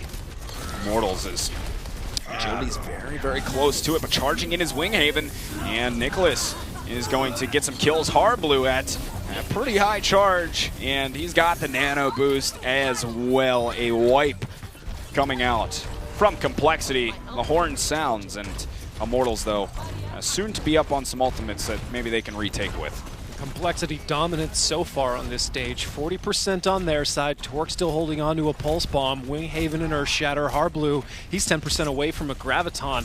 There's at least one bomb combo looming for Complexity. Immortals, though, they've just got a Dragon Blade. There's a Graviton coming down from Harblue. Oh, the Pulse Bomb in from Torque. That'll be a couple Agilities with that Dragon Blade at the ready, but he'll just wait on it, go meet up with the rest of his team. Complexity, and just really snowballing at the moment. But Immortals are finally starting to get a lot of these big ults online. Grim Reality actually switching over to McCree and try and deal with Torque. So Graviton, an Earthshatter, a Nano, and a Dragon Blade for Immortals. They might have to dump all of them to make it get through Complexity here. Right here, Agilities has that Nano Blade at the ready. He's using it. He'll combine. Well, he helps to get really all 3 of those kills, but Immortals certainly coming out on top of this fight. But it will be Nicholas trying to stall at least as long as he can. He will put Complexity up to just, yes, 95% for Complexity. So this Earthshatter on the next fight is going to have to be really big from Nami. Gonna have to buy a lot of time with that Earthshatter and really just follow up regular old play with no ultimates on their side. Complexity, they have a Nano boost and an Earthshatter of their own. Right now they are looking like if they can take it back, Nicholas, actually he's going to be put down by that Earthshatter. Both Reinhardts using their Earthshatters. Nami used his to try and shut down Nicholas. And he was able to shut him down for a little while. Harblue using Graviton, but nobody caught inside of it on that one. And that'll be no kills for Complexity. And Torque even using Pulse Bomb, but to no avail, but in the end, Complexity are getting a lot of the kills right here. 3 players down for Immortals. It's looking good to take map number 1. They do get the point back in their favor. Grim Reality only able to take down Torque, and they need someone to go stand on that point, and I don't think anybody will be able to get there in time. They take out Agilities, who did get there, but still, it's a last dash attempt for these Immortals guys to get themselves on the point. Regardless, even if they get themselves there, they need to find the kills. That's what really matters for them. They do get bodies back onto the point, but they're still losing players, just staggered back and forth. Hyped is, I mean, he's able to get Joe Meister, but that will seal it in the end. Complexity will take map number 1 here in an all-out brawl to kick us off. They take map number 1. It looked like it was going to be a sweep, and then they made us wait for it. It went all the way to round 5. But Complexity looking in entirely different form in this group stage than we saw in the previous one. Yeah, they're looking a lot better. I mean, a little bit shaky as as Immortals came back, but I think it was more Immortals kind of finding their rhythm a bit more. But Complexity are looking much, much better now. It's good to see them getting back to some of their old form.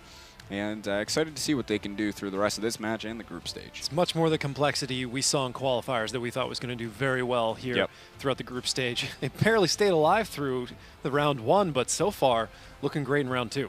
They are looking very, very good, and part of that is Torque. The way that he has been able to play all the heroes he played, one of them was Soldier here, and he was able to make a big difference for this particular map.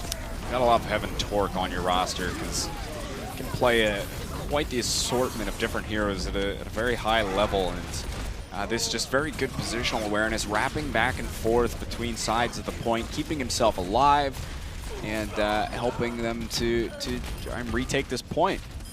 And inevitably, I did. So, you know, Torque, he can do them all. Yeah, that was one of the big things I noticed about this was Torque in particular, but all of Complexity using everything they possibly could to beat Immortals here, picking whatever hero they needed, always making sure they were countering the big threats on the side of Immortals.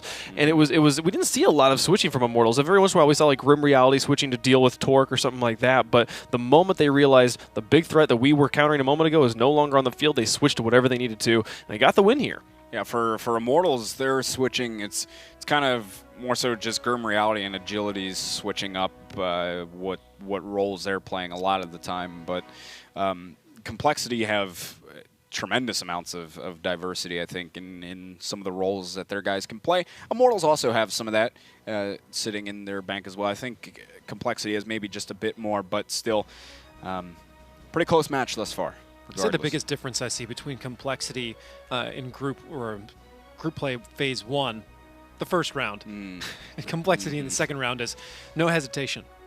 Yeah. They're not really waiting. They're taking the tempo away from their opponent. They're dictating exactly when that fight happens, and they're trying to make it happen on their terms. And that was what I loved so much about Complexity in the qualifiers. So if they can keep that going for them, perhaps this will actually be a 2-0 on their side, though. I still think it's going to be a 2-1. So I think it's going to be a 2-1. Well, we're going to be going to Dorado to decide who wins map number 2. Now, this is going to be, we've seen some shutouts here today. We might actually see points scored on both sides. Who knows? What do you guys think? This is a rough one because Complexity was, I mean, they looked very, very good here earlier. Certainly a better pick than Eichenwald. Yeah, that's true. That's a tough one. I'm thinking Complexity could still come out on top of this one, but Mortals must feel confident here or they wouldn't have picked it. So time will tell, I suppose, but it'll be interesting. Dorado.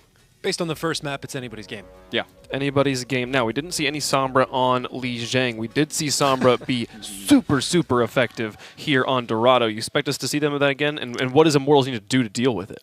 I mean, one of the just general points of dealing with Sombra is your positioning to avoid try and limit at least how many people get affected by the EMP. Now, in general, it's always pretty much a guaranteed pick, at least on your Reinhardt or something, when you go in with an EMP push, because somebody's going to get targeted with the EMP and they're probably going to die. But in terms of them, just trying to spread out as much as possible. But we'll see if they even run it. I don't know if you can do that on Dorado. Yeah, and that's the thing. It's tough to do in certain scenarios, depending on what the map is. So that's just one of the ways you can deal with Sombra. All right. But here we go, Dorado. It is Complexity with the one-map lead at the moment, as they were able to take Li Zhang Tower and very close 3-2 exchange on that map. But it is Dorado now. Complexity will start on the offense. We'll see if they decide to go with any bit of Sombra, but Mortals... I think they're going to stick to Torque Yep. on Genji. Right, like worked they did for him. before. Yep, worked for him there. Worked for them brilliantly, really. And Mortals looking as though they want to have Verbo on that Symmetra, which, as we see, is a very popular pick on the Dorado defense. But on top of that, they'll have Grim Reality With such 76. strong choke point, or such strong choke points, throwing that shield into the shield war Yeah. is just such a problem. See people trying to reach around and get a hook in when they know a shield is down or somebody's readjusting, and they jump around the corner for the surprise, and surprise right back at you. They're bouncing that hook right off of a Symmetra shield that's just floating through, and it fits underneath that bridge quite well. However, seeing every offense so far today push the card up and to the bridge, then rotate underneath through the stairs and up the left side to try and take a kind of a more favorable approach for themselves, which makes a whole lot of sense. Immortals actually doing a little bit of the old fortress on top, delaying Complexity just a little bit, or at least that's the idea so far. Complexity and not stopping for even a moment. Grim Reality already finding Harblue though. I don't know where it was that Hardblue went. He got taken down that quick. I didn't manage to catch it, but Hardblue does fall. He'll have a quick respawn back in the fight, though. So now we're getting to the phase of Mortals, who started off up top. They're now rotated back around to the choke point, and Winghaven is going to go down to the helix of Grim Reality and Torque in the backline. I think he's just spamming shurikens to try and generate his ultimate. Yeah. In the same way that he does with Sombra. Just get back there, generate it, and dump it early. Yeah, that, and also just, I mean, he's being a distraction to the Immortals defense. I mean, Sure. you know, you at least draw Grim Reality back. That's less pressure that he can put onto the choke point. But Complexity looking to posture into, well, they're going to be moving around into the courtyard.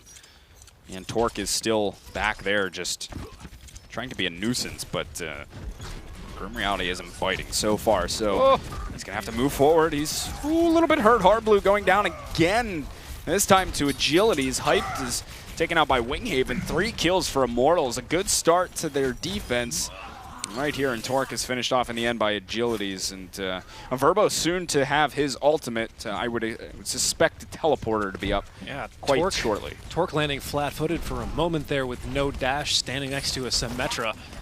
I thought he was going to go down to Verbo instantaneously and give Verbo the ultimate, but managed to get away, last long enough for Agilities to pop him in the back of the head with a shotgun. Complexity. Shake has Nano.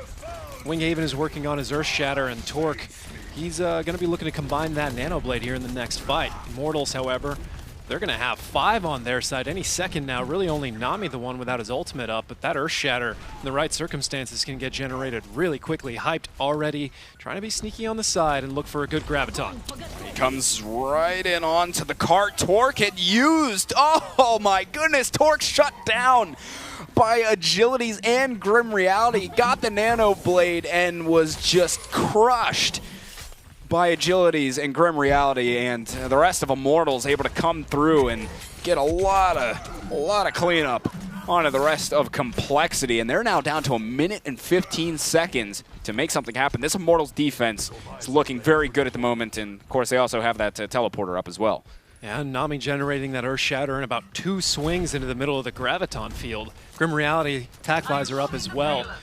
Immortals can try and combine those to hold for another minute, but Complexity is going to be pushing in with a sound barrier, Earth Shatter of their own, and that self-destruct is going to pick up Agilities. Shake did go down for Complexity. They used the sound barrier in. Joe Meister popped it off, and Nicholas able to get Agilities, as we said, and now Complexity are starting to find the kills. They need to find that teleporter, though. They start to come back. Nicholas is in there pressuring it, but you have Agilities is trying to at least tank for the teleporter as long as he possibly can for these respawns to come back through, and he is able to tank it long enough, and now Earthshatter comes in from Nami. Not quite going to connect onto the players of Complexity, but still, they at least get these players back onto the card. Hardblue finds one to take down Verbo, and Agilities down to 14 health, has a biotic on himself, gets taken out. Hardblue, though, going in with a whole hog, secures 3 kills for Complexity, and it looks like they will be able to come out, yes, they will be able to get this capture on the point. A valiant effort by Immortals. A solid defense overall, though, able to kill a lot of time off of this Complexity offense. Well, that was a very thin line before a first point capture for Complexity in a full hold for Immortals. Immortals is probably a little disappointed with that one, but it was very, very good for wasting time. Only 2 minutes and 15 seconds left here as Complexity tries to push through the streets phase. Immortals taking the high ground by the church. Nicholas trying to get some people knocked off, but not able to find what he was looking for. Nami actually taking a little bit of a bump there from Zarya, but not going to fall off again. He's going to go ahead and choose to drop on his own terms right now. Some Immortals have only got a whole hog to work with, but Athan's working on a nano boost. Harblue up top's just going to execute Grim Reality, and this is starting to look better and better for Complexity.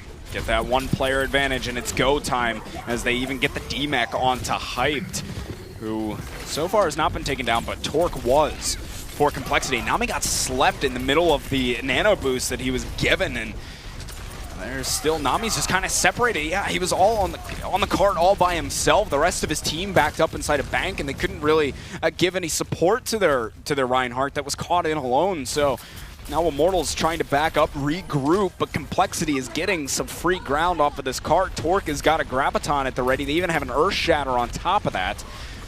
And Immortals not going to have too much to work with here. Graviton does come out. Nami very low on health. It should be taken care of pretty quickly, though. He's getting the heals. He actually kept alive, but the Earth Shatter from Winghaven is going to help secure that kill. They trade 1 for 1. Both Reinhardts taken out of the fight. Verbo killed by Harblue, so they're still going at it on the cart. Self-destruct is going to land in the middle of it. Nicholas takes out Agilities.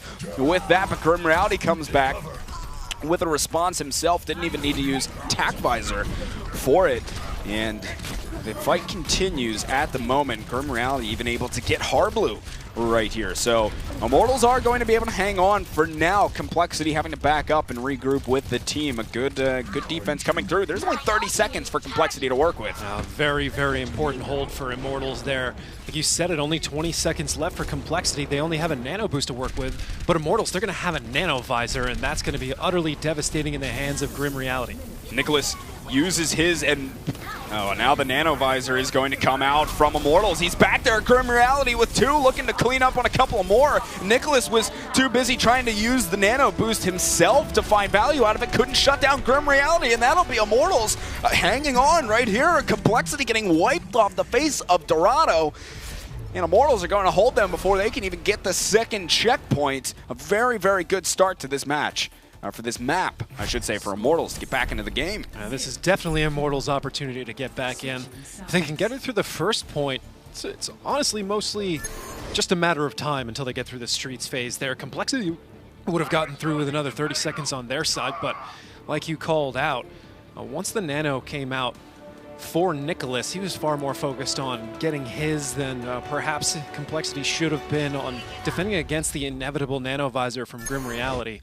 Just a little bit of a mismanagement there. I'm not sure if they lost track of the ultimates that were available for Complexity or just didn't necessarily think it through very clearly.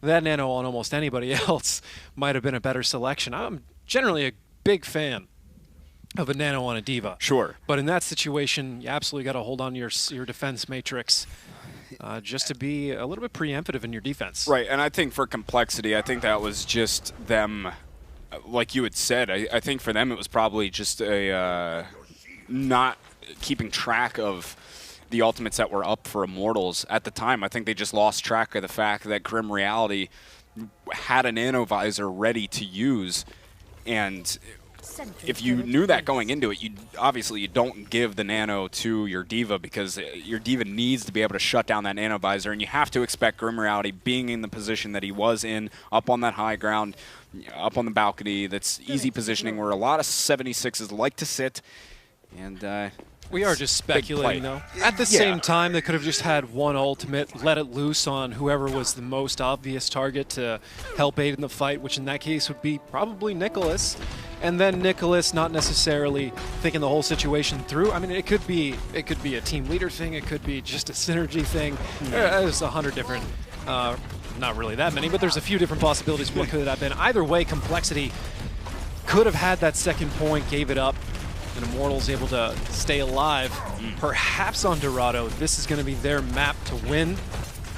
Joe Meister already up to 67% on his Symmetra. Yeah, he's really... He had some good placement of turrets and some of the right clicks. 80% for him already. I mean, he might be able to put a teleporter down before the first fight even really engages. Winghaven charges in, will take Nami into the wall, but ends up paying his life for it as Hyped is able to convert on the kill. Now 2 kills, 3 for Immortals. Steamrolling through on this offense. Things are not looking good for Complexity. They did get a teleporter up in time. Can they get the players back in before they cap this first point? And I don't think they're going to be able to. Charging back in, no, they do get there. They get a couple bodies on it, but the Immortals players are just shredding through Complexity as they try and come back into the point. And Immortals are looking great off this offense, and they want to send this one into a third and final map. Immortals just taking the opportunity, not even necessarily shut down the teleporter, but farm a whole lot of ultimate charge out of it if your name is Agilities. Taking shots at everybody as they go into the back, guaranteeing that Immortals would get the point and then some. We're going to be rolling here into the second and final stage of Dorado. Immortals looking incredibly good to extend this series onto a third map. They've got so much time to work with. They don't even need to get the full second point here. Both Divas are going to get nano boosted. And Torque has attack visor at the ready for Complexity. He's sitting in decent position for it. Might not even need to actually use it though, as they get the DMAC onto Hype now. Does have a pretty open opportunity for the attack visor if he wants to use it, but at this point Immortals can't really push anyway as they kill Hype, so he'll save that. Oh, Crim Reality nearly going down as well. Probably want to hold on to that until you see a bit more momentum out of Immortals and then gut the back line. But at the same time, Immortals got 5 ultimates online. I don't know if gutting the back line is going to be enough. Complexity might have to dump everything just to stay alive in this one fight. Immortals have a lot to work with, as you said. Complexity, though, some big ults for them as well. There will be that attack visor out from Torque. Up top, Agility's taking care of him. Now there will be Gravitons and a self-destruct used from Complexity, but Immortals now are just continuing to clean up kills. They are looking to send this one, they said, to a third and final map. Nicholas is in at the moment. He's got a biotic on himself. He's gets dispatched up quickly. Hardblue, one of the few remaining players in Complexity that are still in. Immortals looking home free right now to send this one into the third map. Torque, though, Earthshatter did come through, but no, will not be enough for them as the Complexity players just trickling in, but it's not enough. Immortals are sending it on to a third and final map here with Complexity. That looked like it was more people than it was. I think that's the double name on Diva. Yeah. Sending me for a loop. Well, man, that's big response. Absolutely, yeah. After having a 5-round thriller on Li Zhang, we go very, very quickly. We did have points scored on both sides of Dorado this time, but we saw Immortals taking the win, and we will go to a third map. Yeah, really solid performance from Immortals. Great offense to get it kicked off, and they had a stellar defense as well, not only on the first point, but on the through that second Streets phase as well. Immortals looking really good on the hybrid maps or the just straight payload for sure. We'll take another look at that final fight from Immortals as they're able to send this one to that third map. They get the win here on Dorado. Sending that Graviton in. A little bit risky with the Diva out in the field, but because he sent that one from range. But I'm sure he had some intel that it was safe to do so. Kind of blind around a corner while in his own Graviton. Yeah, he just said screw it. It worked out for him. So I don't know if it should, though. Yeah. That's one of the ones you want to kind of go back and look at a number of times. But either way, Immortals were probably going to take that point with the amount of time they had left. So yeah, you don't want to be too wasteful with it at the same time. Yeah, that was going to go Immortals' way as soon as Complexity didn't push it past the second point. Yeah. I think my favorite part of that map was Agility's tanking for the teleporter. When Nicholas was trying to get on it, like that was a very, very clutch play. You knew exactly what Nicholas was trying to do, and he just like, no, I'm going to stop this. I'm going to make sure I'm taking the damage. I have a lot more health than this teleporter does. That was a huge play. I mean, he was able to sit there and tank that teleporter, and then it allowed his team to get respawns, come back out there. I mean, it was a pretty big play to make, and it was one of the few that helped Immortals get the win. So map number 2 will be Eichenwald. We'll do all 3 of the new maps today here in Immortals versus Complexity. So this was a map that Complexity, both teams looked pretty decent on it earlier today. Both of them picked it when they lost. So clearly something they've been practicing. Yep. We've seen both sides take a win apiece here. You guys sticking with predictions here? I think you both went with Immortals, I believe. Yeah, I did. Now, going on to Eichenwald certainly makes things interesting because Complexity looked pretty wild here, to say the least. I'll still stick with Immortals, but I could see a world where Complexity takes it. It's very much a possibility. If Immortals are able to kind of vacuum the momentum out of Torque's Sombra play, which you know is coming. I mean, then they can probably do a full hold on the first point. Yeah. Other than that, it's going to get messy. I'm still going to keep my vote in the Immortals side just because I don't like to change. But it's definitely anybody's game either way. Complexity's certainly showing up to play. Now, while we're waiting for one of the players to get in the game, we just saw Complexity play Dorado twice. Was there any big differences other than the scoreline that you noticed in Complexity's gameplay here? Anything that they did on the first time where they were able to get the win that they didn't do this time to drop the game to Immortals? I mean, I'm sure I'm missing some of the finer details just throughout the day, seeing a lot of gameplay, missing some from the first match. But I think there was times where Winghaven would kind of charge in. I saw him kind of get picked off. That was the first point. Yeah, and he would go down, and I mean that's a crucial guy to lose at the beginning. And I think a lot of it too is just Immortals were really, really playing well on Dorado, and Complexity just didn't quite have it together as much as they did before. But moving on to Eichenwald, that's one of Complexity's wheelhouses. So it's gonna be a good match. I'm excited, guys. Here we go. Third and final map. Complexity and Immortals. These guys have given us a good one so far. Complexity took the first map, getting Lijiang Tower, and then Immortals striking back as they take Dorado in a dominant performance. Now we will see. It will be Eichenwald. Both teams. Sorry, go ahead, David.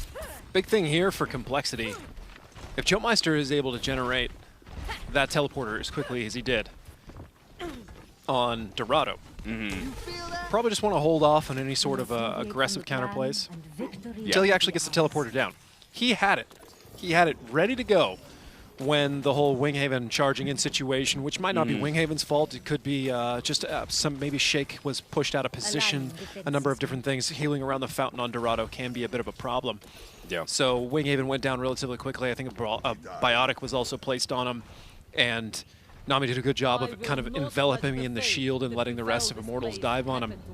But just in general, if Joe Meister is locked and loaded with a teleporter or a shield generator or whatever he's going to use, perhaps just lay off for just a moment until he can drop it and get back in the fight. If you give him that opportunity, then you're running with a whole 6-man, and if anything goes wrong, you've got the redundancy of a teleporter. Good Biotic is going to land early. Got onto a few It's interesting players. to see who does that and who doesn't. Yeah, right. Ethan on Zenyatta. They're coming out with a dive for Immortals. All right. It's great on Eichenwald. Yeah, we saw it work earlier for some guys on this map, so hey, we'll see. Joe Meister goes down right away. Agilities gets in. He finds 2 kills, but Complexity are keeping themselves in it as they were able to get 3 and 4. Winghaven getting quite a lot of those, already building 73% charge on his Earth Shatter. They did get 1, though.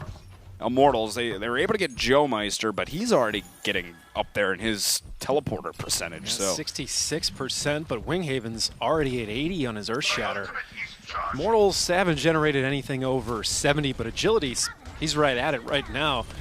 If he and Ethan combine, that's going to be a Dragon Blade in the middle of a Tranquility. That could combine the right way, but either way, most of this fight's not going to happen by the gate. It's going to happen on the point. It was good from Immortals to try and rush the fight as they got Joe Meister, and they take down Joe Meister again before he can put his teleporter down. So for Immortals at this point, need to regroup real quick before Joe Meister maybe can get back to the point. That would be big for them. If he comes in and drops the teleporter, they can press forward into the gate, and then that's going to be... Actually, no, I don't think you want to do that on a dive, pardon me. Just kind of playing back on the point here, using the point itself and the second floor right behind them. Right now, Immortals just not able to find much momentum. Agility's going to break out that Dragon Blade right now. Teleporters up. Athan takes down Hard Blue. Complexity still finding the kills. Joe Meister even shutting down Agilities. And, oh man, it is just all Complexity. They have that teleporter up. They are going to be feeling good, though. Hyped, able to wrap around back to the teleporter and take it out, which is crucial for Immortals when they try and re-push onto this point. Still a minute and 55 seconds left for Immortals, and they're still playing with the dive. The dive's kind of one of those things. I don't know, if it doesn't work immediately, you should at least see a little bit of cracks out of the people you're attempting to assault to keep running it. A hard decision at this point. I mean, a minute and 40, you've already generated a number of ultimates. Either way, Immortal's going to have to make it work at this point. Complexity, though, they haven't given up an inch. Leading in with a Transcendence is Immortals, and again, they get Joe Meister. It's been a frequent pick for them off the start of these fights. Graviton Surge is used by Complexity, and they strike back with 3 more kills. Yet again, Immortals started off with 2 for themselves, but Complexity using the Graviton Torque, cleaning house of the Immortals players as they were, oddly enough, inside of the house. And it is just, I mean, all Complexity on this defense. That was the master plan of Torque there. Graviton pulling most of Immortals into the car wash to get Joe Meister up to 90% on his ultimate. This is looking very bad for Immortals at this point. Complexity have a lot of ults online. Hard Blue using the whole hog. 3 more kills for Complexity. This is a troublesome spot now for Immortals. The teleporter's down for Complexity. Immortals is, well, Hype doing a good job. That's the one thing we can say about Immortals so far in this situation. They've had a tough time pushing on the offense, but Hyped has at least done a brilliant job of getting to the back and killing the teleporter as soon as it goes up. But this is last attempt for Immortals. Immortals, their last assault, they might have a Transcendence in it. They will have a sound barrier in it. Complexity is going to have a self-destruct. But other than that, it's going to be just mostly teams playing with no ultimates up. And so far, this has been completely in Complexity's favor. That self-destruct is going to find Verbo, though. 2 kills for Complexity, 3 for the Immortals, just getting completely dumpstered on this first point. They can't get anything going on their offense. It is just a full wipe yet again coming out from Complexity. And that is a full hold, first point Eichenwald. Oh my, well, the Immortals are going to have to pull out a heck of a defense as we switch sides if they want to stay in this match. But Winghaven really made some clutch plays for Complexity throughout that, as well as Torque. They both had big Earth Shatters, some big Gravitons. And like I said, one of the few things we can give Immortals for that is Hype's ability to go back and get the teleporter right away. But I mean, the dive comp, they stayed on it for quite a while, and it just wasn't working. That's pretty much all there is to it. Yeah. Complexity was prepared for it. They pulled back into the right configuration, made the dive comp kind of work in their favor. Perhaps Immortals should have given it up. Perhaps there was another angle to do it right. It's one of those ones you just want to keep looking over and over and over again. Perhaps once they realized kind of what Complexity was doing with more of a fortress, I don't know if there is any better option to that, aside from maybe just 4 tanks and trying to go through, but then that's going to push directly up to the gate. I could theory craft this for a long time and argue with myself.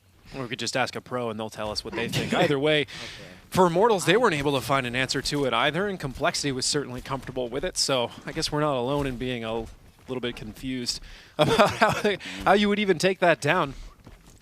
Right now, it's going to be Complexity's turn on offense, and Immortals' only hope is to hold Complexity on the first point for a full 4 minutes and take this into a tiebreaker map. That's the best they can hope for here. And for Complexity, I mean, what a comeback story for them. Struggling so much throughout much of the group stages, narrowly making it in to the top 6. But they got a second chance at life, and they won their first match earlier today with a good shot at beating the team that is leading the group stage at the moment, the Winter Premiere.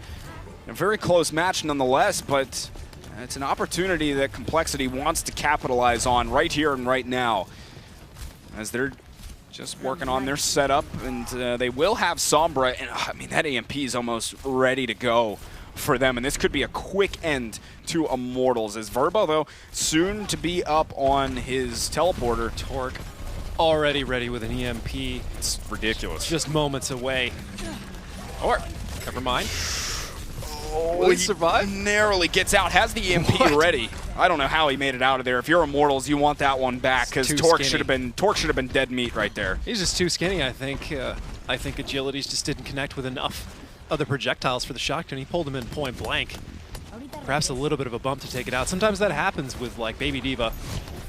I mean, for some of these Immortals, really thin characters. I would have thought the rest of the team would have been there ready to go. Here comes the EMP. Yes, EMP comes through. Already 1 kill for Complexity. Make it 2. Hard Blue ends up going down. Teleporter is up for Verbo. They need to find that, and quickly, because Immortals are striking back with kills. They are going to get hyped as well here, but Hype was able to get 2 before he went down in the end. And they try to go inside of the house there to deal with the teleporter, but there's a lot of Immortals bodies in there. But Complexity, they get 1 tick on the point, and that's still a pretty good result for them. Hard Blue going down late there, but the teleporter probably only has a few charges remaining on it.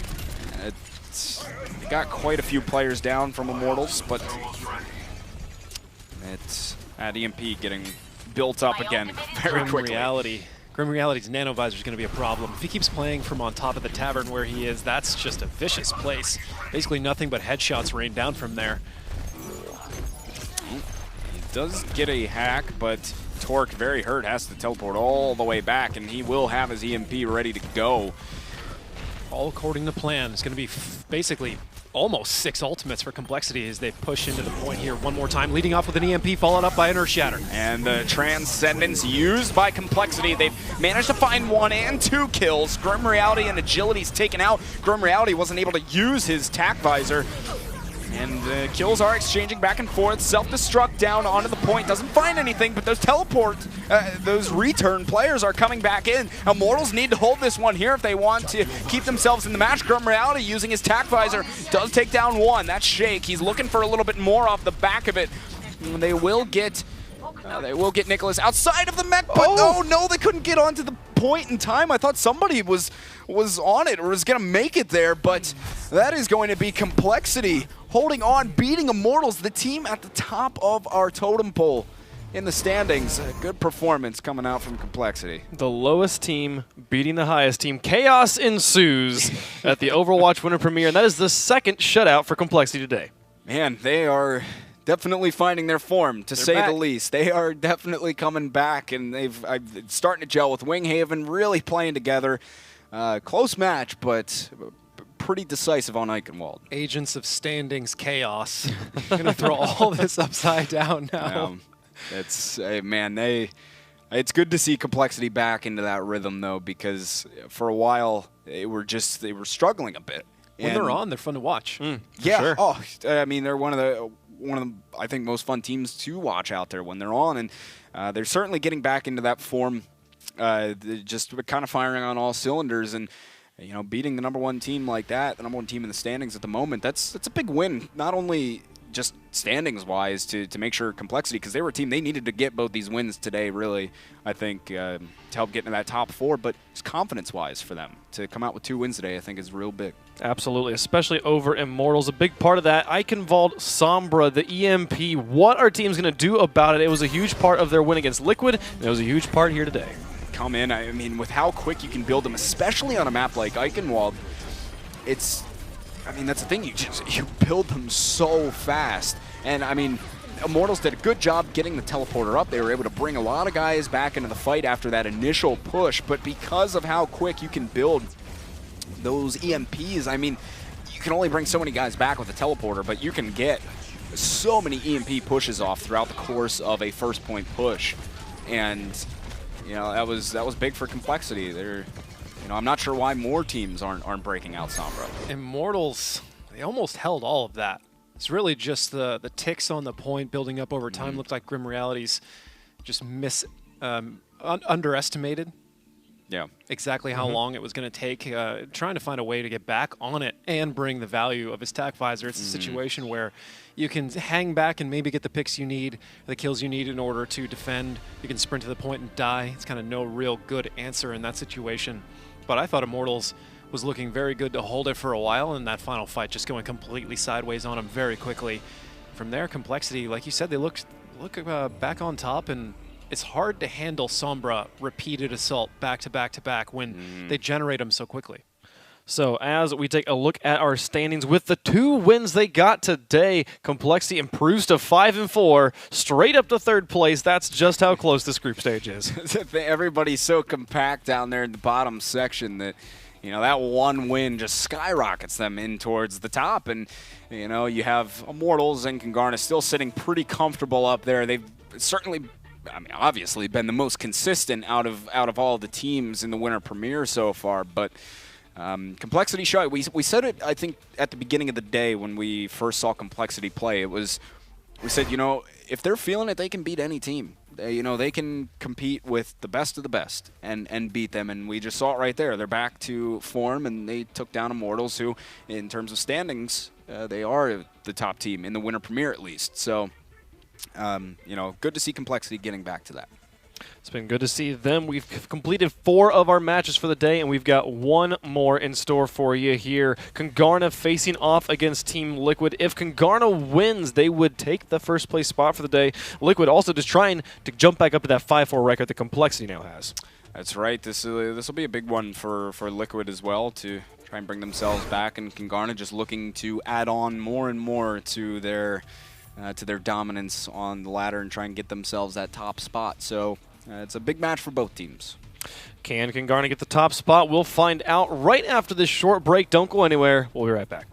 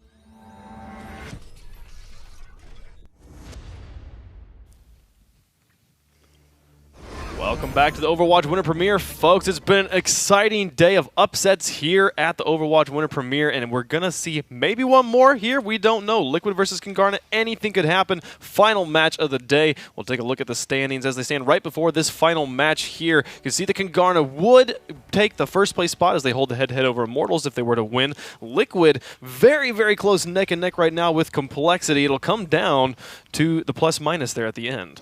Yeah, it should be another good one. I'm sure Congarna definitely wanting to solidify their spot at the top with a win here. So I'm sure they'll be bringing everything that they have to the table. And, of course, Liquid is also in that mix with a lot of the teams in the middle of the pack, so they would love to pull out a win here as well to put themselves just a bit higher. A lot of mobility in the bracket over the next 3 days, that's for sure.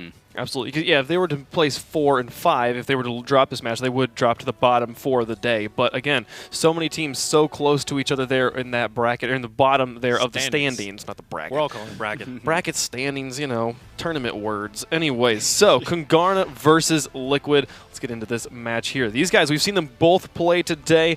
Both of them had some nice matches. Liquid dropping it to Complexity. Congarna able to win theirs 2-0 very handily. They were looking very hot earlier, and we had a very confident interview with Ajax, who is not scared of anybody right now. Yeah, man. That's the one thing. Congarna, they have a lot of confidence in their team, and they are playing. I mean, they have play to back that confidence up on top of that. I mean, earlier today, they were lights out playing. And I think if they can keep that going today, Liquid is going to have a very, very tough time trying to go against them because, I mean, Congarna just seems as though they could beat really anybody at this point. Sure, so let's talk about the Congarna lineup. We saw a fantastic play from them earlier. Ajax, Blam, the fantastic supports who calling each other out there. Yeah, so these guys. Well, I mean, you got, we said it time and time again, Connor J, just a brilliant Roadhog player.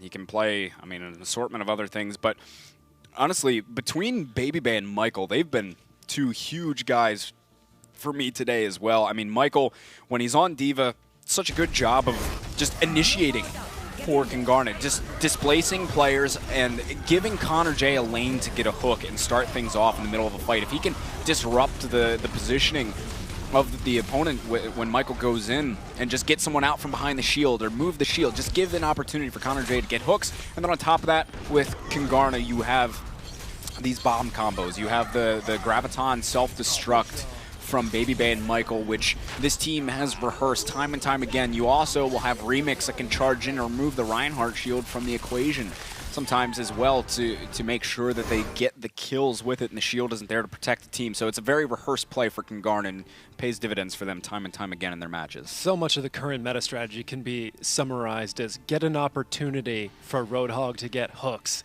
Now, when that Roadhog is Connor J, that's just a natural pairing of things, and that's been paying off for Congarna for 2 weeks so far, and also so far today.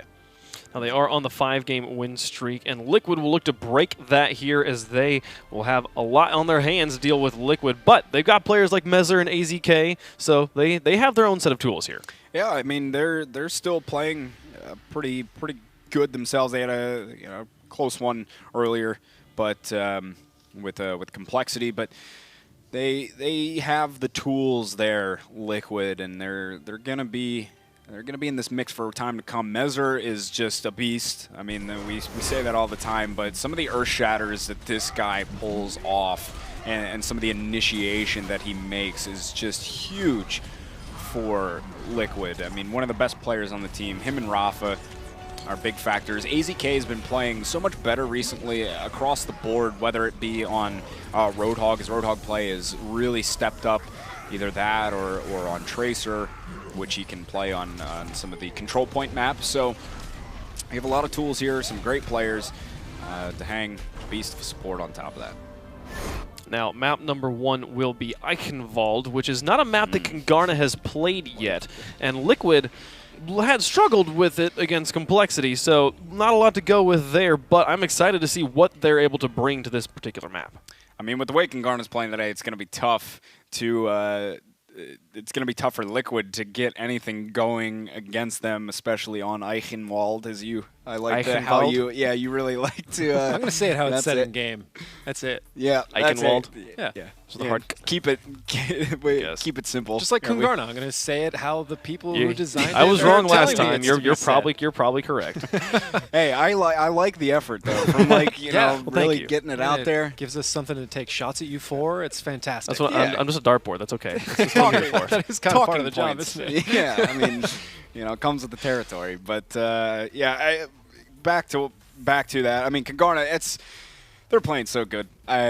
Not that Liquid's awful by any means. I mean, they're playing well, but Kungarna I think is on a different level, and it should be a pretty solid victory for them if I had to say. Yeah, well, earlier today, Liquid did lose on this map. However, it was against Complexity, so perhaps that doesn't necessarily mean anything for this particular fight. Yeah. Well, Kungarna, they didn't see Eichenwald at all. They just went through Dorado and Lijiang Tower. Well, Looked strong on both of those 3 zeros.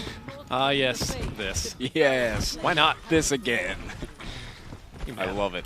Well, I mean, I'm sure Kungarna is very prepped for this map. Their team, I mean, these guys put in time, and they seem to have great set plays on a lot of different maps. Like, they really take the time to go through and make set plays on each map, and I'm sure they've done the same here. You can tell they're a team that really values prep time and planning out some of these things. So they'll be on the offense first, and so far they're showing a pretty standard setup. Quad tank, Liquid have ID on the Mei, the classic Mei on the Eichenwald first point. Now, my last favorite time- thing. Last time, that didn't even come into the equation.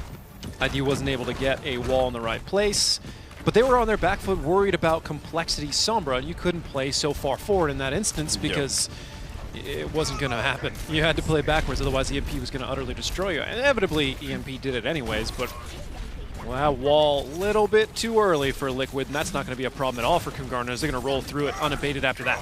That's the thing. They want to take this opportunity now that the wall's down to go ahead and initiate, and they already find AZK. Remix takes him down. 2 kills for Kungarna, and it's falling apart for Liquid right in front of our eyes. ID then will go down, and there's a huge player advantage for Kungarna on this point.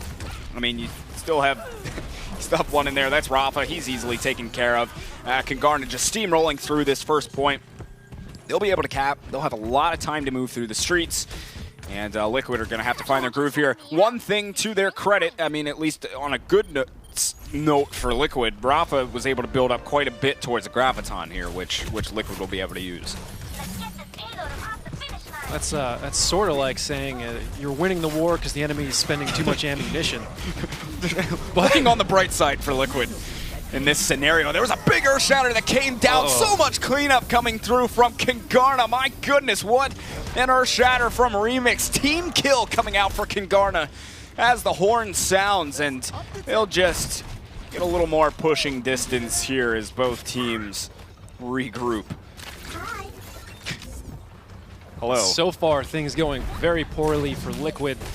On that first point, with Mei in general in kind of a chokehold or choke point situation, you are one wall away from losing a lot of the time, and Graviton coming out, landing in the middle of Kungarna, but Kungarna converting 4 out of it. Kungarna just back-to-back team fight wins 3 in a row now so far, and ID, he is going to pick off 2, Remix and Blam, but it's not going to be enough so far. Kungarna still moving 2 on cart. Oh man, Remix got ID slowing him down. It's good from ID. He's actually buying quite a bit of time for the Liquid players to come back onto the cart. They even find Ajax right there. Big. Hooked. That's big. Yeah, that was actually really well done from Liquid. It could have been much worse for them in that scenario. Luckily, ID came up pretty big and got those kills off the Blizzard, and then they combine there, slow down the cart, get the kill on Ajax, and Remix is going to be put to sleep there for a moment, then hooked in, and I don't think there's a bubble up for him. AZK able to finish him off. The right click, there was a shatter that came through from Remix. It will allow Kungarna to get a couple of kills, but ID's still in there getting those right clicks out.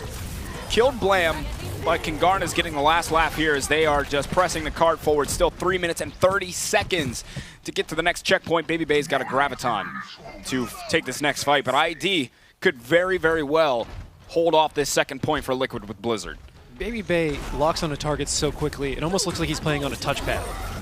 The guy's a monster. Here comes a Blizzard on top of that. And ID is able to get remixed. Self-destruct flying up into the air from Michael. And did get one. The hang was taken down. They're trading back and forth at the moment. Michael is still in there. Takes out AZK, but it should be Liquid coming out on top of the fight. Yes, and Michael is just going to go ahead and reset in that scenario. Wasn't looking too hot for him, so that Blizzard did pay off for Liquid. They were able to hold on to the second point here, and there's not really a whole lot in the Kingarna arsenal to work with. Oh, and Liquid's going to have a Graviton in the next fight. ID's about 50% away from a Blizzard, so we won't see those combine for what would almost very likely be a team wipe. Kingarna is going to go ahead and press across the bridge. They've got a lot of distance so far, and that wall is not going to be that big of a problem. It's sitting right on top of the card, and Team Liquid, a number of their tools already spent. Kingarna pressing right in.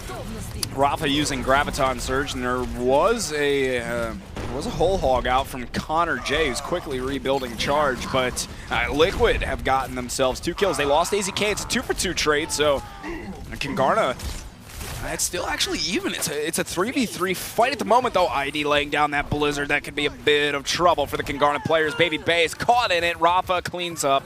Ajax finished off by ID as well. This May is proving to be very troublesome for Kingarna at the moment. And they'll still have 1:40 to move through, to just finish off. They need to win one fight. That's it.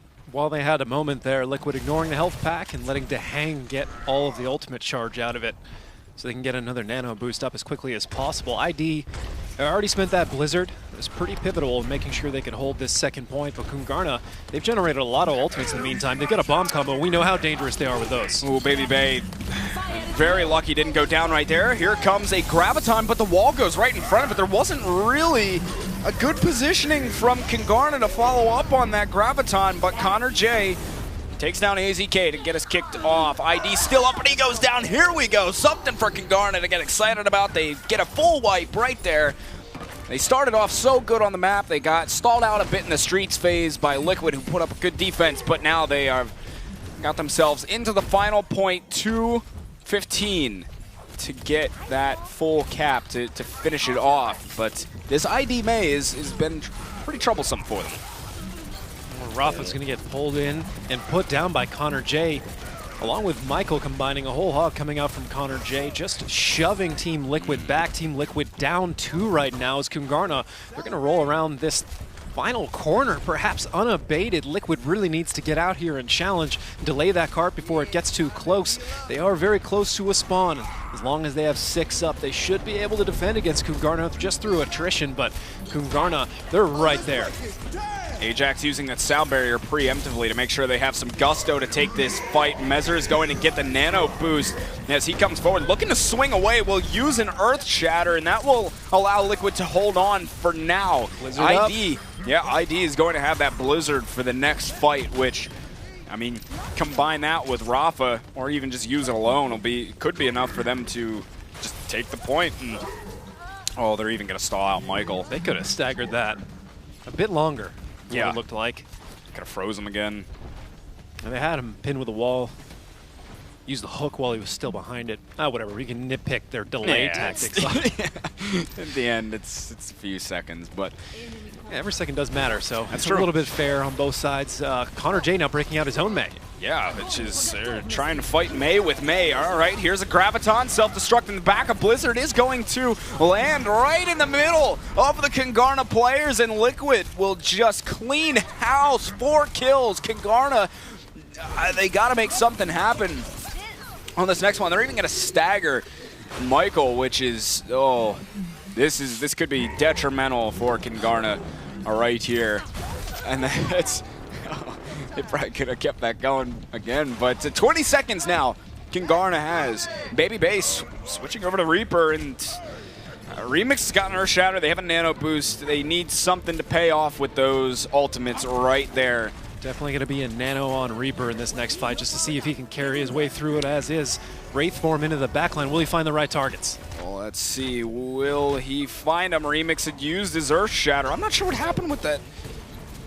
That Nano Boost go off on a Baby Bay. I don't know exactly what happened. I didn't see anyone light up, but regardless, Minstrel goes down, and Kangana's got to make their final push here. Mezra with the Earth Shatter, though, is going to catch quite a few of the Kangana players in it. A Blizzard comes out from Connor J, but I don't know if it will be enough in time for them. Ajax goes down to Rafa, who ends up finding 2 for himself, and Kangana unable to finish it off in the end. That will be Liquid holding on, really getting it together in the latter stages of that map. And now as long as they can cement a good offense, they'll be looking solid to take map number 1 here. Yeah, perhaps the reason why Team Liquid lost the first point so fast, but definitely the reason why they were able to bleed so much time off of Kangana in the second stage and hold completely in the third stage. So either way, net positive.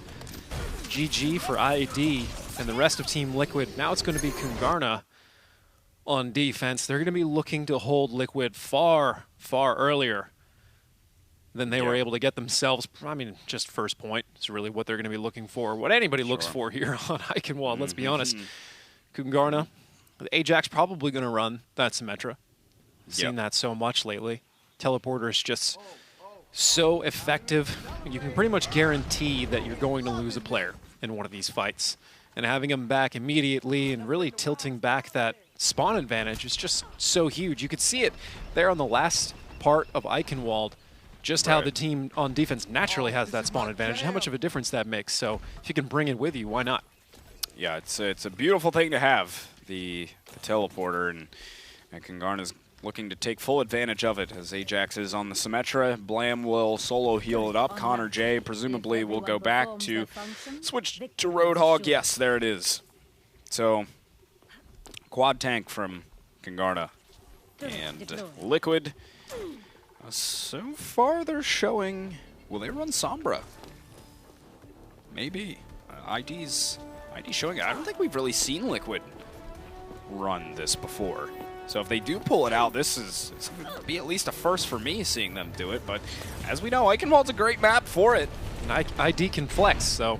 Yep, he certainly can, and it will be Sombra for Liquid. Dahang is going to be on the Zenyatta already picked off Ajax, that's huge. Oh my goodness, that's disastrous for Kangana. They just want to go straight in off of that one as AZK ends up getting traded out for Baby Bay, and Michael flying around on that backside, just trying to keep himself alive in this scenario. Charging in was Remix to pin ID into the wall. Remix able to pick up 2 kills, and Kangana's going to hold on for now. And Ajax actually just deciding to come back as Lucio. If you don't get an early start with Symmetra, you might as well just give up. Smart decision from Kangana there, but certainly going to throw their planned defense off a little bit. Team Liquid have already got a Transcendence on their side and a self-destruct. ID 30% on his EMP. A lot of fight here on the point. Team Liquid just getting very close to a first tick. Transcendence used by Dahang on the point. And they did take out Ajax. Team Liquid did. Connor J is going to go down as well. There's a self-destruct on the point, but Rafa doesn't find anything with it other than some zoning. Michael, I think really the only Kangana player able to pick up a kill here on this fight on the point. Minstrel, I mean, eventually taken out, but that is going to be first point going to Liquid. Pretty good time for them. 5 minutes to work through this next phase. Yeah, and in the next phase, they're going to be dropping an EMP for sure. Minstrel will probably have a sound barrier to hang with a Transcendence. Transcendence so far has been used offensively, preemptively. Yeah.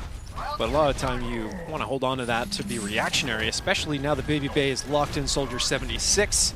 Transcendence can guarantee that that goes absolutely nowhere if it's up. And as long as Blam doesn't land a good biotic, but a lot of factors there can react to that as well. Team Liquid, so far still moving the cart unabated. Kangana's going to have to drop down. Kangana throwing in a self-destruct, doesn't catch anything. Self-destruct lands in, Remix with a deep charge, and there will be an EMP. I don't know if it really caught all that much of the Kungarna players, but Remix had ended up charging in way too far, and he got caught in, and that will punish the rest of his team. Kungarna is first to go down, the EMP on top of all of that, and Liquid still continuing to cruise right here, but on this next fight, they're really going to need this Earth Shatter that Remix has sitting in the pocket. Michael changing over to Tracer. I was just noticing ID doing a great job constantly shutting down what is usually Michael's stellar diva play, but Sombra can definitely take a lot of the impact out of that, just constantly hacking. Oh, ID almost getting tossed off. Going to translocate back to safety. A self-destruct being thrown out. Not going to connect with anyone. Ajax still skating around over there on the side, and Kungarna really needs to win a fight right now. Both sides using that sound barrier. Connor J going forward with a whole hog, just pressing the Liquid players in the back, and there will be attack visor from Baby Bay, and the Transcendence was used by Dehang, and somehow Liquid they're still coming out on top of this fight, and Dehang just melts Baby Bay right there. Liquid looking to take map number 1 here from Kungarna.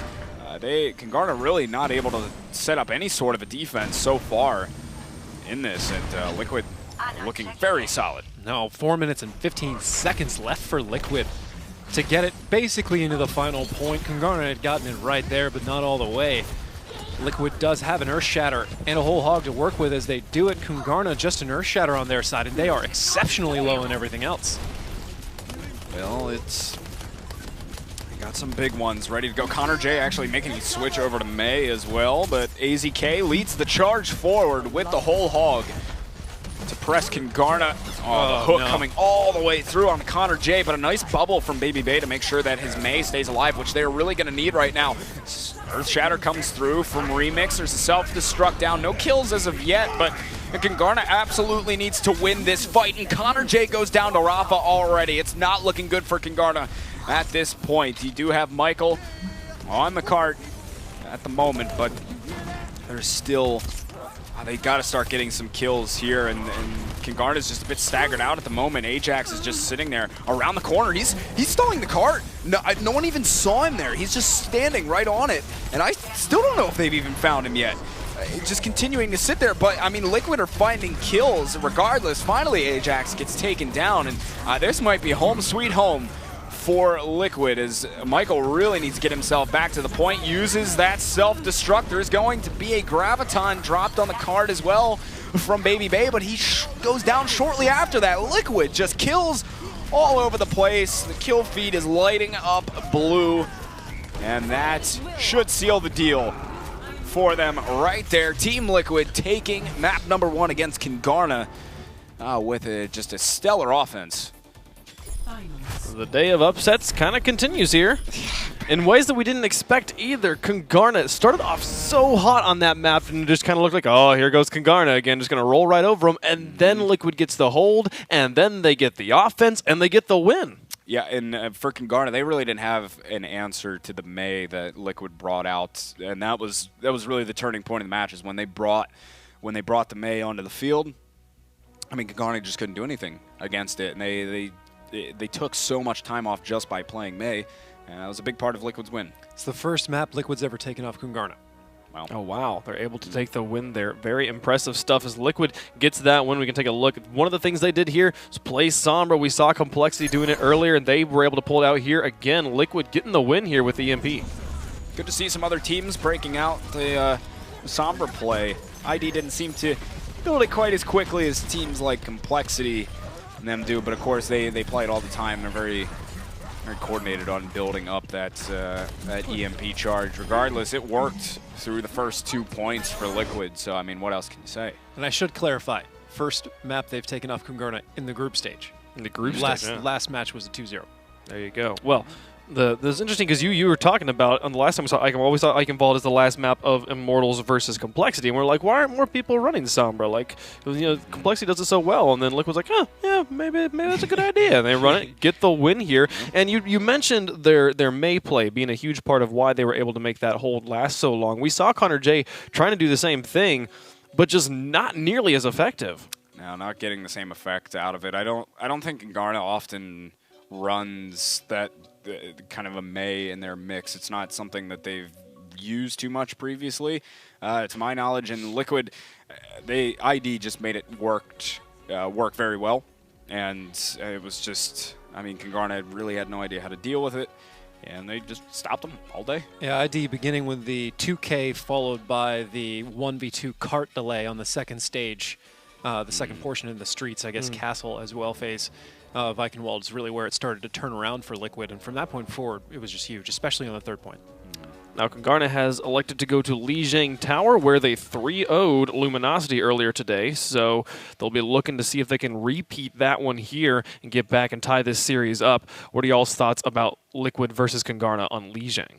I mean, Kangarna looked stellar there earlier, so I think there's a good possibility they can take it. We'll see how much AZK breaks out, things like Tracer, or how effective he is going into the match, but I mean, with how Kangarna was playing on Lijiang earlier today, I think it's a good pick for them, and they'll want to take it to Liquid here, certainly. I'd agree that it's Kangarna's map to win or lose.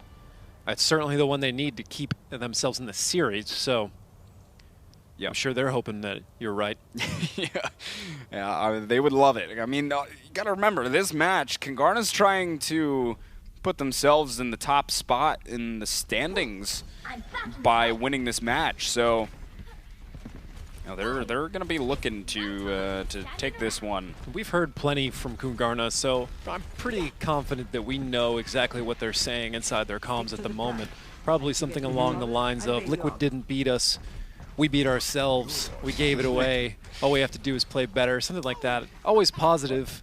Right. Whatever works for them. Whatever works. Obviously, that works. That was the thing. I talked to Michael, I think, a couple of weeks ago, and he said the only way we lose is if we beat ourselves. That was one of the things that he had said. I should be clear. I think Liquid beat them there. I'm not. Oh, yeah. I don't agree with that. Yeah. But that's probably what they're telling themselves. That's right, and that's the lines that Kangarna think along, and they're very confident in themselves, which is, of course, a good thing. But and here we go, on to Lijiang Tower. Oh. That will be two. To hang already down. Yeah. Remix going down to Hang, getting taken out by Connor J, who might be going down himself. Got a biotic on himself just in time, and will get actually healed up. Mezer taken out by Michael there. And that will be the point going over to Kangarna first. Right, here's the Pulse Bomb, lands from AZK, 3 kills off of that. Oh my, Minstrel had gone and just went for the reset for Liquid. And little did he know, AZK was just going to pop in, say hello, and get the 3K off the Pulse Bomb, allowing Liquid to retake the point. Kangarna only getting 20% there. That's what you got to be looking out for. Kangarna, AZK, again, guy can play some pretty nutty Tracer. And Nano Boost and a bomb combo. Pretty close here for Team Liquid, closer than it is for Kangarna. Here comes a Nano Boost on both sides. And already, Kangarna losing 3. Liquid are going to go ahead in percentage right now, and Liquid looking pretty good here themselves to start things off on Lijiang, but those ultimates are working up. Honestly, for both sides, though. I mean, ultimates are coming online. I think Liquid might have some of the better combinations potentially to work with here, because I mean, Kangarna doesn't even have Earthshatter yet. They're trying to come in through the White Room side, and here comes the Graviton. Oh, goodness, another Pulse Bomb out from AZK. 3 more kills off the Pulse Bomb. 3 is his magic number, apparently, with the Pulse Bomb. And my goodness, it is just Liquid looking very good after that one retake. But now Ultimate's coming online for Kangarna, so they're really gonna have to make it happen here. Yeah, Kangarna needs to take this fight or the next one. This one's probably the best one for them. Mezer burning that Earthshatter, only taking down Connor J, but it looks like Mezer just flew right off. Ajax bumping him. They're trading here. Michael gets a couple off his own self-destruct, so that's good news for the Kangarna fans. But Liquid holding strong on the point for now. They're trying to just really delay as long as they can, and so far Kangarna have not found the kills on the remaining players. There we go. Remix gets a couple. Mezer was coming back in. Remix is here, swinging away, trying to take on Mezer. And Kingarna will finally turn the tables, but Liquid's sitting at 99%. Kingarna's going to have to be perfect through the rest of this. Kingarna, Sound Barrier, and Old Hog. Connor J throwing out a hook coming up. Empty. Team Liquid, though. Mezer's working on an Earth Shatter. To hang a Nano. AZK's already got a Pulse Bomb, but ID's 60% away. To hang already sent packing Rafa and Minstrel right there after. Kingarna looks like they're going to be able to hold for at least this fight, so that's probably another 15-20% at least. That's the old getting hooked over top of the moat there and just falling right down in.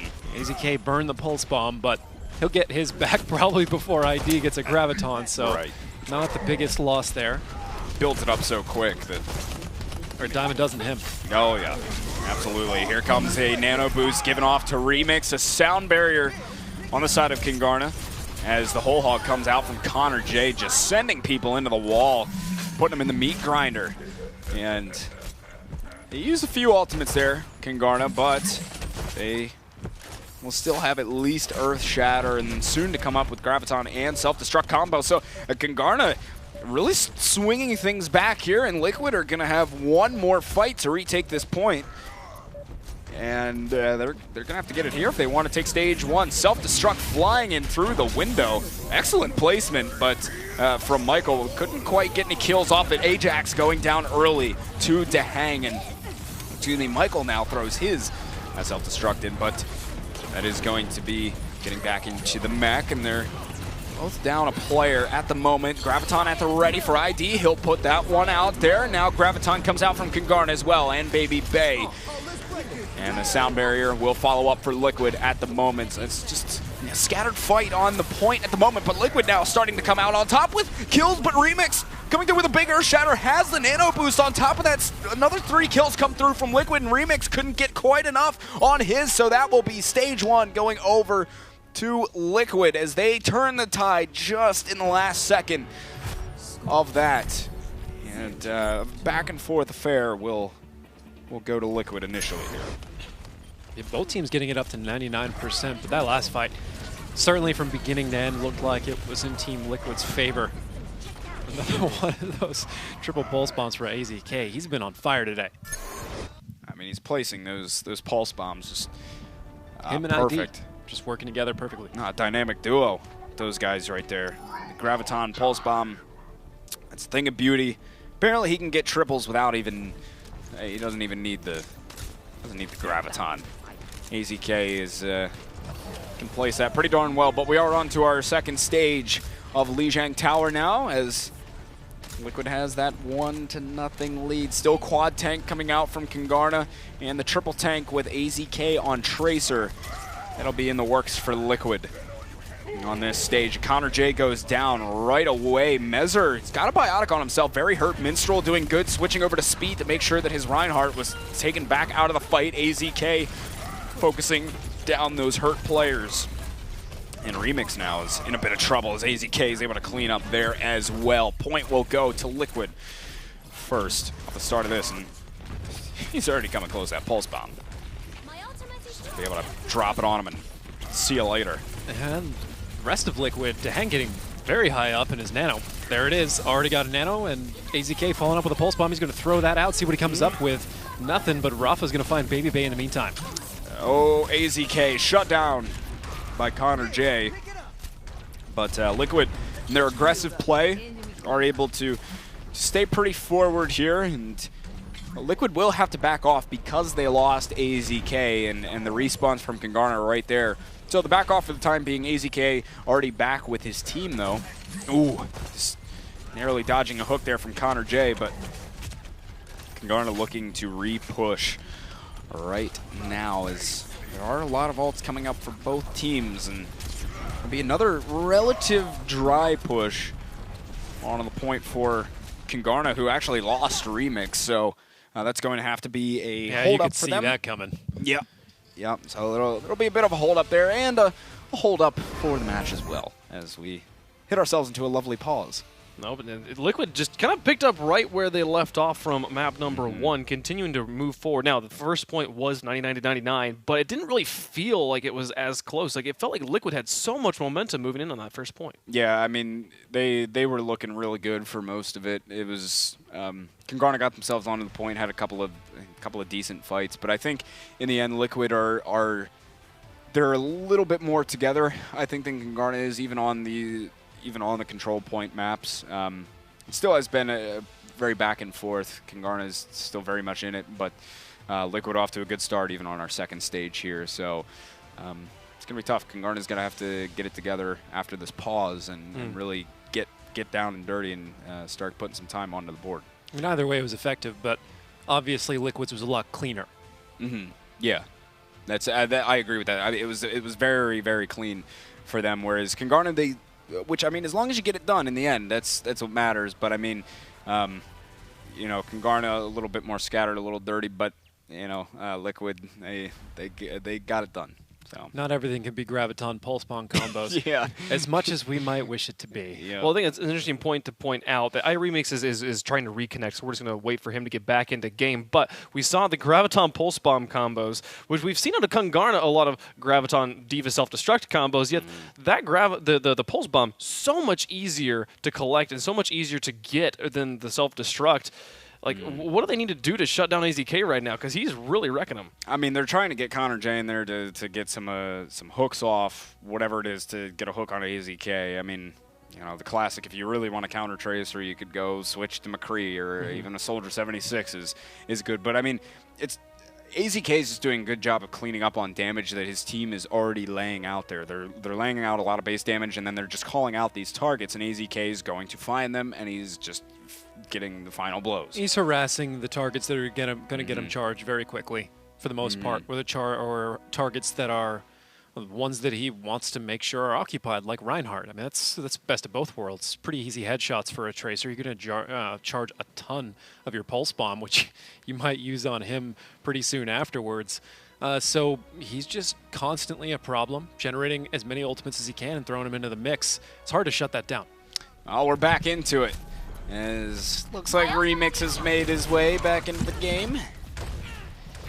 And it will be Liquid continuing to play forward here. 64% on the board for him. And they're going to trade 1-for-1 Earthshatter through from Mezzer. There was a Graviton Surge. AZK with 2 kills on Tracer. Mezzer eventually finished off by Ajax, but the Pulse Bomb out yet again from AZK, helping to take down Connor J on top of all that madness. And he's going to continue to wrap around here. He wanted to get the final blow on a Remix, but he actually might end up paying for that one. AZK gets the rewind just in time, but we nearly went down for it. Now Baby Bay coming in. Here comes the combo. The shield is up. Congarna still getting 2 kills in this scenario. ID and AZK both able to grab one. And Mezzer got nano boosted, but then puts asleep shortly, or actually caught in the Earthshatter shortly after that. And Congarna finally is going to get some time down on the board. 99% for Liquid, though. Congarna only able to take that back once they got an overwhelming advantage in the ultimate economy. They did burn most of it to take the point back as well, but it's better to burn everything and stay alive than hold on to everything while you lose the map. Bay already up to 40% on his Graviton. Mezzer's Remix is going to charge directly into Liquid. Liquid, so far, not really suffering too much. Ajax has already gone down for Congarna, but that hook's going to be big. Dehang going down. Oh, Connor J, a nice hook on it. Dehang all the way in the back from downtown, but I don't think it's going to be enough for Congarna here. Liquid still has a lot of bodies around on this point. They just need to regroup and try and push quickly with as many players as they can, but they lose Baby Bay right off the start. So Rafa, Mezzer, AZK, all able to pick up kills for Liquid here. And I don't think anyone's around for Congarna, as it is Connor J over there on Tracer, gets back onto the point just in time, but Mezzer's there with a hammer to make sure he goes down, and Blam will just sit there and try and dish out as many heals as he can. And Michael's going to lay down, or there is going to be a self-destruct coming through, but not enough. In the end, Congarna, they're now down 0-2 on Lijiang, which is their pick for map. I mean, it's been relatively close games, but it's still Liquid playing at a very high form right now. Effectively map and match point for Liquid. If they cap this final stage. They'll take the whole match, the whole series against Kungarna. That would make it 2-0, so Kungarna has to come back perfect from here on out. They have to win 3 stages in a row and then the next map if they want to stand a chance at winning this series whatsoever. But right now the focus is probably going to be 1 stage at a time. They give up an inch to Liquid, it's all going to end. Yep. That's the thing. They just need to keep plugging away. Kungarna, they've had some good moments here, and they're actually going to switch Connor J over to the Tracer to try and get something going themselves, maybe get a little bit of that combination. I mean, we know Connor J can also play a pretty good Tracer.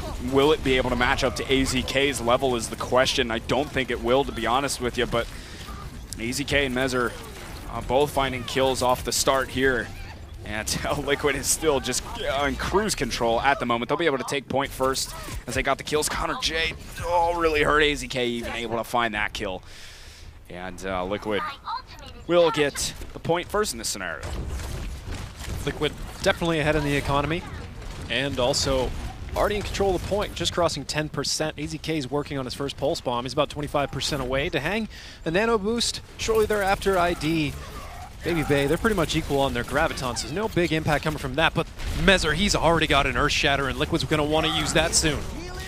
Oh, Connor J gets the hang. All right, Mezzer's down. 2 kills for Kungarna. And yeah, as you said it, Mezzer's down, so he can't use that. He's not going to be able to use that Earth Shatter in this fight at least, but Kungarna does get 32% down on the board, and Liquid will be able to re-push with an Earth Shatter, soon to have the Graviton as well, but some combinations coming up for Kungarna. But they do flip-flop the point pretty quickly here, and that's a good thing if you're on control point. You lose the point first, at least you can regroup. Remix charges all the way into the back and ends up killing himself. That's disastrous for Kungarna. They're down 3 players already. Baby Bay falling here as well. Oh, man. That is going to be Liquid retaking the point very quickly. They tied it up at 32, but now Liquid going ahead in percent. Whatever steps Liquid took there that faltered, perhaps a shaky Earth Shatter from Mezzer, or a delayed Earth Shatter from Mezzer if you really want to look at it that way. All being forgiven by Kungarna making a few mistakes of their own. Kungarna's going to have to come back in this and land a bomb combo and or that Earth Shatter, but a bomb coming out from Liquid on its own, it's not going to connect with anybody. So Earth Shatter is going to come down right there from Remix. But he ends up getting taken out, and they lost Baby Bay. Kungarna's down 2 guys, and Connor J should join the rest of his teammates in the respawn queue in a moment. And Blam gets woken up into the pulse bomb for AZK. Oh my, and that is just going to continue to stall them out right there. Sometimes you see Tracers just kind of passing the night and not necessarily engage because it can take forever, but AZK, he follows the Highlander rules. There can be only one. He's been chasing down Connor J every single engagement so far. I don't think I've seen Connor J get the better of it. No. But right now, Connor J, he's going to be looking for a bomb combo. And Baby Bay's got it. Oh no, eaten up from behind there. Rafa's got it locked and ready to go. Here comes a self-destruct through. Oh, Michael was able to get one, takes out Mezzer, but he ends up going down to AZK in the end. Kungarna really need to retake this point. They use a sound barrier, but will they be able to continue this? AZK is still wreaking havoc through the ranks of Kungarna at the moment. Connor J comes back with a pulse bomb of his own, quickly finished off by AZK. Baby Bay made a switch over to Genji, really just to get back to the point as quick as he possibly can. Mezzer's there, though, uses Earth Shatter. It's going to help the cause. Self-destruct on the point. That is it, folks. Liquid taking down Kungarna, who were looking so unstoppable earlier today. And that is some good stuff from Liquid, firing on all cylinders. I mean, could it be more close right now? Like, Kungarna looked unstoppable. They were on a 5-game win streak, and then Liquid shows up and 2-0s them in dominant fashion. Liquid looked like they were kind of on a different level than Kungarna this match. I don't know what happened. That's what 3-0 means, yeah. Yeah. That's what 3-0, 3-2, 2-0, like all these stats. Like, oh my goodness. Kungarna put up their own 3-0 earlier today, and then turnabout is fair play, I guess.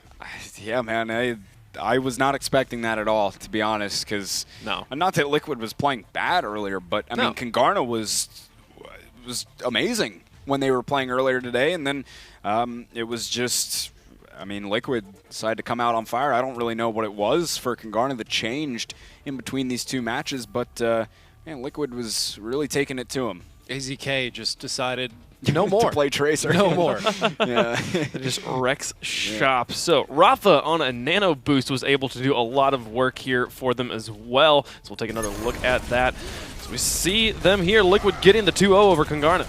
And this was, I think that was a scenario where Remix just charged all the way off the map, which is, oh, really bad news. That was an opportunity. I mean, losing a Reinhardt like that is not what you want to see, and then the rest of Liquid just breezing through them. It's easy. We do want to share some of the credit for Rafa and Dehang and the rest of the people that back up AZK in this situation. AZK is certainly the one taking a lot of the glamorous moments, but he's being, ID's setting him up, ID's throwing the Gravitons out, and Rafa's certainly constantly a problem. I mean, a lot of the time when AZK is getting in there in the middle of teams, which is kind of a dicey situation, Rafa's right behind him, defense matrix projecting right in front of him, so basically it's just sort of a moment of invulnerability for AZK while he just tears people up without even having to worry about it.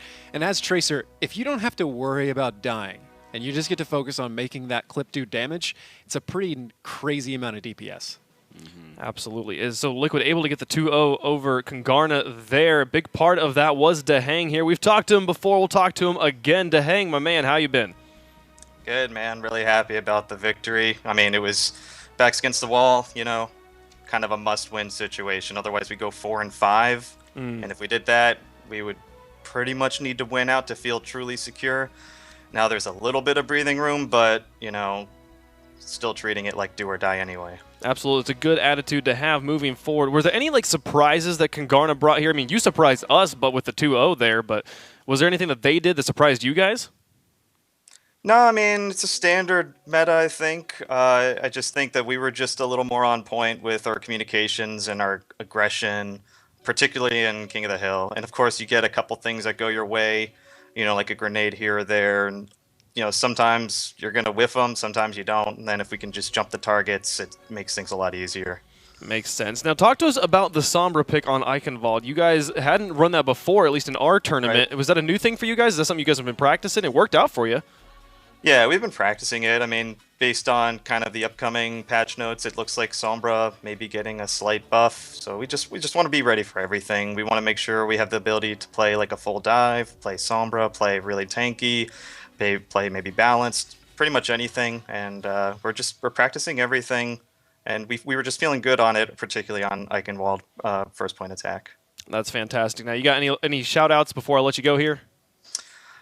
How about I'll shout out just to my teammates for doing a great job. I got their backs, they got mine, really like them. So we're just going to try our best and we'll see what happens. Awesome. Thanks so much, man. Have a great day and good luck in the rest of the tournament. Thanks, man. Appreciate it. Awesome. Now that is Dehang from Liquid coming off of their hot win over Congarna. And I'm pretty sure that moves them up to like third place. If I get the standings correct. Yeah, I'm not sure exactly what it brings them, but I mean that's great for them. And like he said, that was a big match for them to win. You know, gives them some breathing room. They don't want to take that for granted, though. I mean, you want to keep the pedal to the metal, but yeah, as you can see, it moves them up to third place there. So still very tight in in the standings in general, but a little less pressure on them for the time being, but we'll really have to see how it plays out over the course of these next 2 days. Yeah, they have beaten Liquid, or Liquid has beaten Complexity, and Complexity has beaten Liquid. So the head-to-head doesn't matter. It only comes down to the plus-minus of the games, and you can see Liquid with the 3 versus the 0 of Complexity. That puts them into third place. Every game really mattered, and they did themselves some serious favors here, getting the 2-0 instead of a 2-1. Beating Congarna, a team that's only lost to 2 teams previous to that. That's huge. That's just like beating Immortals for Complexity. That's gigantic.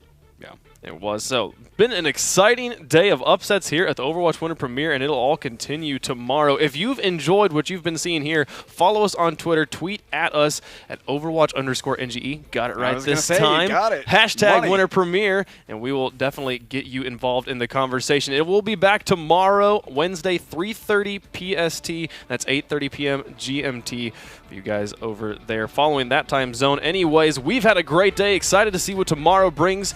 We'll see you then. Time there. Now Renegade's looking for a Graviton. Mangachu coming in with the Graviton. There's a self-destruct there. You gotta be kidding me, man. Oh, that Jesus saved. Oh, nice. Sherlocky right there. Big Earth Shatter as well. Sound barriers used on both sides. Juvenile is going to get the nano boost. Pressing into Nami, able to take care of him. Looking for a bit more as Juvenile picks up 3 kills for Renegades. There will be a nano boost given to Mezzer. Using that Earth Shatter, getting so many bodies down. 4 kills. 5 kills for Mezzer off of a massive Earth Shatter. May already up to 27% on that Blizzard, and EMP coming out from Torque. And this will kick it off. Complexity, Mezzer very low himself, trying to get out. He did make it, but AZK did not make it in that scenario. And now 3 kills as Hardblue is just cleaning house. Go Baby Bay has the Graviton. Oh, he woke up Diva, but he's really just trying to get him out of the mech first. He will drop it. Mineral and Headan both caught inside of it. Connor J with 3 kills for Kangarna. Looking on the bright side for Liquid in this scenario. There was a big Earth Shatter that came down. So much cleanup coming through from Kangarna. My goodness. That will be the point going over to Kangarna first. All right, here's the Pulse Bomb. Lands from AZK. 3 kills off of that.